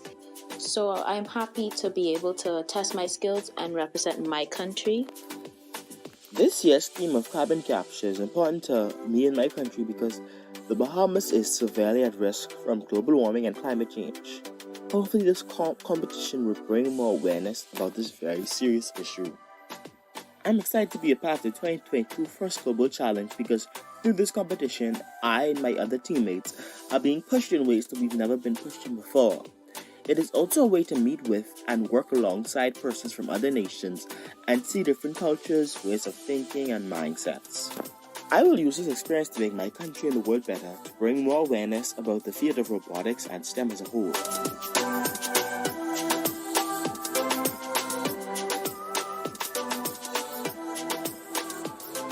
Absolutely a beautiful country. I was fortunate enough to visit with some of my students earlier on in this summer, and then you see that obstacle course that they're putting that robot through. Certainly a good test back home before they enter here halfway across the world in Switzerland.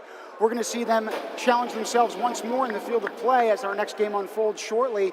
Those balls are making their way out. Those carbon particles are ready to be collected, and we should be getting going here shortly. We're going to start in 3, 2, 1, go. The Bahamas are joined on the Red Alliance by Mali and Kuwait, as well as Turkmenistan, Latvia, and Cabo Verde on the Blue Alliance.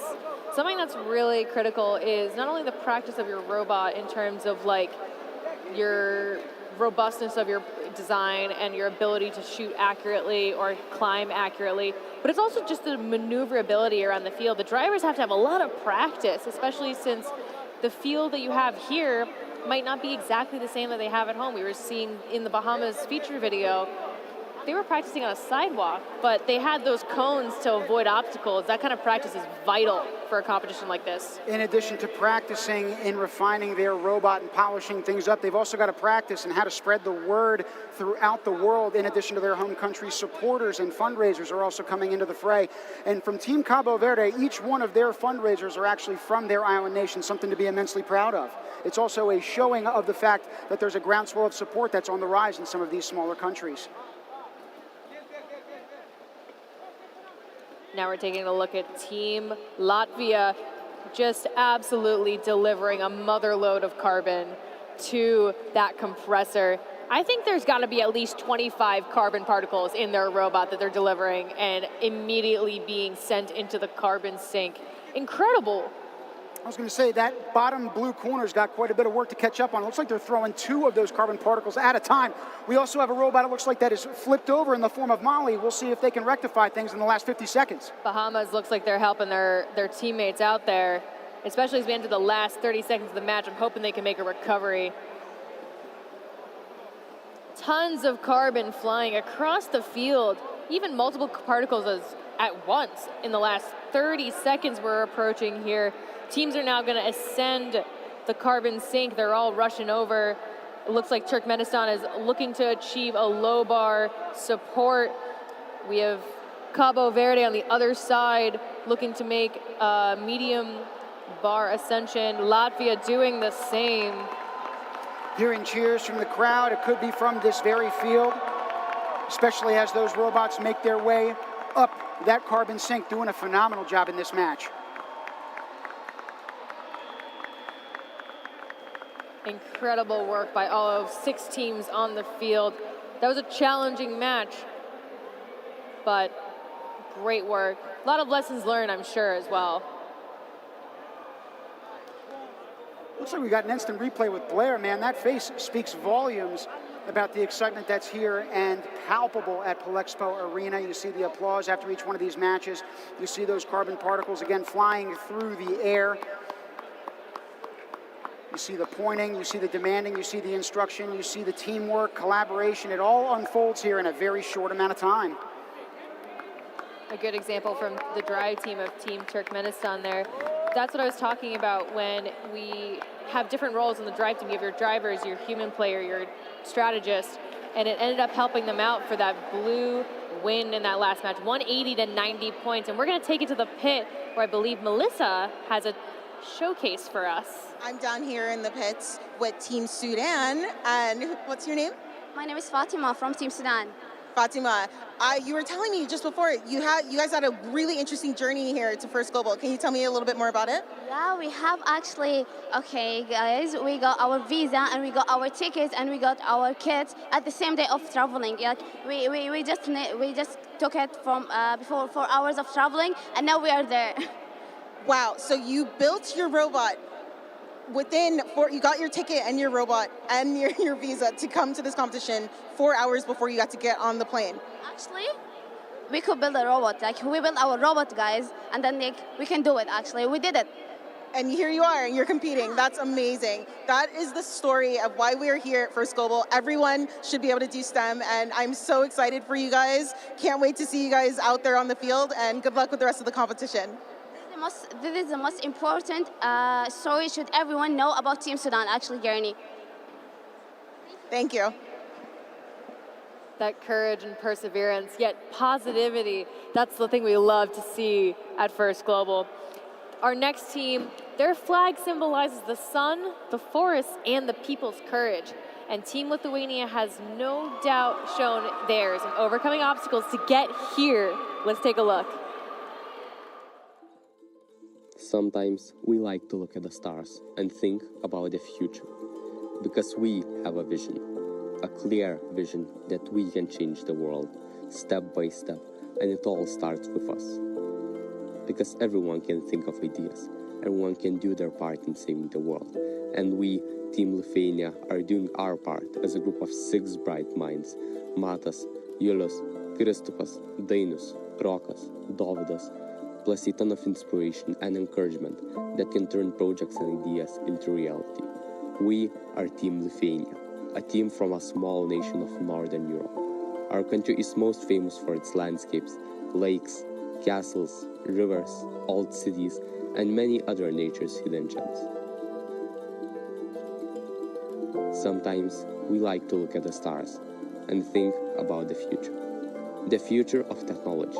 Because technology doesn't only power, lift, light up entire cities, treat diseases, and help people in many other ways. It can also connect people. Each one of us have our own skills and strengths. But when we collaborate, we can do amazing things and create entire communities. Sometimes we like to look at the stars and think about the future of ideas, the future of projects, the future with First. Well, we do look to the stars and we look at the future. This team are rising stars, and they certainly, like the other youth at this function, are the future. They are the future of change.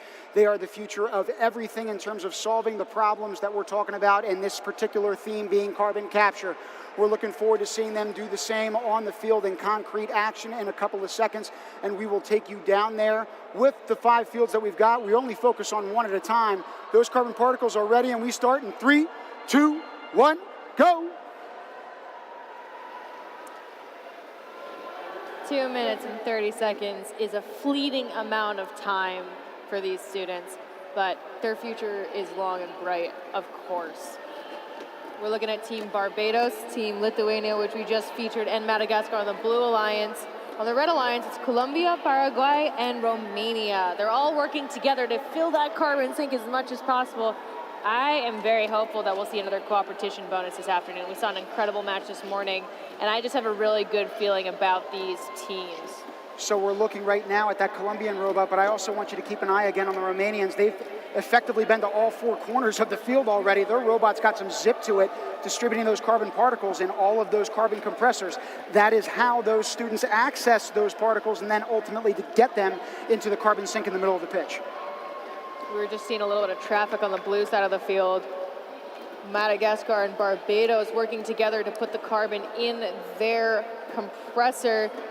Members of the Colombian drive team shooting carbon into the carbon sink. Check out that level. I think we might be on our way to a cooperation bonus. We're already exceeding the low bar, as you can see by the rising lights on the side of the carbon sink. Incredible work by our teams on the field right now, all 6 of them. And we're only just over halfway through this particular match. Again, focusing on Colombia, funneling those robots into its intake system. It spits them right out the backside, and naturally so into that compressor. So again, highly efficient, highly technical, but showing it off with simplicity.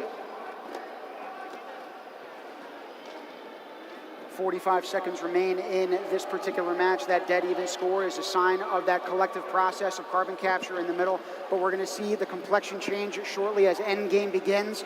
They're going to collect those indicators from their various respective sidelines and then sprint towards the middle, trying to jockey for some of that limited space that we've got on there. It's a traffic jam filled with many different collisions, including the collisions of minds and ideas with these 6 teams. The carbon's still flying in as we reach the last 15 seconds of this match. The teams are anxiously working to try and get that cooperation bonus up to the wire here. As the robots are climbing, the carbon is still flying on our center field. Oh man, this is gonna be a close one. We've got 2 robots on the middle bar, possibly a third, and the low bar. Wow, this will be a high scoring match. I can feel it.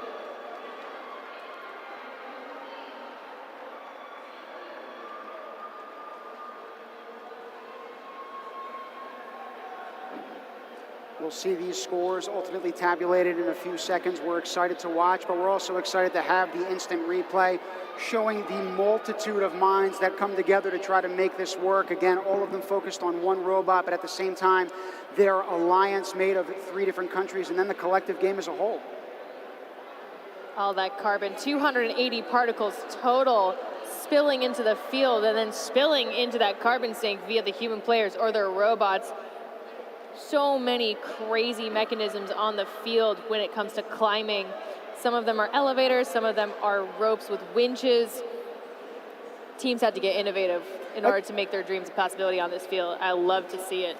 And again, more than one way to make something work. We're watching all of them go to work, and the scores are coming in as we speak. This field's turning red. That means the Red Alliance took the higher score on this one. We got 221 to 126.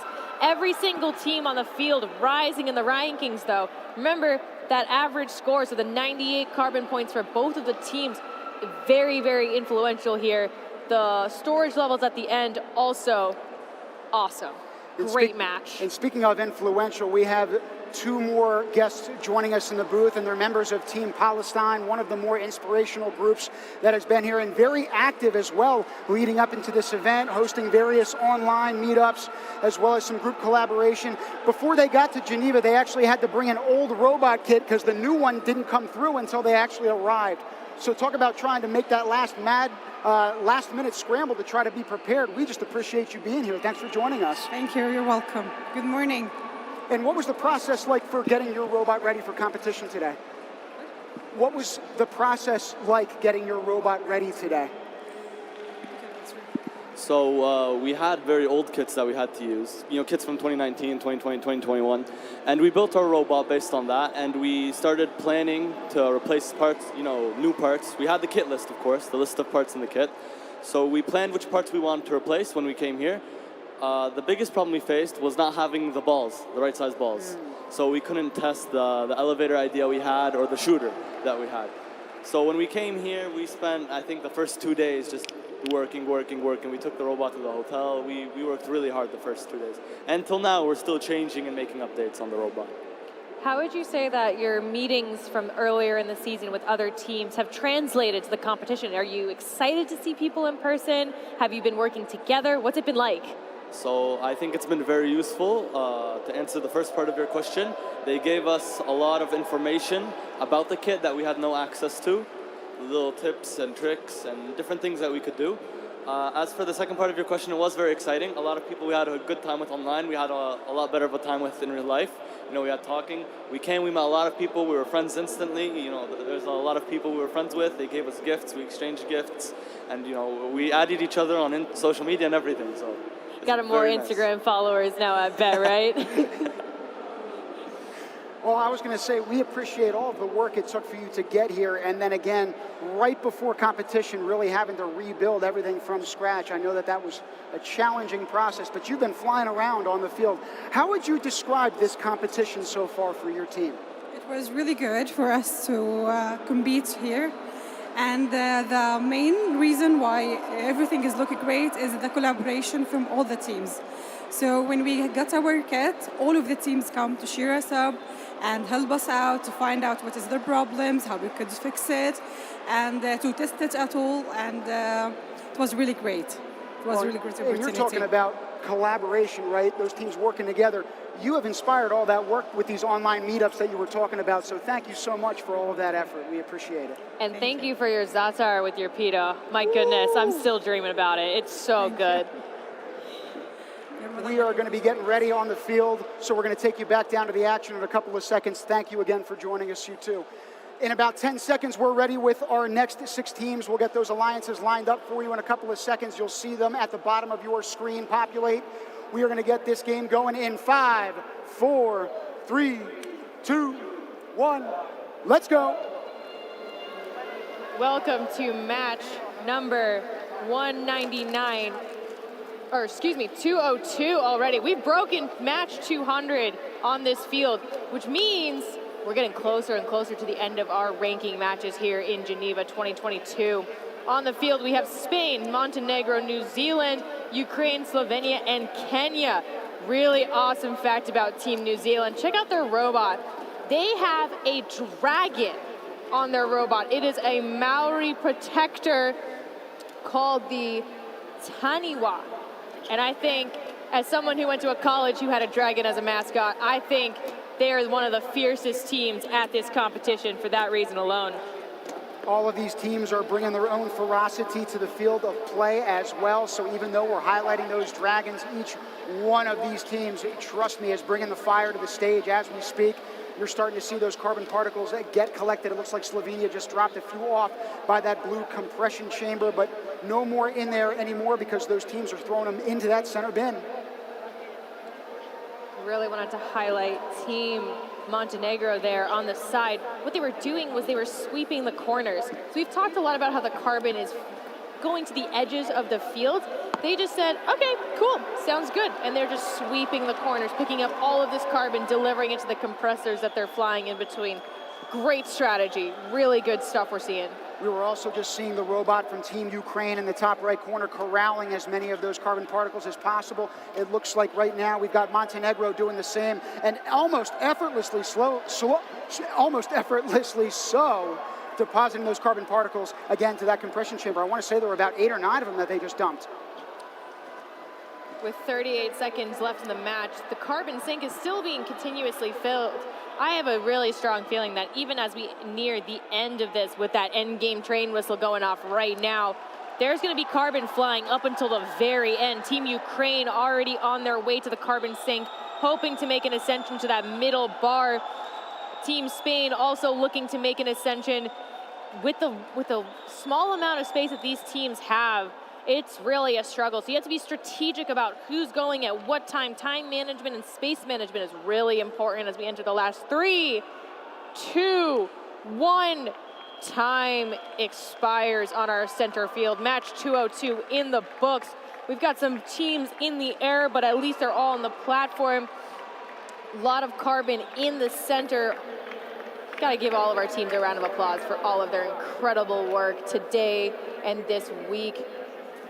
Smiles, hands together, hands on faces, all of the emotion that's conveyed throughout these images that you see from home.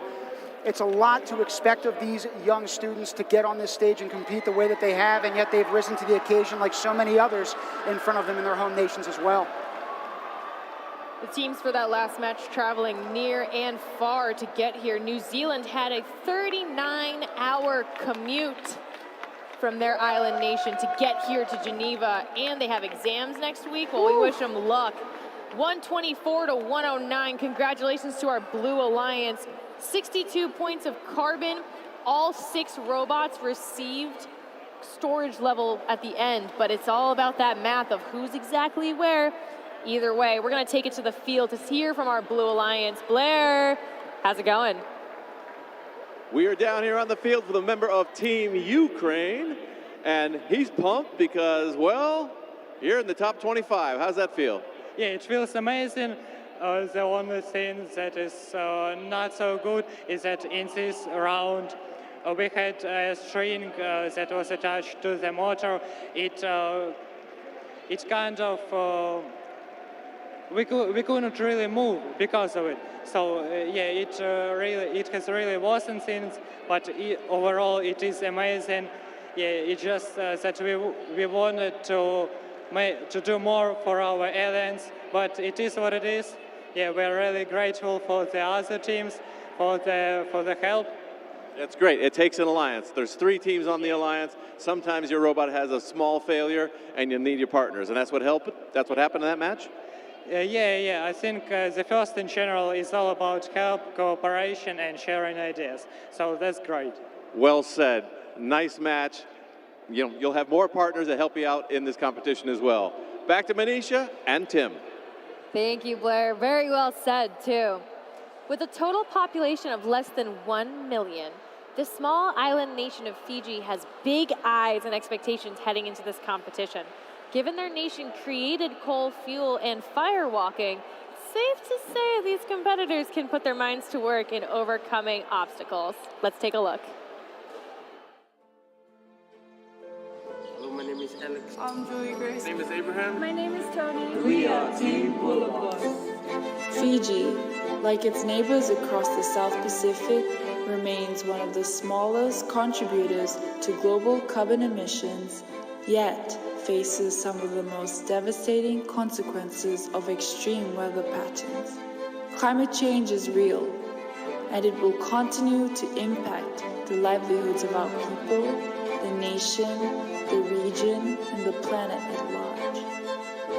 I will use this experience to make STEM activities more accessible to the youth in my community, as well as fight against a prevalent issue in my country, such as climate change. STEM is important to me because it involves me to be a change maker and provide solutions to global issues. Thus, we believe the theme of this year, carbon capture, is an incredible way to empower our own generation to become the change makers the world needs. You gotta love watching each of these videos, the tinkering that happens behind the scenes in building these bots. The process is imperfect, but as are we, right?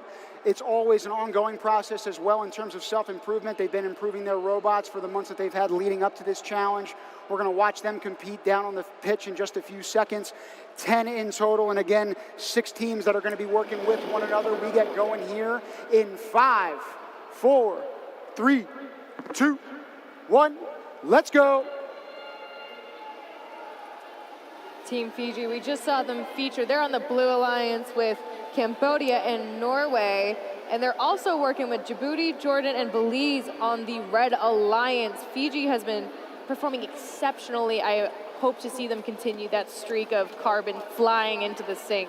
When we're talking about cooperation as well and everybody helping one another, Team Norway, who we have not yet focused on that much, has done an exceptional job working with many meetups digitally on video chat with other countries that are actually participating today, including Germany, Nigeria, Greece, Turkmenistan, and more. Again, a testament to what these teams really see as the goal, which is joining together collaboratively trying to solve these problems. See Cambodia there delivering a bunch of carbon to the compressor. They've been putting really some impressive cycles, finding carbon, delivering it to the closest compressor, taking a look at Fiji doing the same. So we're about halfway through this match. Every team is gaining more experience. Some actually had some experience heading into the field of play this weekend.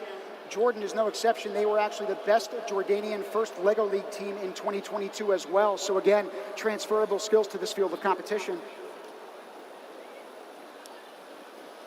I want to highlight the agility of Team Cambodia there. The way that their drivers are actively navigating where the carbon is, they're reacting super quickly. You're seeing the robot go back and forth, but the stability of their design allows them to not get into an area where they might accidentally tip over.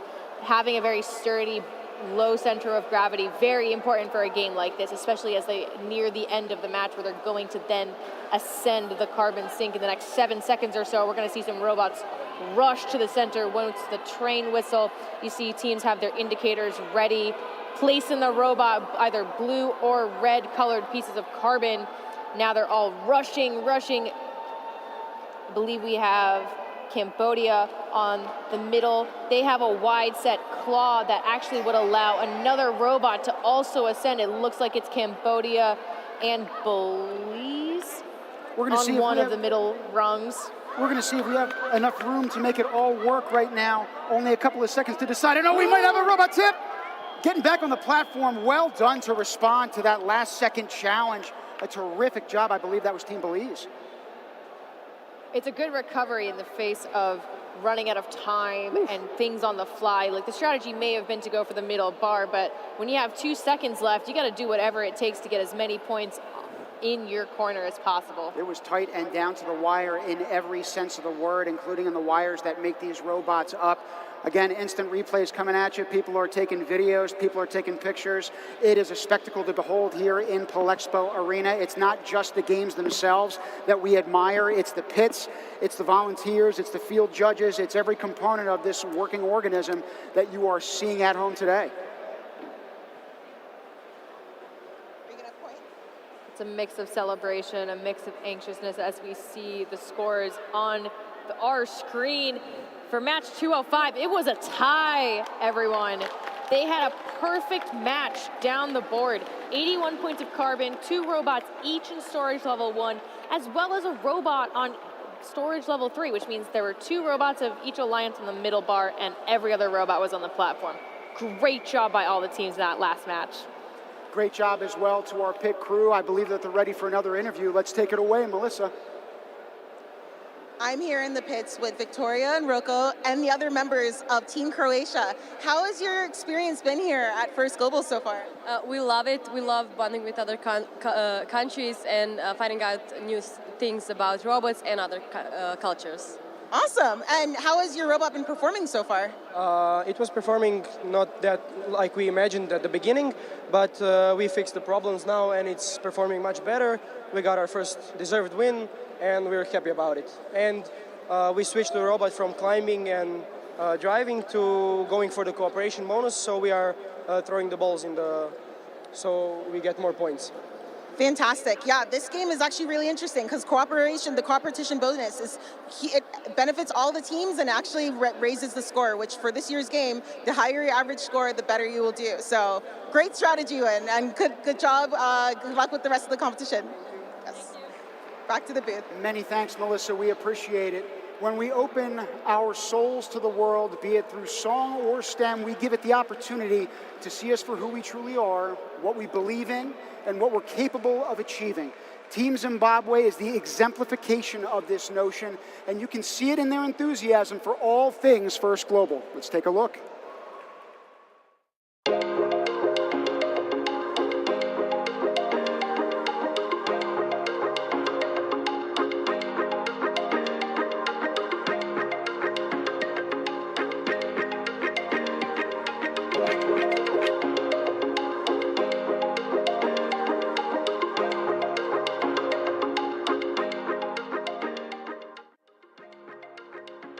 We get the opportunity to mingle and interact with other kids, discussing issues that are bothering our universe and finding ways of improving and making the world a better place to be in.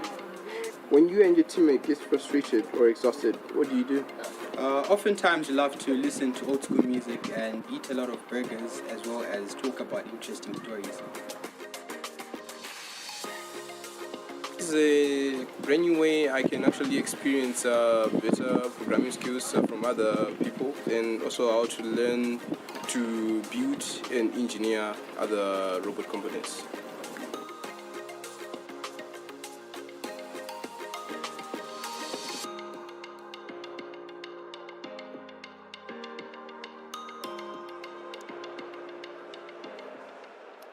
What's almost as beautiful as their country is the beautiful camaraderie on that team. The fact that they look out for each other, they're aware of each other. It's very important as you get the competition heating up some more. You know, as tensions rise, robots break, strategy doesn't go to play as you expect it to. It's important to be there for each other. It's important to stay calm and find ways to decompress, and it seems like Team Zimbabwe is doing just that. I'm looking forward to seeing them taking that to the field right now in 3, 2, 1, go!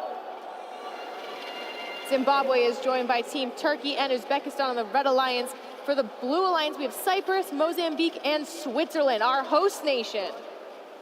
So in terms of that host nation, they've been incredibly gracious both in the field of play with this cooperation as well as physical hosts at here, Palexpo Arena, something that we are blessed to be a part of. Only 30 seconds into this match so far, but you're starting to see those carbon particles pile up in the middle of that carbon sink. A very good start to this match. Highly paced, highly intensified. So now, as a reminder, we have 2 minutes and 30 seconds on the play clock. We are just under 2 minutes. The first 2 minutes of the match are dedicated to all 6 robots working together. Now, I know it seems a little wacky that we have a Red Alliance and a Blue Alliance, but the point of this year's carbon capture game is to ensure that everybody is working together on a global stage, in a global way. It doesn't matter what region or a part of the field, per se, that you're a part of. We're all in this together, trying to get as much carbon out of our environment and into that carbon sink at the center of the field. You can see human players tossing that carbon as high as possible. A lot of jump shots, a lot of athleticism on the field, in addition to their robots on the field. And speaking of that carbon sink, you're seeing the lit up display on all 4 corners of that base. And remember, it will rise as the carbon particles continue to do so as well. Every single centimeter is worth 1 point, which means that right now both groups have gotten to about 75 centimeters and still climbing, even though we've got about a minute left to play here. Quick clarification point on the field this year. So the sink that we're referring to is that tower, that column with the lights and the bars hanging off of the side of it. There's a funnel at the top to help the teams. As you can see, there's popcorn of carbon flying in. Simon cheering them on from the sidelines. What they're trying to do is fill that carbon sink up as high as possible. We're getting super close to a cooperation bonus. There are 200 points on the table of bonus points for our teams. If they can fill that column, which is 165 centimeters tall, if they can fill it 66%, and you'll see a purple light activate, that's 100 extra bonus points on the table for our teams. In addition to this, right now we're in the end game. You can see them elevating high into the sky on either the low, middle, or high bar in these last 5 seconds of the match.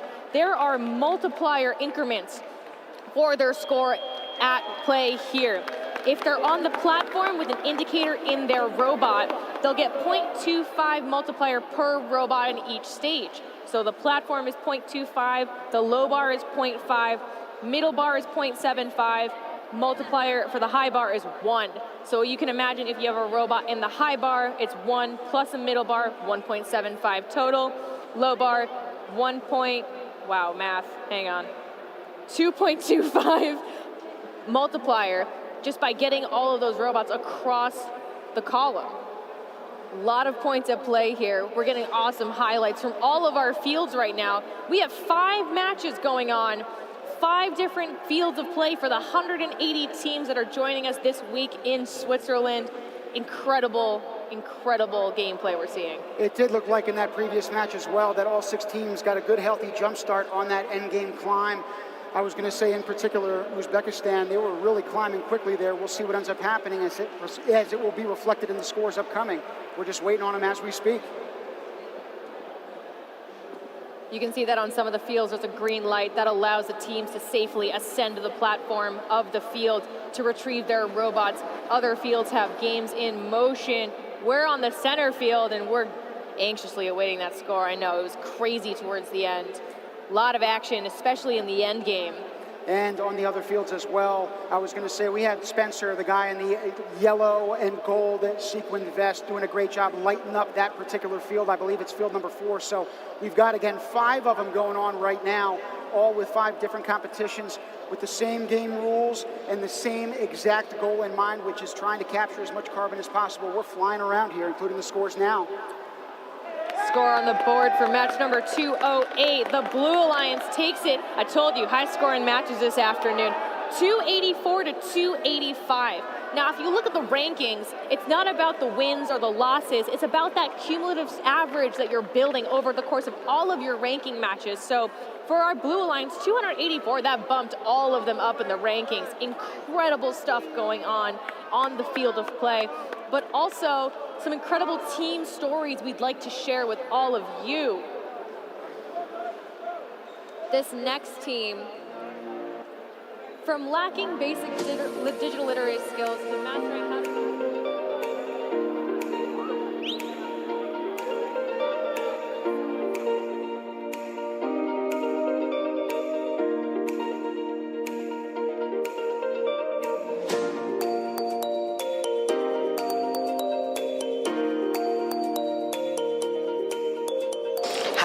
मेरा नाम पारस है।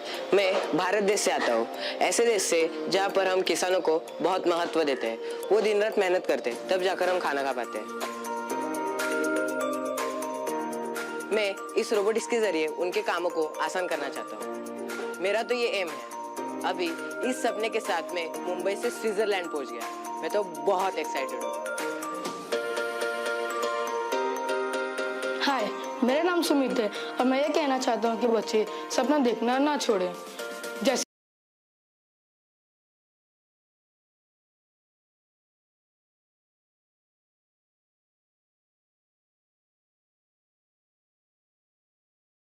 $8 points. Good luck, team is in your next match.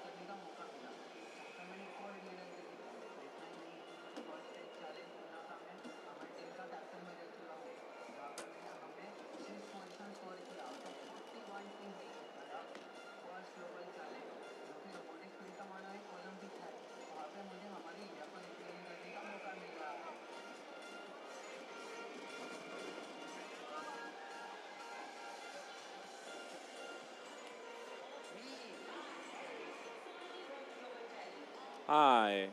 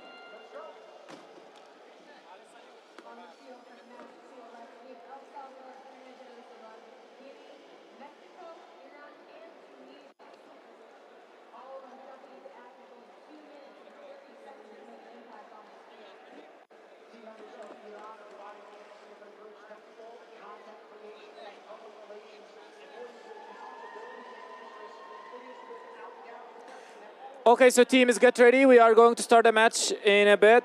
So in the blue alliance, we have Team Thailand, Germany, and Czech Republic. While in the red alliance, we have Team Albania, Poland, and Finland. Yes. So teams, the moment you see the carbons in the field, please don't touch your controllers. Please, if your team is ready, please keep your hands up. Teams from both alliances, if your team is ready, keep your hands up. Your hands up, please, from the Blue Alliance. Team Thailand, Germany, and Czech Republic. Thailand, Team Thailand.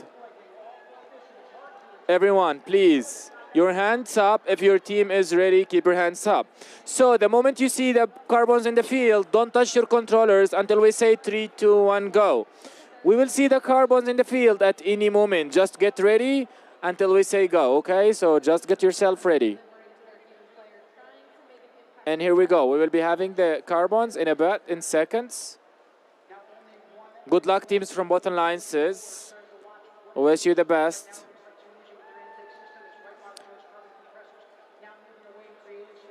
Try your best. Collaborate in putting as many carbons in the sink as possible because that's how you both win.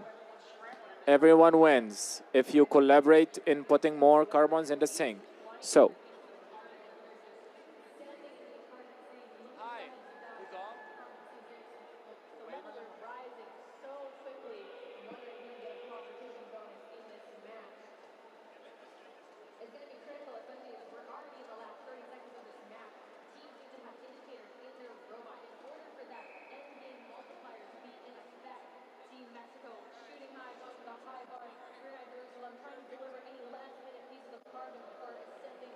It's all good.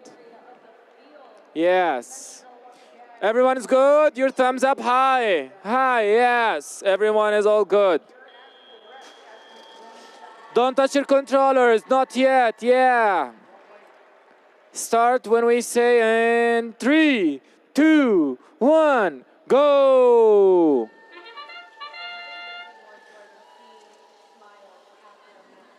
We are waiting for the very first carbon to get in the sink, and here it is, coming from the Blue Alliance. Team Thailand. Team Thailand so fast, started already scoring carbons in the sink. Here we go, Team Germany. Good, that's a good try. Keep going.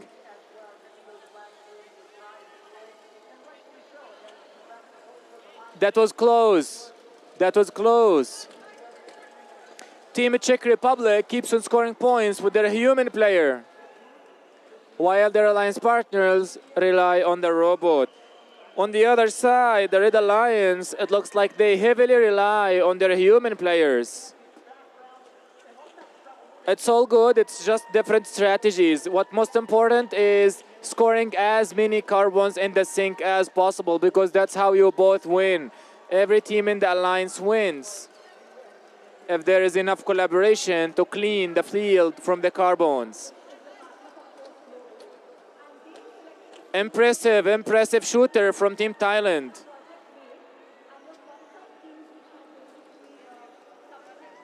Teams from both alliances, you have about 1 minute, 10 seconds left. 1 minute, 10 seconds. In order for you to get the bonus points, you need to work faster. You need to get more and more carbons in the sink, yeah.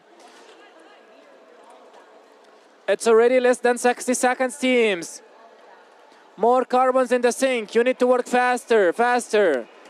Yes, faster. Here we go. Yes, here we go. It's 40 seconds. 40 seconds left. The end game is approaching. The end game is approaching. It's almost there. It's almost 30 seconds. Here we go. Yes, all teams are in the, yeah, everyone is trying to climb now.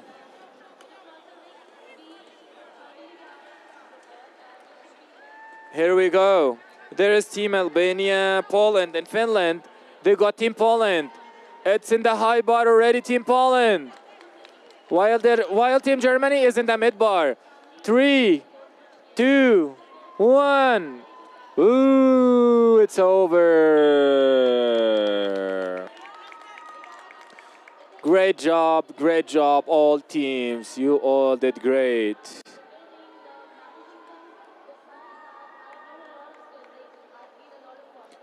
Great job, teams from all alliance, both alliances. You all did great. Hi. I recorded you.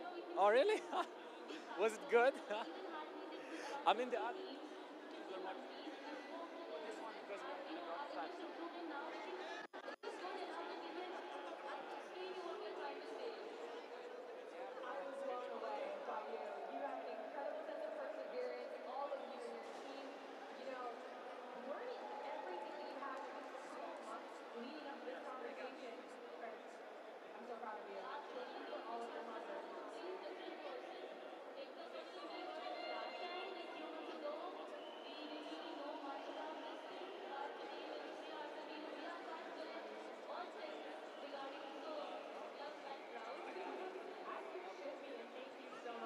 Because I bet they need help. They're just task.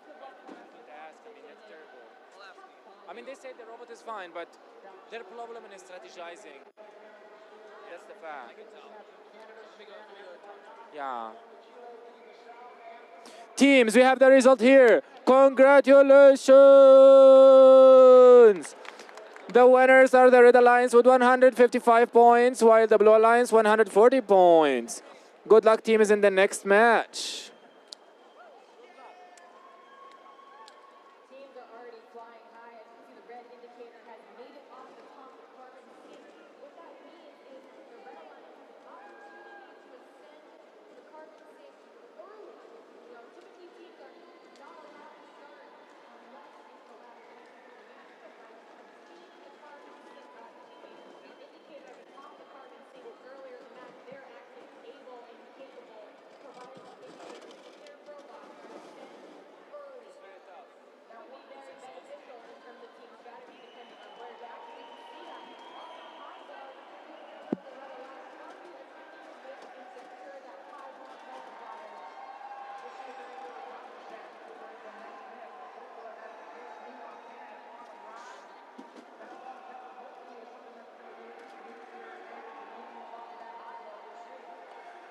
Congratulations, all teams. Well done, Team Germany, Poland, Finland, everyone.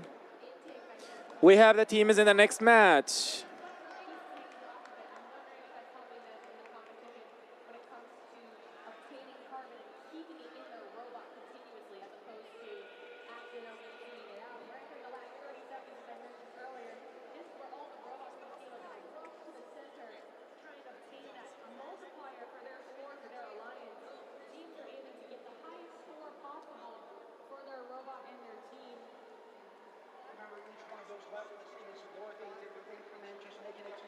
Team Italy, hi. I want to know how you say go in Italian. Go. Go, go, go. So like 3, 2, 1, go. Via. 3, 2, 1, via. Via. So 3, 1, 3, 2. By the referees, they will receive that bonus. So if there's multiple robots on a level of the carbon sink, it's all good as long as that robot in particular is fully supported by any of the bars that you see today, and as long as they're above the level under them. And it's all good in the stands as well. You see those 3 different nations waving their flag. There are 180 of them here in total, and everyone's just having a good time. Understandably so. It'd be impossible not to. Carbon flying high from all the human players. I got to imagine their arms must be tired by the end of the day. The Red Alliance took the highest score in that match, 122 to 107. A little bit of a shake-up in the rankings here, but largely the same, which is fantastic. It's consistency that we're seeing from a lot of our teams today. We'll still bring you some consistency with games later on in the day. That was match number 214. We're going to take just a brief break, and we'll be back with you shortly. At Lamb Research, we challenge assumptions, defy conventions, and push the boundaries of the semiconductor industry. And we're just getting started.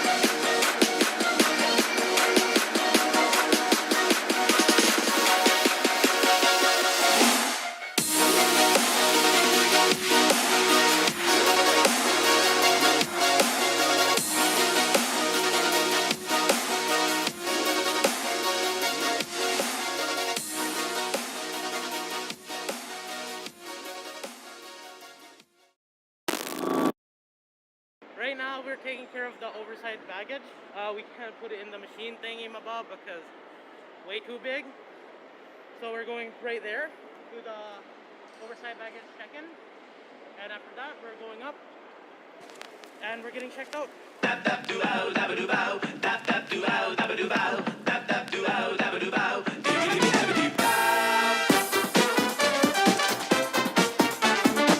Hello.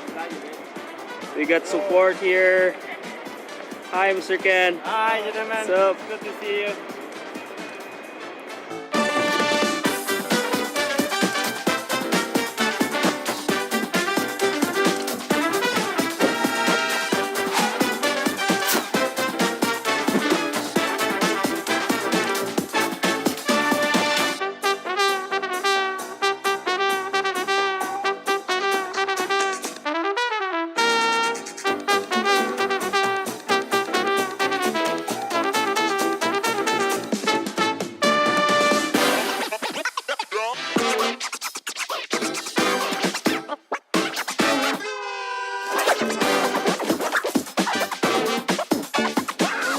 Justin, how was your luggage?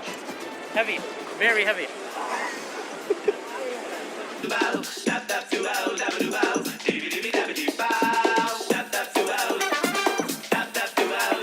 So I cannot bring my drone here, guys. There will be no aerial footages when we get there. Sorry.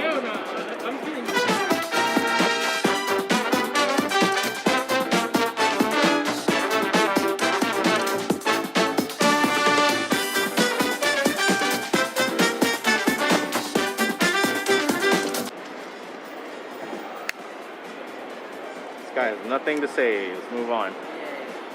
What's up? This is Chevy right here. So now we just done with loading our stuff in, and now we are waiting for the security, and then we will get inside the airport. Let's go. So, as Chevy said, we are currently going to the security gate. I have my Thai passport with me currently because I'm currently in Thailand, so I'm going to use this whenever I can so that I don't get arrested. Which is honestly quite fun. But yeah, we just loaded our robot in. That's fun. That's great. We're doing a layover in Dubai. It's going to be fun. It's going to be great. See you later. Most of us, actually, we are the only two halves. Yeah. Oh. The rest are Korean, Thai. Taiwanese, and Yeah. two full Thais. Yeah. Two full Thais, yes. So this is your first time in FTC or? Yeah, this is our first. Oh. It's arrived. How was the trip? Tired. Tiring, very tiring. We are here in Switzerland. Let's go. Let's go. The amount of energy that we have lost throughout this travel has been immense. Follow for more. It's okay. Say something like Team Right. 1, 2, 3. Team Thailand!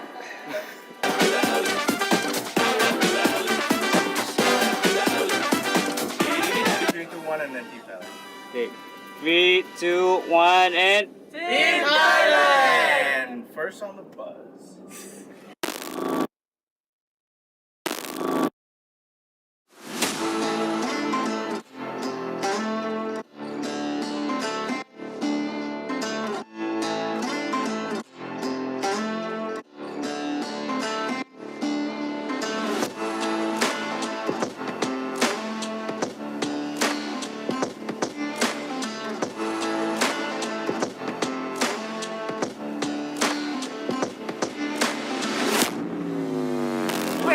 to Switzerland. We're here with the team. We're going to departure at 1 a.m. It is currently 10. And we're just going in so we can get our flight set up. We're gonna have to stay on land for like another couple hours before we can finally departure to Switzerland. But we have a layover at Dubai first, so we get to have some fun times there. But I'm really excited that you guys are following our journey, so follow for more.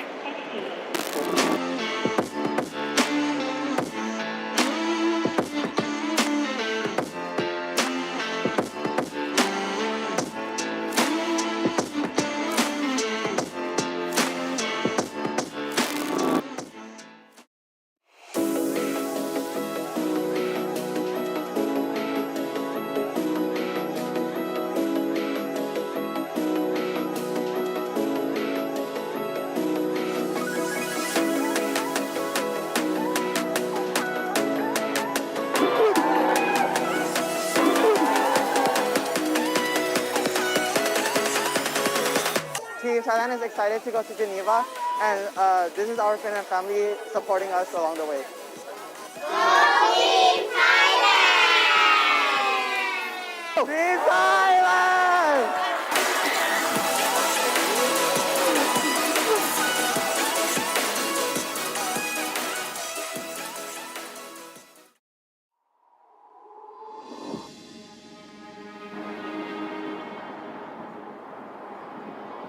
In the future, I want robotics to be a big thing in Thailand. This year's theme is about carbon capture, which I think carbon capture in Thailand is very brand new. Due to the carbon monoxide and carbon dioxide that's in our environment right now, it's important to look at those aspects and see how they affect us, see how they affect his life. Even we travel by cars, that creates a lot of carbon dioxide already. What brings me here to the FGC competition is that I have a personal interest about technology, robots. When I was in my elementary school, my friend was making robots, and I thought I wanted to try, but I couldn't because I was brainstorm all the after-school stuff. Not only like robot parts, but like business part stuff, management, media stuff. Going to the FGC competition, have to interact with other people. We are excited to see and to experience things that I have not experienced before. And by doing this, we are expanding our STEM knowledge by getting information from other people and meeting new people, which will make our social skills better.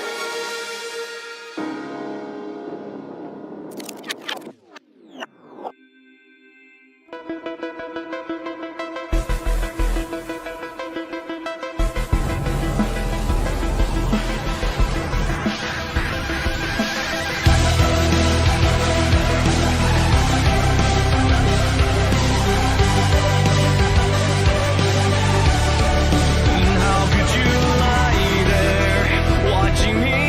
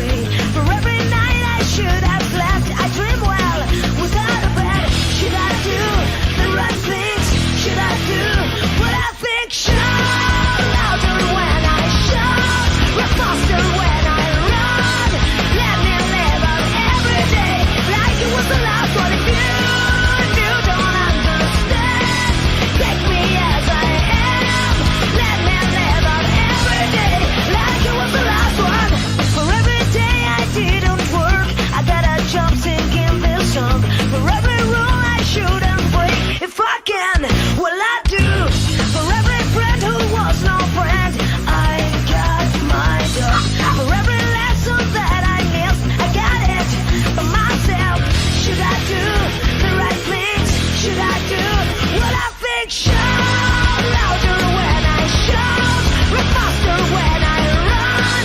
Let me live out every day like it was the last one. If you don't understand, take me as I am. Let me live out every day like it was the last one. Shout! Should I take my own way? Should I make my own way? Shout louder when I shout, run faster when I run. Let me live out every day like it was the last one. If you don't understand, take me as I am. Let me live out every day and push me over. And push me over. Shout louder, run faster. Shout louder every day like it was the last one. Shout louder, run faster. Shout louder every day like it was the last one.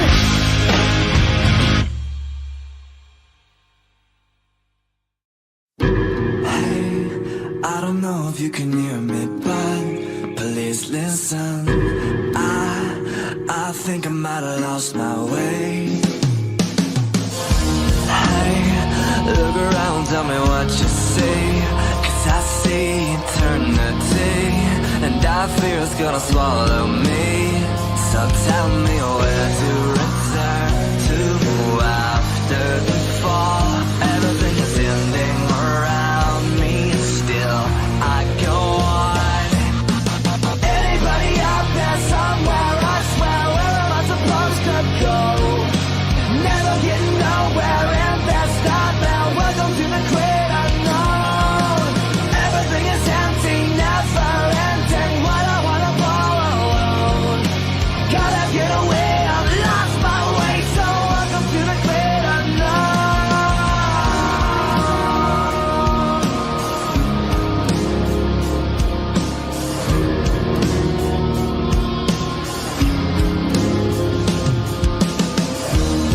Hey, look around, tell me what you see. A change in society, and I fear it has abandoned me. So tell me where to return to without a new name.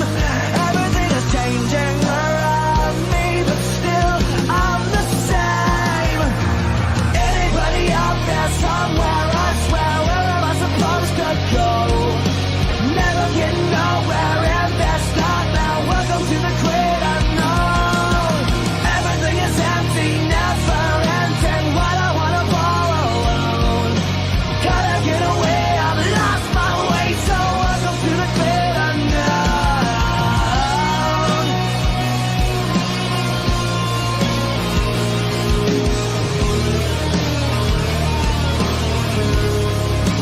Welcome to the great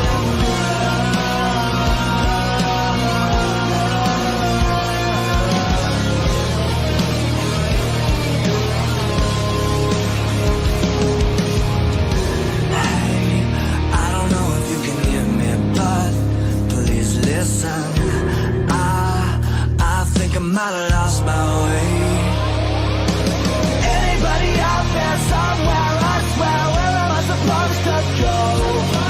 Never getting nowhere in this nightmare. Welcome to the great unknown. Everything is empty, never ending. What I wanna follow. Gotta get away, I've lost my way. So welcome to the great unknown. Welcome to the great unknown. Welcome to the great unknown.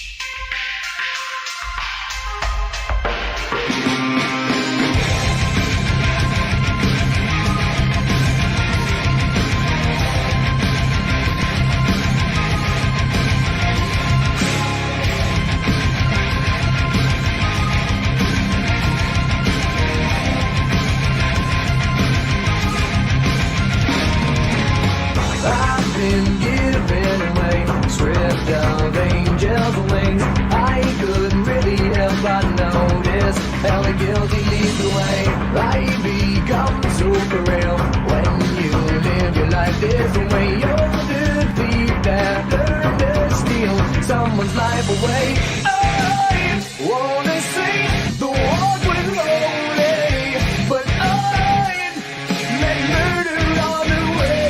So am I happier than ever at my sentence today?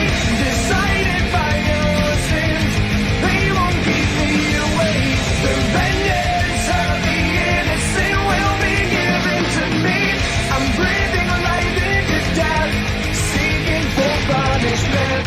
Here is the verdict, there is no justice, as I am anchored in my sins. The jury was so shameless, so guilty and yet blameless, acting so pretentious, they painted justice fake. I wanna say the walk was lonely, but I'd make murder on the way. So am I happier than ever at my sentence today? Decided by your sins, they won't keep me away. The vengeance of the innocent will be.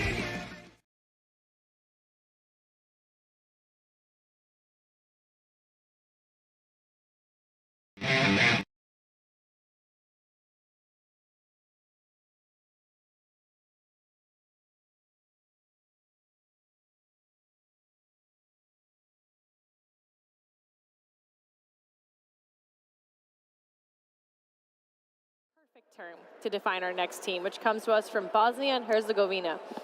Much like the larger competition, where they were brought together because of the shared passion for robotics and technology, but what they also assert is that it's not the only thing that defines them.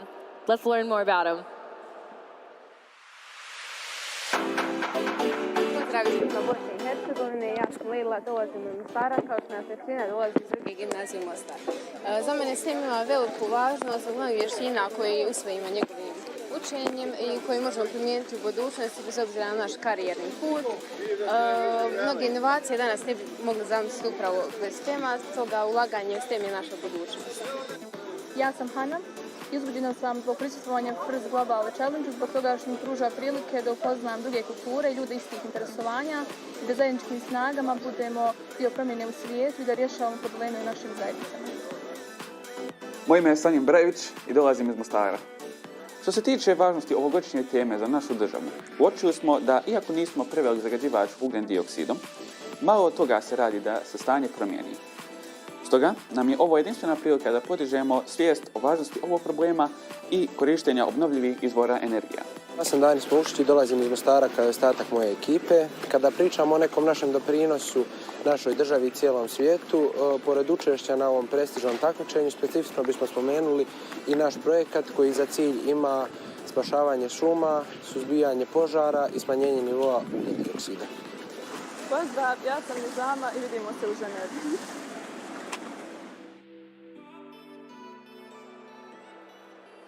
You gotta love the visualization in that last little vignette from that team, especially Old Bridge and Crooked Bridge in the city of Mostar. It's a terrific visualization for what this competition is all about, trying to connect teammates from across their various parts of the country, but then also building connections between their alliances in the different countries that we have in attendance here. It's a perfect representation for what First Global is. 180 of those countries in attendance with us in total. It's amazing. I think this is the largest First Global competition that we've had, which is incredible. After 2 years of being remote between the 2020 and 2021 seasons, to be here live in 2022.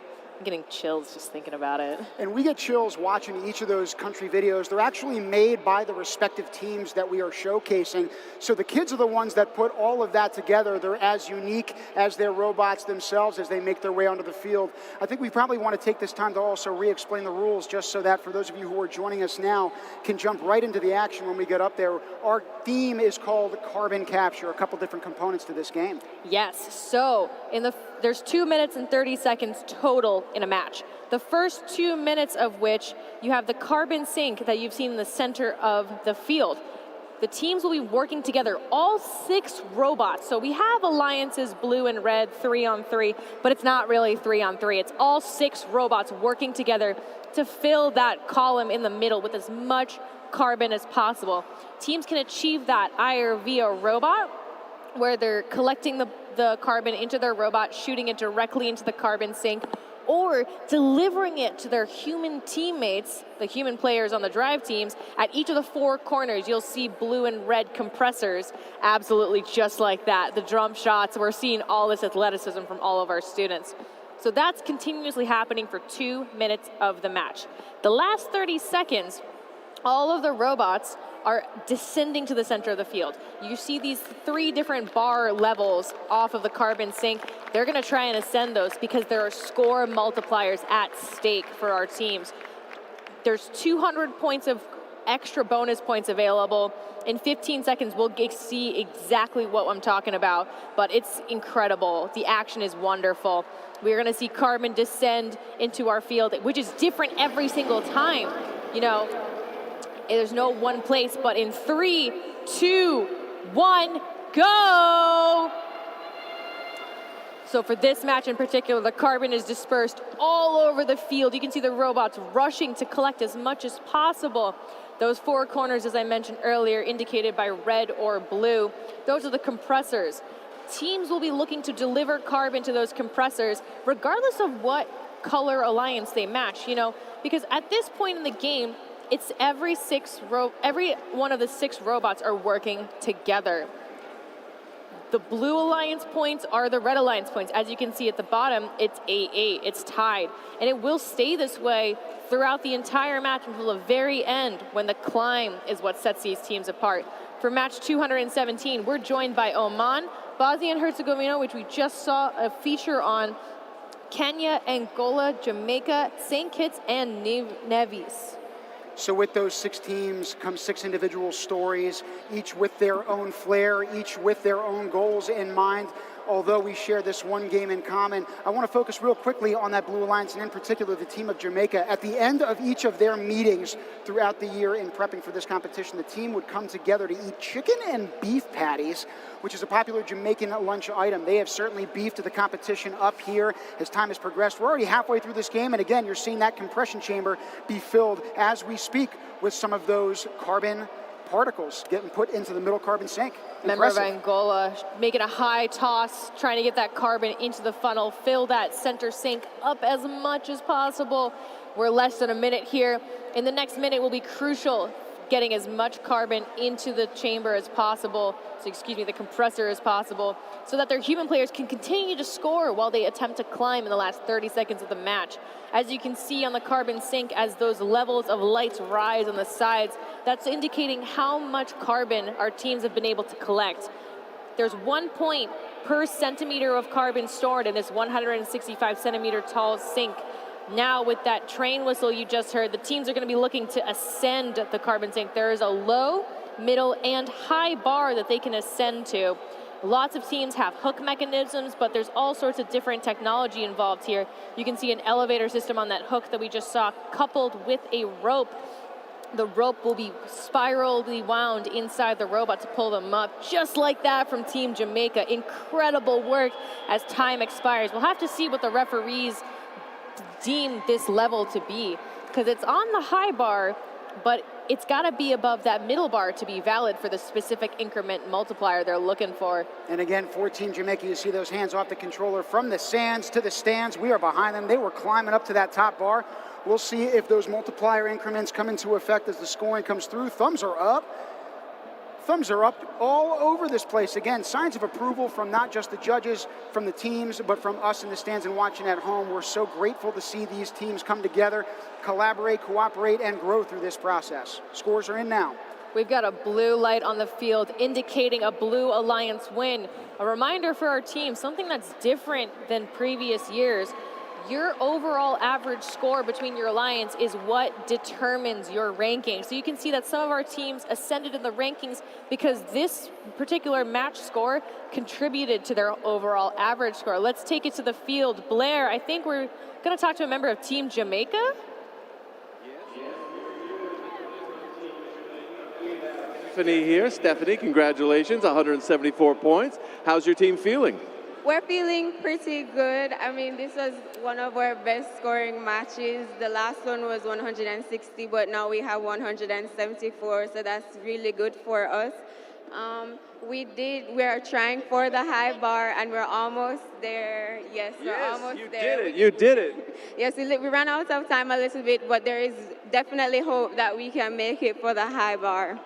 Well, great job. You made it look really easy on the field. You've got a few more matches. Good luck in all your matches. All right, thank you so much. Have a good rest of the day. Yes, you too. Back to you in the booth. Thank you, Blair. The next team we're going to see will be in match number 220, but before we do, we're going to take a look at the only active Venezuelan-based robotics team in international competition. Until they carried out their first intercollegiate robotics competition in their country. Despite civil strife, extreme inflation, and other burdens this team had to overcome, they stand taller through their participation and are working hard to share that same thing with all of the youth in their home country of Venezuela. Somos esperanza. Somos gente que no para de soñar. Somos sabana, Caribe y montañas. Somos 4, arpa y tambores. Somos un pueblo que abraza a todos como hermanos. Somos la juventud que cree con firmeza que unidos somos y siempre seremos más fuertes. Somos la fe de una nación que se levanta con fuerza ante la adversidad. Y aunque el camino ha sido duro, somos personas, como se conoce en nuestro país, echadas para adelante. Somos risas, sueños y esperanza. Esperanza en el futuro que podemos alcanzar. Somos corazones que anhelan generar los cambios positivos del mañana. Somos la tierra de los colores, estrellas y horizontes. Somos la tierra del sol amada. Somos ¡Viva Venezuela!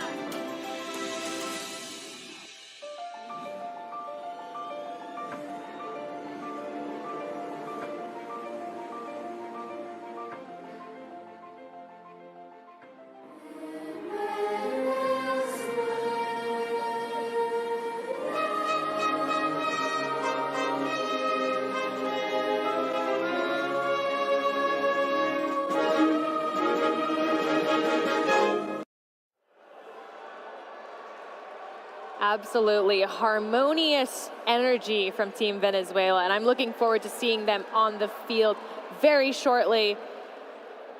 We have about 15 seconds before we get into this gameplay. I just love the way that all of these teams are so multi-talented. You know, robots is not the only thing that these teams take care of. Venezuela, for example, they wanted to share that love of robotics with their country, but every single member of this country is bringing something new to the table, whether it's musical talent, artistic talent, different way of thinking just based on your regional location. We'll see them in 3, 2, 1, go! You'll see that split screen on the bottom. Again, all of those teammates picking up those controllers and getting going. Right from the get-go, it looks like we've got right now Iceland, Moldova, and Venezuela squaring off against Malawi, Montenegro, and Nigeria. Excited to watch them compete towards the second half of the day. We're taking a look at the drive team of Team Malawi right now, sending Carbon into the counter sink. I love that bottom-up video from the bottom of the Carbon sink. It's so fun just to watch all the Carbon just fly in from multiple angles. One thing I got to share are some words that Team Nigeria, who's competing on that Blue Alliance, and you see right now in the bottom right corner of your screen, what they had shared, and it's inspiring to read. It really says, sometimes we wonder whether our togetherness as a team was planned or rather as predestined fate. They said within a span of a few months, they were attached and connected to each other at the hip, and regardless of their differences, they've worked together, and their blood may be thicker than water, but for us, right now, being culturally diverse and standing in harmony is our greatest achievement as a team. Wow. Truly. Wow. I mean, think about putting that together. Amazing. Something else that's predestined fate. These teams working together on this match, you know, all 6 robots for the first time in a long time coming together. It's not something that we typically see in competitions internationally, but here at First Global, especially this year's challenge of carbon capture, it's all about that global collaboration. We're not picking sides here. We're not picking sides of the field per se. It's all in it together, as you can see all that carbon flying into the funnel at the top of the carbon sink. And we do see a lot of countries taking their part as well in addressing this global climatic crisis, Iceland being one of them. They are the world's largest green energy producer per capita. They produce approximately 55,000 kilowatt hours per person per year. Exceptional job by them, as well as their team here in competition. Speaking of an exceptional job, we are entering the end game. You can see members of the Red Alliance putting the red indicator in their robots and racing to the center of the field. My goodness, they're so fast. We have a team attempting the high bar, I believe Team Venezuela on the middle bar. What these teams are trying to, Iceland on the low bar, what these teams are trying to achieve is a multiplier. So 82 points on the board right now, but what will set these alliances apart is the levels at which they can reach across the carbon sink. In the last one, it's over on center field 5. Exceptional job by all of our teams. We'll have to see how these multiplier increments, whether they're on the platform or the high bar, ranging from 0.25 multiplier to 1 point multiplier, everything adding up. Hello to our ref Elena in that instant replay. Incredible shots that our crew and our team is getting over the course of competition here. We're virtually getting emotions from every single angle. This game just picks up steam by the minute here in Palexpo Arena, as well as the anticipation for what's to come with playoff seedings later on.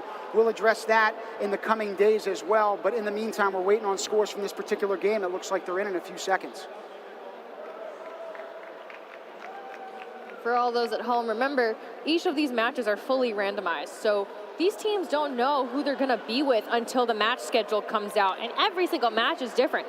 You know, teams could be together on the same alliance for one match and then immediately opposing each other the next match, but it's not really opposition or togetherness here. It's really more on the togetherness because all 6 robots are working together throughout the course of the competition. Everybody's average scores are playing a factor, and since the scores are the same until the last 30 seconds, it's really, we're all on this together. Got that red light indicating scores are on their way. Here we go. The Red Alliance took the win there with 170 versus 149, excuse me, a very close game. It went from storage level 1 and storage level 3 compared to the Blue Alliance 3 robots in storage level 1. But it wasn't enough. Remember, those incremental values for the storage levels, that's the decision maker here for these teams. Now, we've already had a few of them join us in the booth today, but volunteers are the beating heart of First Global. They help make great things happen, helping teams both in preparation for the event and then at the challenge itself. First Global couldn't be what it is without our amazing volunteers who selflessly dedicate their time, their love of robotics to make sure everything runs smoothly. So let's hear some more about some of our volunteers and about what motivates them to volunteer year after year. Volunteering is the giving of oneself to others. And frankly, I've been involved with First Global since its infancy, and in that time I've seen it grow into what it is today because of the countless and innumerable people who have had an immeasurable impact on making this a reality through sheer will and love and care and commitment. And that to me is inspiring. Volunteers are the beating heart of First. It shapes my life because now when I get up every day, I know that I'm not only shaping the local communities around here, but also I'm shaping global communities. Also being part of something that's greater than myself because it's a huge community around the world that's sharing their love of knowledge and their love of robotics and their problem-solving mentality. I got to meet all these wonderful kids, and the impact that we had of just interchanging with the kids. They got a chance to see a different part of the world, and it really, really opened my eyes. As a matter of fact, it helped me set some new goals for myself. You're giving kids around the world the opportunity to share their stories, to share their identities, and to have them feel valued, and to let them know that they have a purpose, that they have a role to play, that we all play a part in something bigger. Robotics is a common language. A student that's maybe the same age as me has that same capability, has that same drive. We're sharing knowledge so that we're able to provide that same opportunity to all students around the world. Interacting with the global students is an unbelievably rewarding experience. I had no idea how much passion it would generate. Helping today's youth learn how to communicate, collaborate, and solve big problems is needed more now than ever before. Volunteering is meaningful for me because I know that I'm helping to inspire the next generation of problem solvers who will solve the problems in their community in the future. Volunteering have changed my life completely, and that left a big mark in my memory and in my heart. This is more than a competition. This is a way to help and save our planet through STEM. We all have the same target. It doesn't matter if you are in a team, if you are a volunteer, if you are a staff member. We all want to live in a better place. That's the reason why we are here. That to me is what we are about as a community. That to me is what we are about as a volunteer group. And frankly, I'm just grateful to be one small part of that much bigger picture.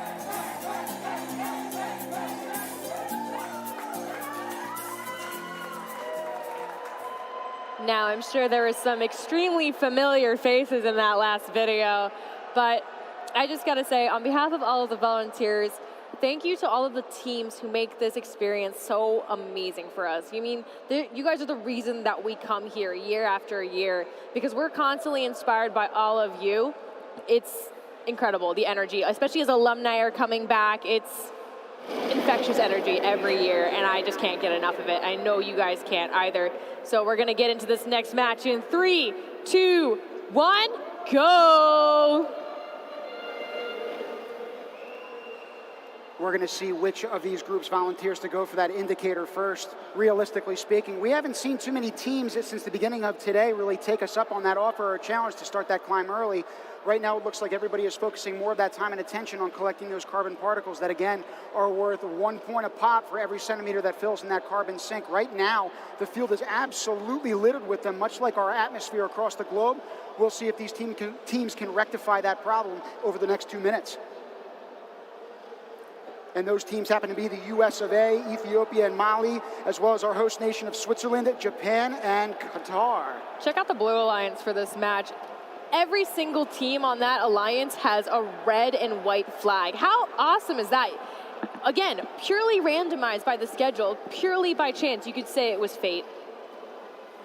Now, in terms of fate as well, it was only a matter of time before we talked about the problem of climate change and global warming as a result of carbon dioxide in our atmosphere. And in fact, in this host nation of Switzerland itself, the average temperature has increased almost 2 degrees Celsius since 1864. It might seem like a small detail, but again, small things add up to big problems in the long run, just like small contributions can add up to really big solutions at the end of the day. Absolutely, and we're seeing that with a lot of our teams. They all have differently designed robots. Some have the capability to store a lot of carbon in their robot and deliver what you could say would be a mother load of carbon to a compressor. But other teams are more focused on the precision and accuracy of the shot. They will capture just a couple of carbon and then shoot them in, go find another deposit of carbon on the field, do the same thing. It really just depends on what they feel was the best strategy for their team. You know, every team has different solutions, different perspective, just as every single country has a different solution to the climate change issue. Last 30 seconds of the match, teams are now going to ascend the carbon sink in the center of the field. We have one team reaching high. I believe that is our host nation of Switzerland. For sure, raising the bar. Here we go. They've got an exceptional climber with 2 prongs to ensure the most stability, as well as 2 bars on the side of their robot opposite their spinning intake. You can see that allows them to bypass that lower bar and just glide their way up to the high bar with 0 seconds left on the time. Look at that execution and attention to time. Their alliance partners, Japan, cheering them on as well. I believe they also were able to ascend the platform at minimum. Team United States there as well, also getting in on the action. What a great match. You were talking about that intake system. On the way up, it was still spinning, almost like it was waving to the crowd, saying, "Hi, here I am. We're taking a ride up to the tippy top." Much like the Swiss Alps, they did a tremendous job climbing to the highest peaks that this game can offer, and the scores are upcoming. Here we go. We got a blue light on the field, which means the Blue Alliance had the higher score for this match. 49 points of carbon on either side, but that storage level that Team Switzerland was able to achieve for their alliance is what brought them higher up, literally on the field. Now, one of the teams that's also rising and on the way up at this first Global Challenge is Team Greece. The first Global Challenge strongly emulates the spirit of Olympic competition, but also fosters a sense of global camaraderie and belonging. This next team's country of Greece hosted the Olympics in the first ever times as the games in the 8th century and have been players on the international stage ever since. Let's take a peek.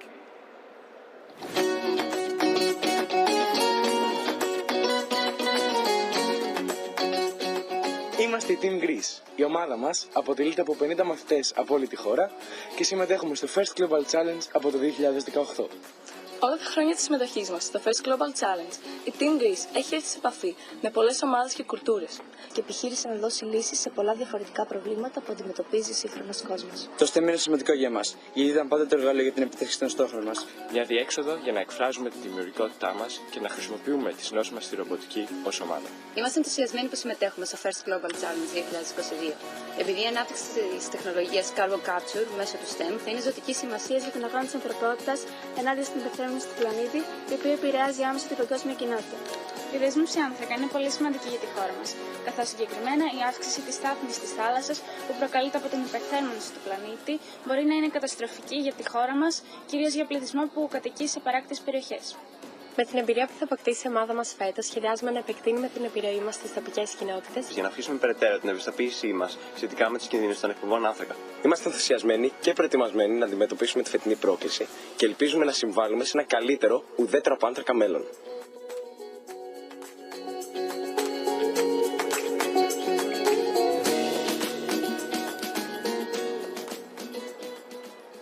Now we're going to watch that team of Greece compete here in just a few seconds. Again, 240 carbon particles that they're going to try to corral and collect. I love the fact that they mentioned that this is an outlet in which to unleash their creativity. You can sure as heck see that in person here as well as abroad for those of you joining us. This game is about to begin in a few seconds. And again, we will see this humanities fight take place. Again, a very powerful message. We start in 3, 2, 1, let's go. Humanities fight. Such a powerful expression here. Absolutely. Team Greece is joined by Team Iraq, Kazakhstan, United Kingdom, Eritrea, and Kiribati on the field right now for match 226 out of 322. We are flying through the ranking matches at First Global 2022. Speaking of flying, the UK is another country we have not yet focused on. That was where the ejector seat was actually invented at first. So speaking of flying, those carbon particles are also doing the same here as well, whether they're getting hucked up into that carbon sink from the robots or from, again, those human players in the corners. Talking about some of the robots that we see on the field, this one in particular, I believe it's Team Kazakhstan. They chose to take carbon in from one side of the robot and they submit it to the compressor on the other side. More of a fluid motion of carbon flowing through their robot as opposed to using the same intake system in order to output the carbon from your robot. Take a look at that right there. So much carbon delivered to that human player of Team Kazakhstan. We're gonna see them start launching it into the carbon sink. Look at that accuracy from all of our human players. Team Iraq on the other side of the field. There's Team Greece doing the same for their compressor on the blue side of the field. Only 1 minute left of play here as the heat picks up. You're starting to hear noises as well of cheers coming from the crowd as well as those on the sidelines watching these 6 teams compete. Traffic on the red side of the field, trying to get as much of the carbon left on the field as possible. It's very scattered, so teams will have to race to pick up what's left. But I know since we have the last 30 seconds coming up, our human players will be very critical to ensuring that carbon is submitted to the carbon sink before the match is over. And in one of those previous shots, actually, we got it right now, we're seeing that in action. All of those black carbon particles that are still in the compressor are going to be fair game during end game, so you're going to see players still trying to throw those collective points into the mixer. Exceptional job and strategy by that Blue Alliance. Team Kazakhstan flying high, achieving the high bar very quickly after the last 30 seconds initiated end game. We have some more robots in the air rather. I believe that's Kiribati on the middle bar. Team United Kingdom also trying to ascend. The low bar looks like it might be Team Greece, but we got 1 second left. Oh my goodness. It's such a chaotic end to the game. It's really difficult for teams to just get in there and latch on to the different bars, ensuring that it's secure before they start to ascend. I've seen a few claws actually end up falling off as they're trying to ascend. There's our awesome volunteer, JB. He's in charge of our field today, ensuring that we're on schedule and keeping these teams moving and flowing. You were talking about some of those pieces or components of the robots breaking. Much like us, they get tired towards the end of the day. But the drama is ceaseless here. There are always things to tweak and improve upon. You see Kazakhstan doing an exceptional job towards the end of that game, and the scores are in. The field is blue, which means the Alliance with the color blue, 200 points versus 180. It was exceptionally close. Carbon, look at that points, 80 points of Carbon. That's where it really came down to. Those equal points going into the end game, having one robot in the high level versus the other robot in the medium level, it's just this much, but it adds up. Speaking of adding up, let's take you to the pit, see what we've got cooking there. Melissa, who are we talking to?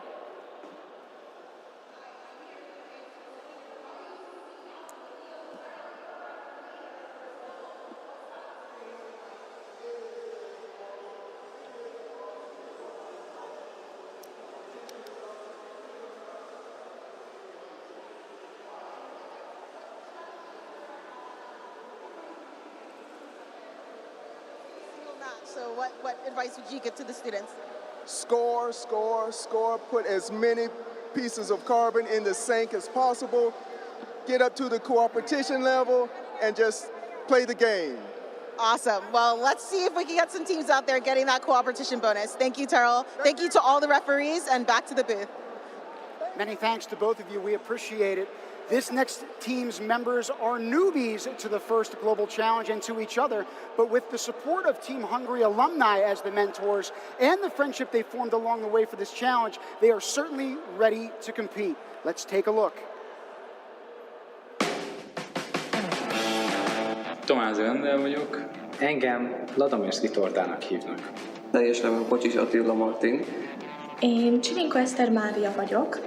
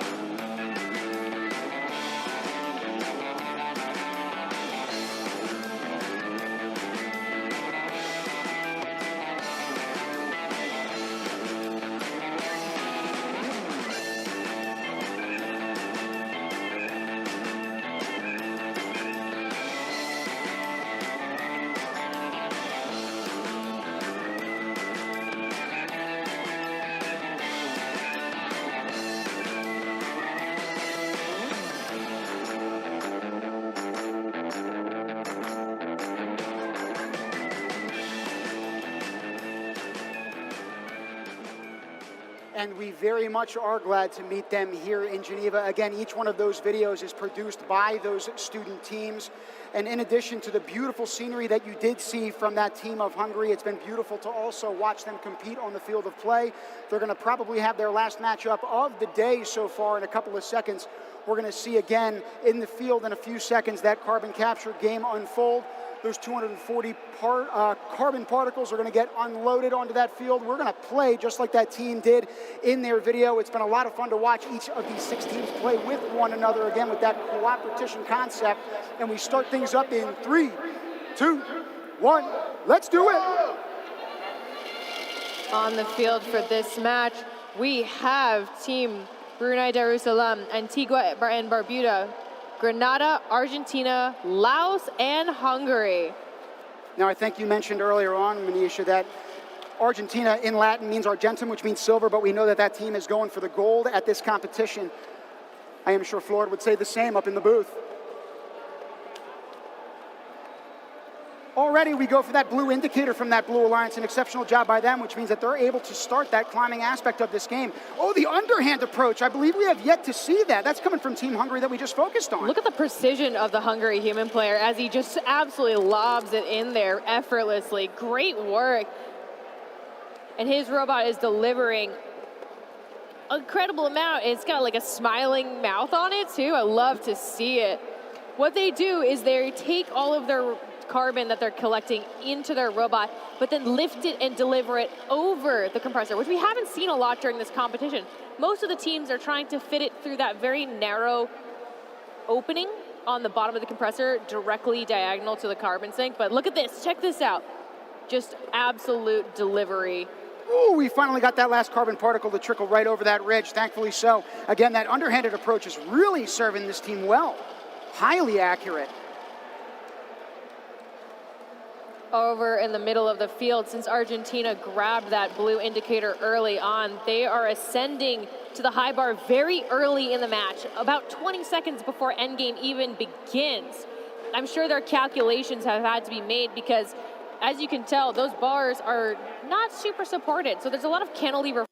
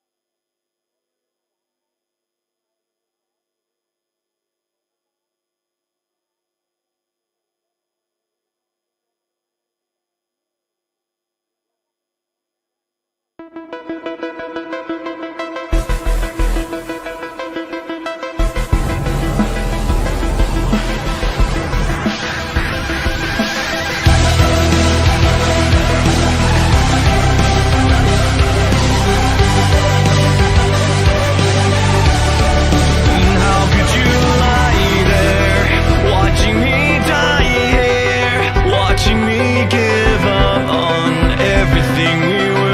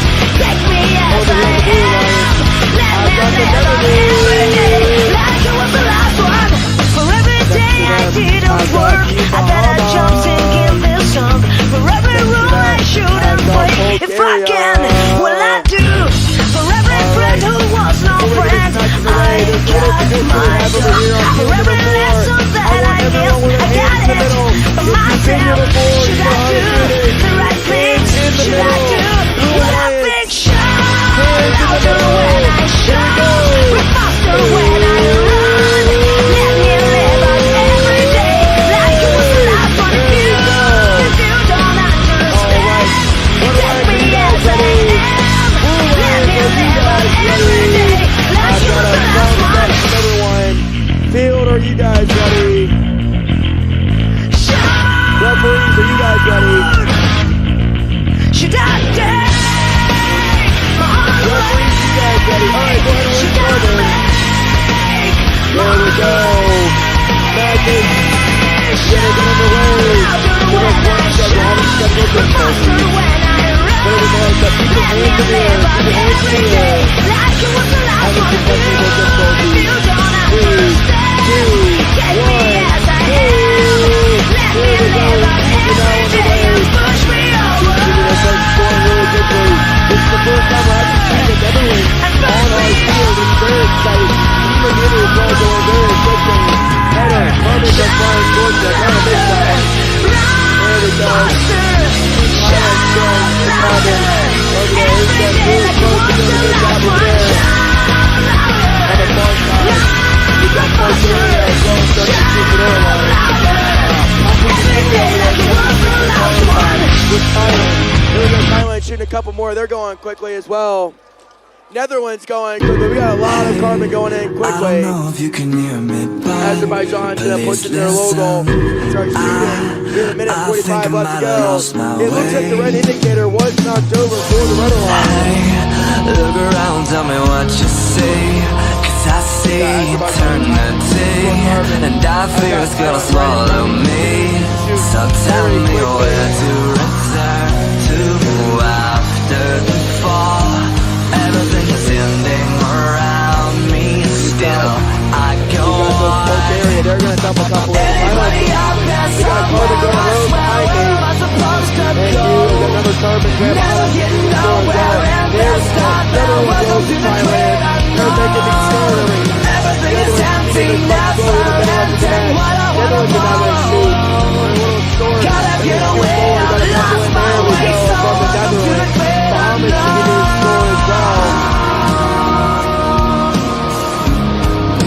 Team Azerbaijan is also continuing to shoot theirs in. They're flicking a couple in from the Netherlands. They're going quickly as well. Hey, look around, tell me what you see. A change in society, and I feel it as a blasphemy. So tell me where to return to without a new name. Everything is changing around me, but still I'm the same. The Netherlands looks like they're going to go for the fall. They're going to go for the middle. I thought Bulgaria right in front of the scissor method. This is the first time I've seen a scissor lift all weekend. 9, 8, 7. They might have a scissor here to go to the top 5, 4, 3, 2, 1. And that's the match. Thailand didn't lift themselves up, but the gears might not be good enough. It might be really stick themselves down. They're going to get only a platform support. The Netherlands robot can restore itself and destroy itself to level 2 bar. Now, with Bulgarian Superlift, if I'm not mistaken, does it close up and put a loop on the top level and bridge itself up? I love the design. That's the first time I've seen that today. So what I've just confirmed is you've got the I think I might have lost my way. Their center will put it right to close it together, and it will actually close it together, and it will hook onto the high support bar, and it will connect, and then they will lift themselves up. That's pretty awesome idea. Gotta get away, I've lost my way, so welcome to the great unknown. Alright, we're gonna wait for the referee to score the match. That was the game match. How did one like it over there? Blue Lights, you guys enjoy yourselves on that match. There we go. Red Alliance, you guys enjoy yourselves on that match. There we go.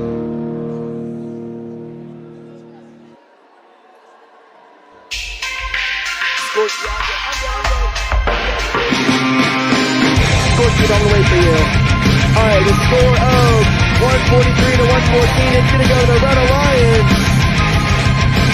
It looks looks like you had 2 on the level 1 and 1 on the level 2 for the Blue Alliance. So it looks like the Netherlands did not get themselves high enough to give them that level 3 bonus. And then on the Red Alliance, you had a level 1 and 2 and 3 for the Red Alliance. I couldn't really help but notice how the guilty leads the way. Life becomes super real when you live your life this way. You're the thief that learned to steal someone's life away.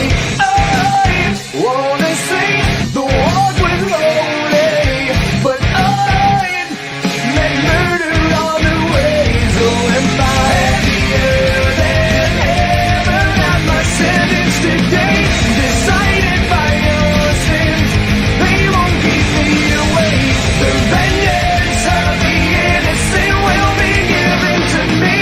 I'm breathing life into death, seeking for punishment.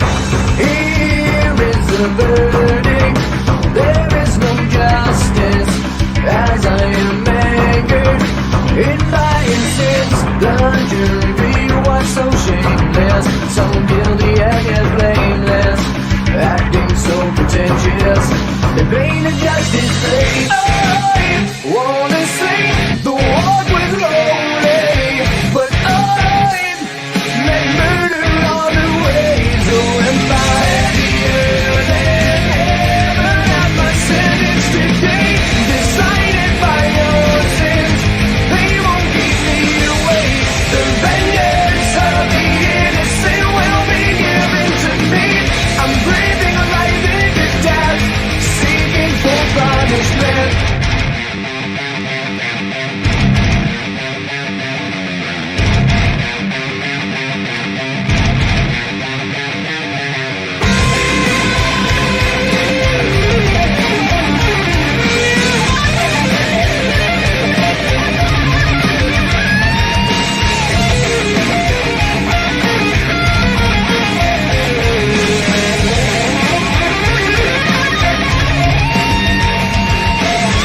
I've been given away, stripped of angels' wings. I couldn't really help but notice how the guilty lead the way. Who decides the fate of my life tonight? No. Happier than ever at my sentence today. Decided by your sins, they won't keep me away. The vengeance of the innocent will be given to me. I'm breathing life into death, seeking for punishment. Happier than ever. Decided by your sins, they won't keep me away. The vengeance of the innocent. I'm breathing life into death, seeking for punishment.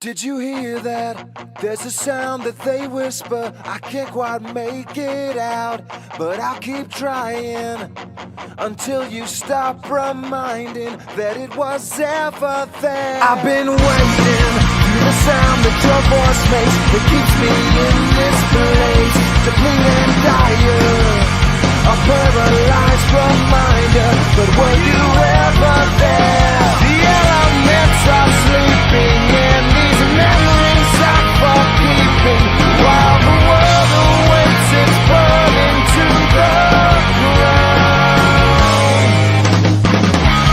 No one can really save us now, and I don't care, I won't back down. So when you see my face behind the smoking gun tonight, bear the empire of my heart, bear the day you fall.